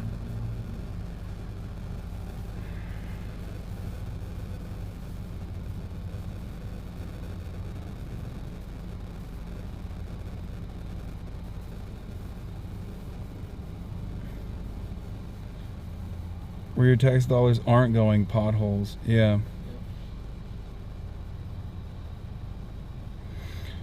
Oh. So Dr. H, 3 days out, what can people do? What can people do? Go out and vote. Get your neighbors out. And what can they do all across the country? They can make phone calls. We got phone banking. So if you want to help out in these last few days, again, you could do it from your home on your phone. Just go to our website, hamawyfornj.com, and sign up for one of our phone banking sessions. And it doesn't matter where you are, you can help. Let voters know that what we're running for, what we stand for, that we can actually make a difference. And we only make that difference when we get out and participate. And remember, if you live in Philadelphia or New York, you can be in this district on a beautiful underfunded commuter rail in like an hour. So come and canvass. If it's running on time, yes. It did just light on fire. Jesus. Yeah, Penn Station for the second time in the last 3 weeks. There's mic static apparently. I don't know why. If you want to retool it. It's definitely the AC. Is that better? Oh, maybe. I mean, it's probably good that we have the AC on, because I was very cold initially and now I'm hot.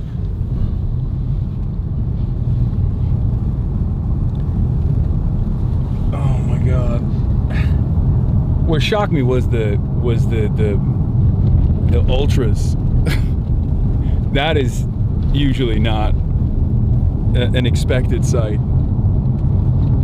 That was weird. Ultras? Don't worry about it. Don't. It's just people who are like, you support the Democrats. You know.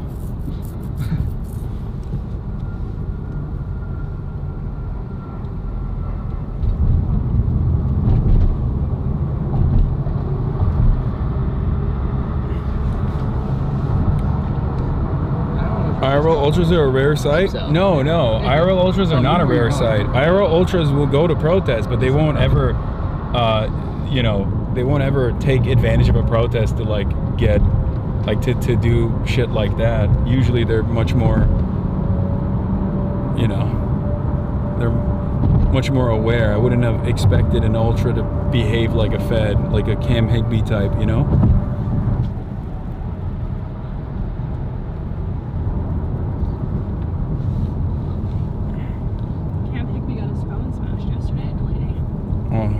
I disavow.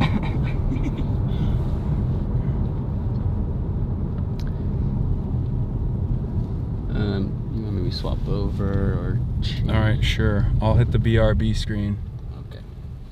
A lot where people from New York will come down and they, especially in presidential election years, a lot of New York college kids will come to Pennsylvania to go and knock doors and tell people who to vote for in the area. And that does kind of consolidate people if all these outsiders are telling me who's good for me. So there's a little bit of that mix in there as well. And so where you turn that good versus the mix in there. But the secondary part of this is then moving to Pennsylvania 3 on the progressive side. Those same things come up when it comes to these numbers. We had Chris Rabb. It was a three-way fight over here. Chris Rabb for progressives, DSA, working family parties.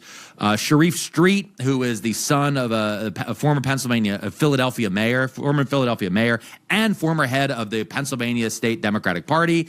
And Alice Stanford, who was endorsed by the congressman who was leaving that seat and also arguably had AIPAC money that was being funneled through a different PAC towards her. Being in this area, I only saw ads for Stanford.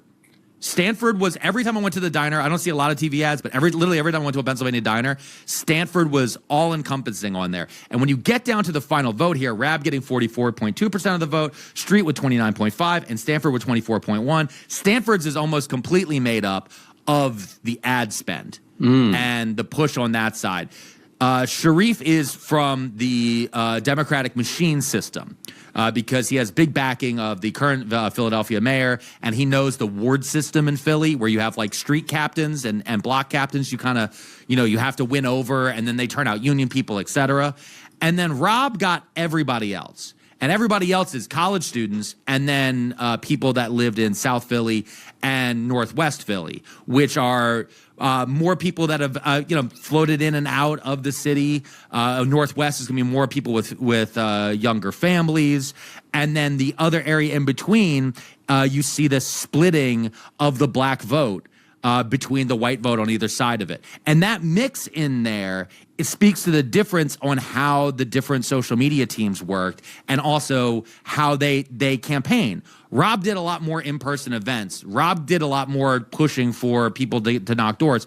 Rob brought in Hasan, but he also brought in other content creators from the area. Mm-hmm. Hasan was one of the few nationals that came in because you can't really nationalize a Philadelphia election. It really is that party machine. And so that difference in there, AIPAC got brought up, but what that did was that split the centrist vote. That split the more establishment on that side. And so I think Massey would have survived if there had been another, quote, like Trump establishment guy that ran against him because he had pretty close numbers to what Rabb had.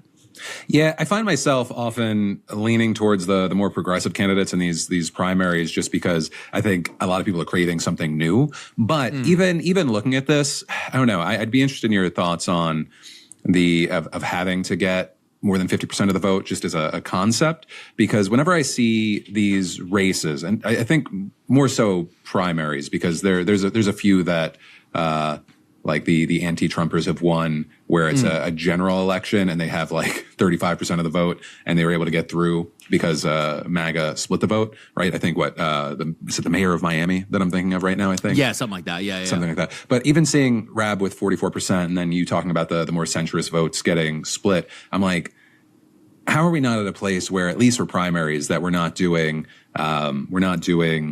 ranked choice. Yeah, thank you. Yeah, like ranked choice voting, where we're thinking of what's the strongest foot forward. Because like Rabb could have easily carried it as like a number 2, and we saw like what happened and how the race ran with Mamdani in New York during the primary. I think it's just it's smart politics, but we're not seeing it play out. But I've also seen counter arguments that in Georgia voting can feel exhausting because people are voting multiple times for the same races. So I don't know. I've heard different arguments. I just think ranked choice makes the most sense on paper. I don't love runoffs because runoffs actually are, especially in Georgia, are based on racism. Like the history of it in the background of like the reason why these keep happening is for that exact reason you're talking about, and also to if the vote got split between. I think that's what I'm saying though. Is if we're not going to do runoffs, I think ranked choice has to be the way. I like ranked choice the most, especially for primaries, because it helps form coalitions. Yeah. The reason why Mamdani's win was so important in New York is because he formed a coalition with Brad Lander and so many other of the candidates that were out there, so they could form a coalition against Cuomo.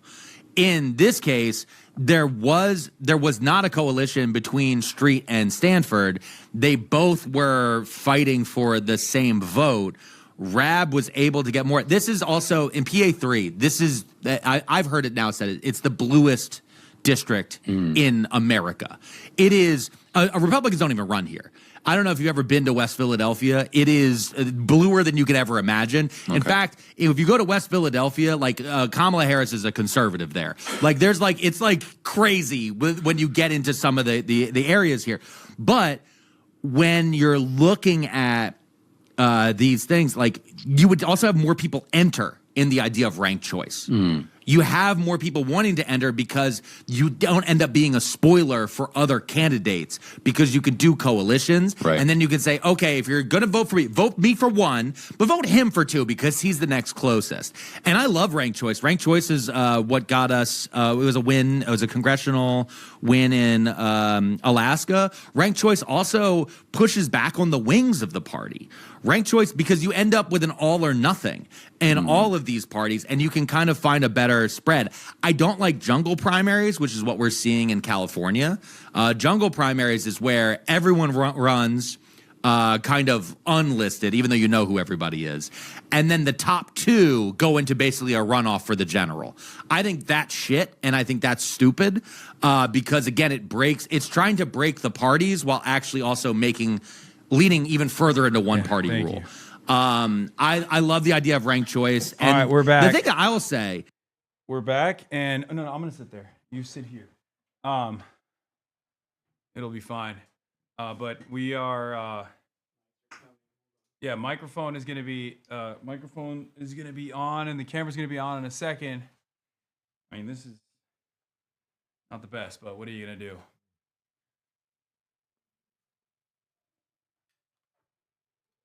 I saw people. Okay.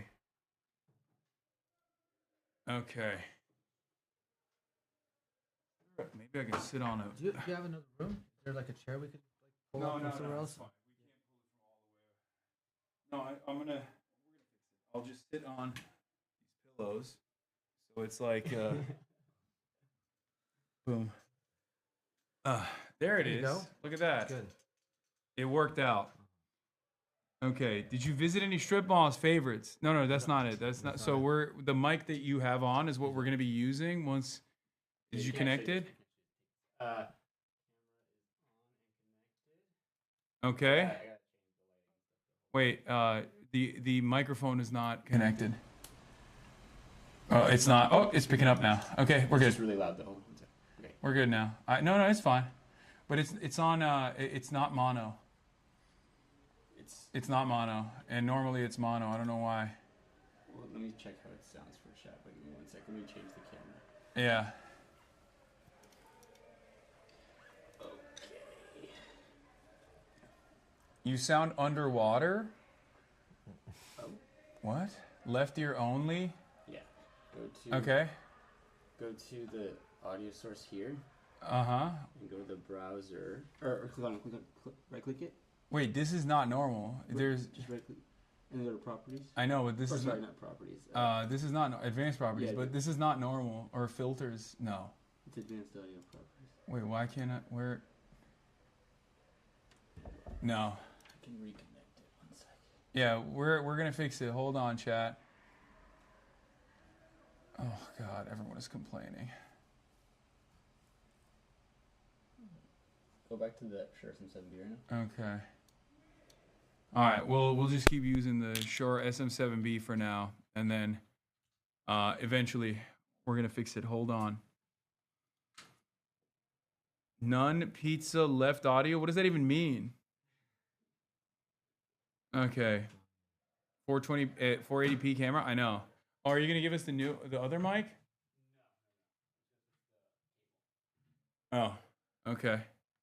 Sounds good. Yeah, well, it's not working. It's just the microphone. This is what we're using, but I'm going to swap it to our button mics. So these clip-on mics have always been a bit below par, and Haas needs to know that. Okay, calm down. No, it's not Austin Ox. It's someone else in the chat. Everyone's a backseat. Everyone is a backseat producer. Heard it work for a second when he unplugged? No, he didn't. Hold on, let's see. No, it's still...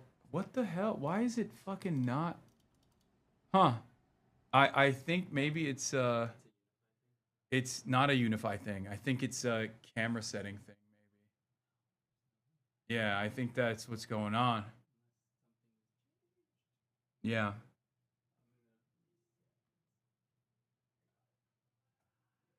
Okay.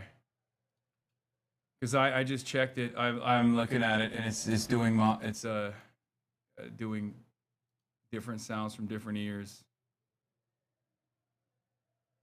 Tech support, not your producer, dude. Yeah. What happened? What did you guys hear loud audio or something? Worked for a bit? No, it didn't. I'm turning on and off the audio level so you can hear it.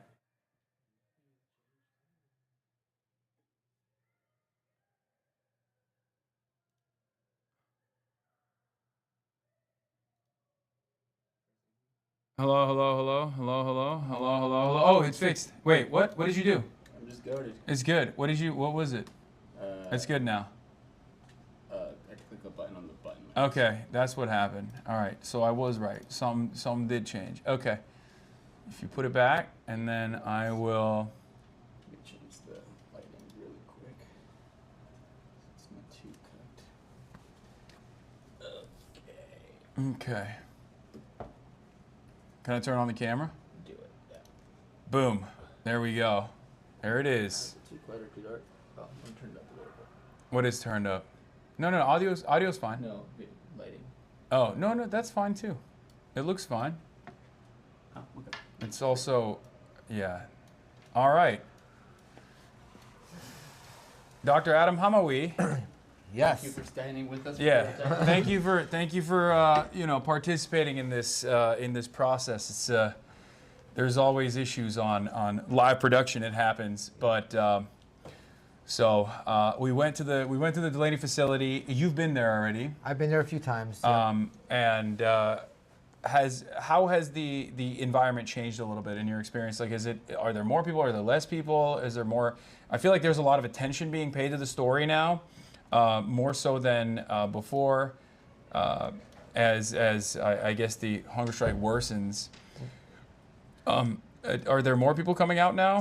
So there's more people, but I'm also seeing more agitators. Yeah. Today it wasn't like last week there was really just protesters there standing in solidarity with the detainees, but here there was just a lot more people going and confronting them and causing problems and making the situation worse. Yeah, it's unfortunate, but I think when people don't understand the stakes, in my experience at least, when people don't understand the stakes of what is unfolding, or when they're so cynical that they don't even care about the inhumanity that's like taking shape 500 meters away from them, they just see this as a leg up, an opportunity to make a mark. Right, and we saw that when we got there. I mean, I think we actually helped the protesters because we drew away this crowd of agitators away from them, and they got to protest in peace for a while, while they focused their attention on us. It happens, but ultimately, what we were there to do is like showcase we'll try to get a better understanding of what's exactly going on. So, as someone running for Congress. What is your suggestion in terms of curbing back some of this stuff, whether it be ICE violence in general towards protesters exercising their First Amendment rights, or even accountability to ICE? So I mean, I've been running from the beginning that we need to abolish ICE, and this is a perfect example why.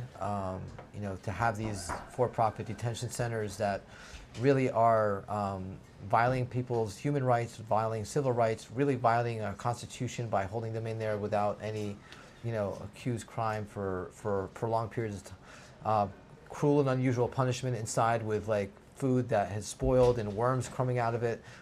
They don't have proper medical attention, so you know we all heard about a woman that just had a miscarriage in there this week. Yeah. And there's diabetics. I heard of a paraplegic that was inside. They took away his wheelchair, took away his crutches. They said the crutches were weapons that could be used, and so he's in there, can't move, and basically in solitary confinement because they can't keep him in another facility. What is that like the type of government overreach that we're seeing here, and the systematized version of violence?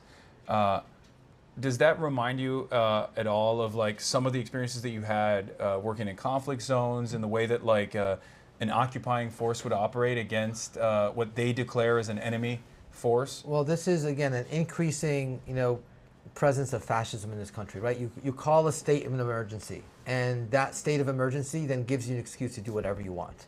And we've seen this like play out in so many dictatorships, and this is exactly what Trump is doing. He called this immigration emergency, which it wasn't an emergency. We don't have these criminals roaming the streets like he claims there are. Yeah. These are just our neighbors. Well, there are criminals. There are criminals. They're Yeah. in D.C. Yeah.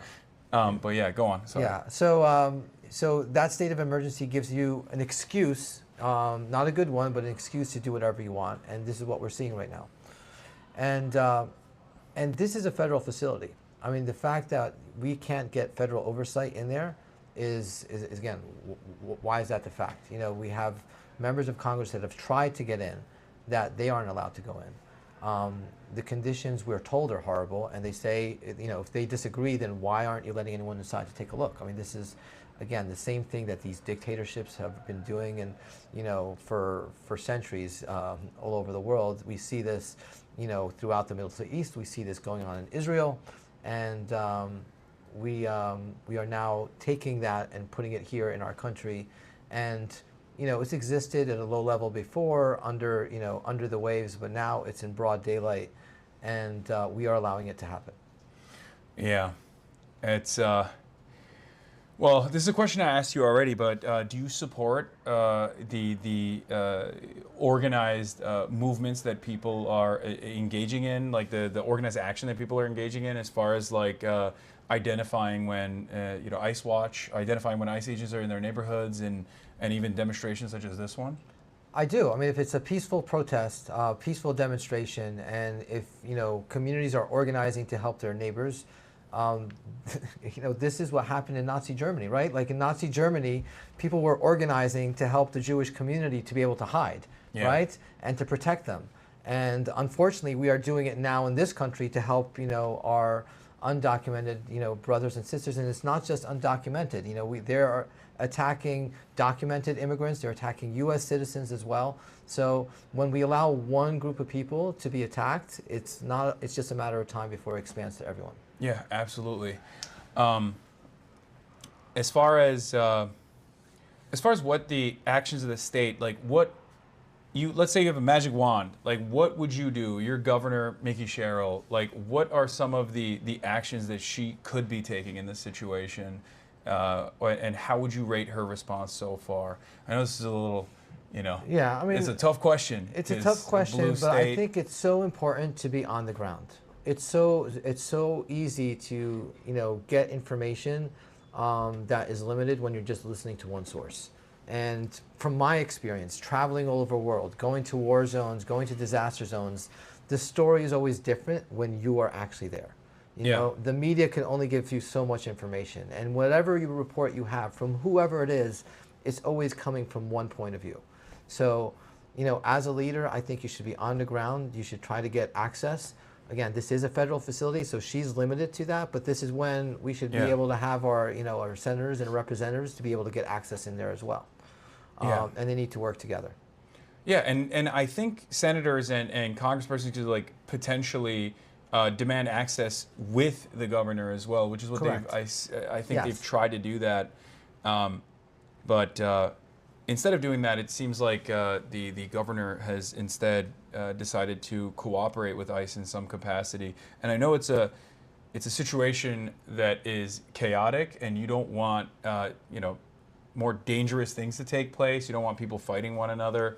But my suggestion always is to make sure that the local law enforcement is there to actually protect the constituents rather than side with the federal government and side with the federal agencies. Well, I think they should be a buffer. I mean, it's one thing when you go in there and you see them facing one direction against a crowd. Yeah. Versus you're standing in Well, what we both saw is directions they and were- separate. And they were facing just a crowd. So Yeah. that gives an impression right there, rather than going in as a peace force or a buffer zone to try to de-escalate. And then you go in there and you're working against, against both sides or with both sides to tell everyone to stand down. And it's just, the demeanor, the stance, that impression makes a huge difference. Yeah.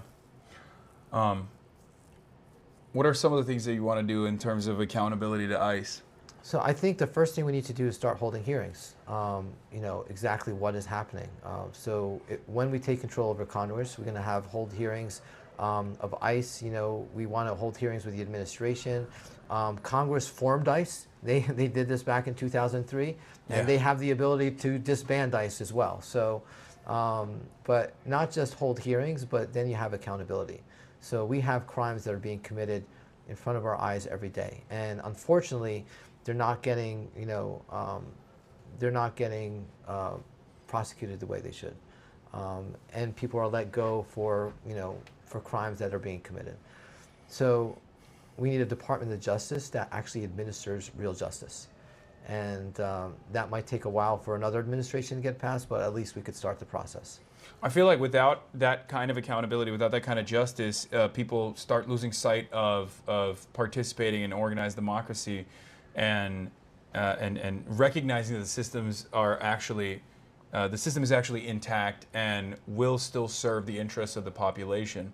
When people lose confidence in that, I feel like chaos unfolds, and that's a much more devastating predicament that I don't think many people are thinking about at all, and certainly not this government. Or maybe this government, this administration, is actually banking on that happening so they can engage in even more rigid enforcement and more repression and state violence. Right, it's almost like you're instigating it, Yeah. and then when people are upset and they rise up and that chaos happens, then it gives you more excuse to push down. Yeah, I will say, however, my experience in Minneapolis actually gave me a lot of confidence that this administration is still a paper tiger at the end of the day. I mean, they still need a popular mandate, and they know that they don't have it, because if they did, if they truly had a popular mandate, if they actually were, if their actions were genuinely popular, and the masses were backing them, then they wouldn't feel the need to subvert the democratic process as aggressively as they're entertaining. One of the things that they're trying to do is potentially even deploy ICE agents and at polling stations. That's what I heard as well. In Yep. the midterms, is this? What do you think about that? Well, again, they are afraid of real democracy, because with real democracy they lose. Yeah. So deploying ICE agents, the gerrymandering that they've been doing all over the country to change the vote count, and then repealing laws or turning over rulings that have been around for decades, really all just before the midterms, to try to hold back the tide that they see is coming up against them. And if we don't all come out together, then we're not going to have a democracy. Because the only way that we fight this is to come out en masse, that everyone actually gets out to the polls, because they can't stop people when they come in waves. But when you have small groups coming in and you have ICE agents, it's a form of intimidation. Yeah. Well, in the interim, I think coming out in waves and demonstrating is also very important as well, because I feel like there's no accountability whatsoever, or there's not even a reflection on whether certain actions the government's taking are popular or not, in the absence of any sort of counter demonstration, in the absence of any sort of demonstration at all. So it is still very important to go out there and show up and protest against these sorts of actions. It's crazy that in a democracy where people are, when you're listening to the voice of the people, you have a certain group actually suppressing that voice. And it's clear that, you know, the freedoms that they say that they want to defend, the freedoms that really are supposed to be what makes up this country and that they say that people hate us for, are exactly what they're fighting against. They're fighting against these freedoms. Yeah. All right. Well, thank you so much for taking the time out, and thank you so much for coming down here as well, and participating in this alongside us. It was, you know, it was a little bit chaotic, but I feel like we got to see it, and we got to see it, and we got other people to see it as well. I think that's important because it's not getting the coverage that it needs. Absolutely. Well, thank you, Adam Hamawy. What can people do? I mean, we don't have much time left. Yeah. This is 3 days, right? We got 3 days. Okay, so you could really vote tomorrow, and then you could vote on Tuesday. Okay, so Sunday the polls are open early. If you live in New Jersey, please get out to vote. And then Monday's off, like the polls are closed, and then Tuesday is primary day. Please go out to vote. You can make a difference. Tell your friends, tell your neighbors. If you're in town or around the area, anywhere close by, please come out and canvass. We're canvassing all 3 days, tomorrow, Monday, and Tuesday. And if you're not around the area, you could also help us by phone banking. And if you phone bank, just go to my website, hamawy4nj.com, and then you could find and just sign up there. We'll tell you our canvassing, we'll tell you our phone banking, and we'll be calling people all till Tuesday night to get them out to vote, so that we could get someone like me into Congress, so that we could abolish ICE and we could get this country back on track. Last question. Who do you have on Game 7? Spurs versus OKC Thunder? I'll go with the Spurs. Okay. All right. That's the right answer in my opinion, but all right. Well, thank you so much. Thank you. All right. And everybody, that'll be all for today, and I will be traveling tomorrow, so I won't be live, but I'll be back on Monday, and I will see you then.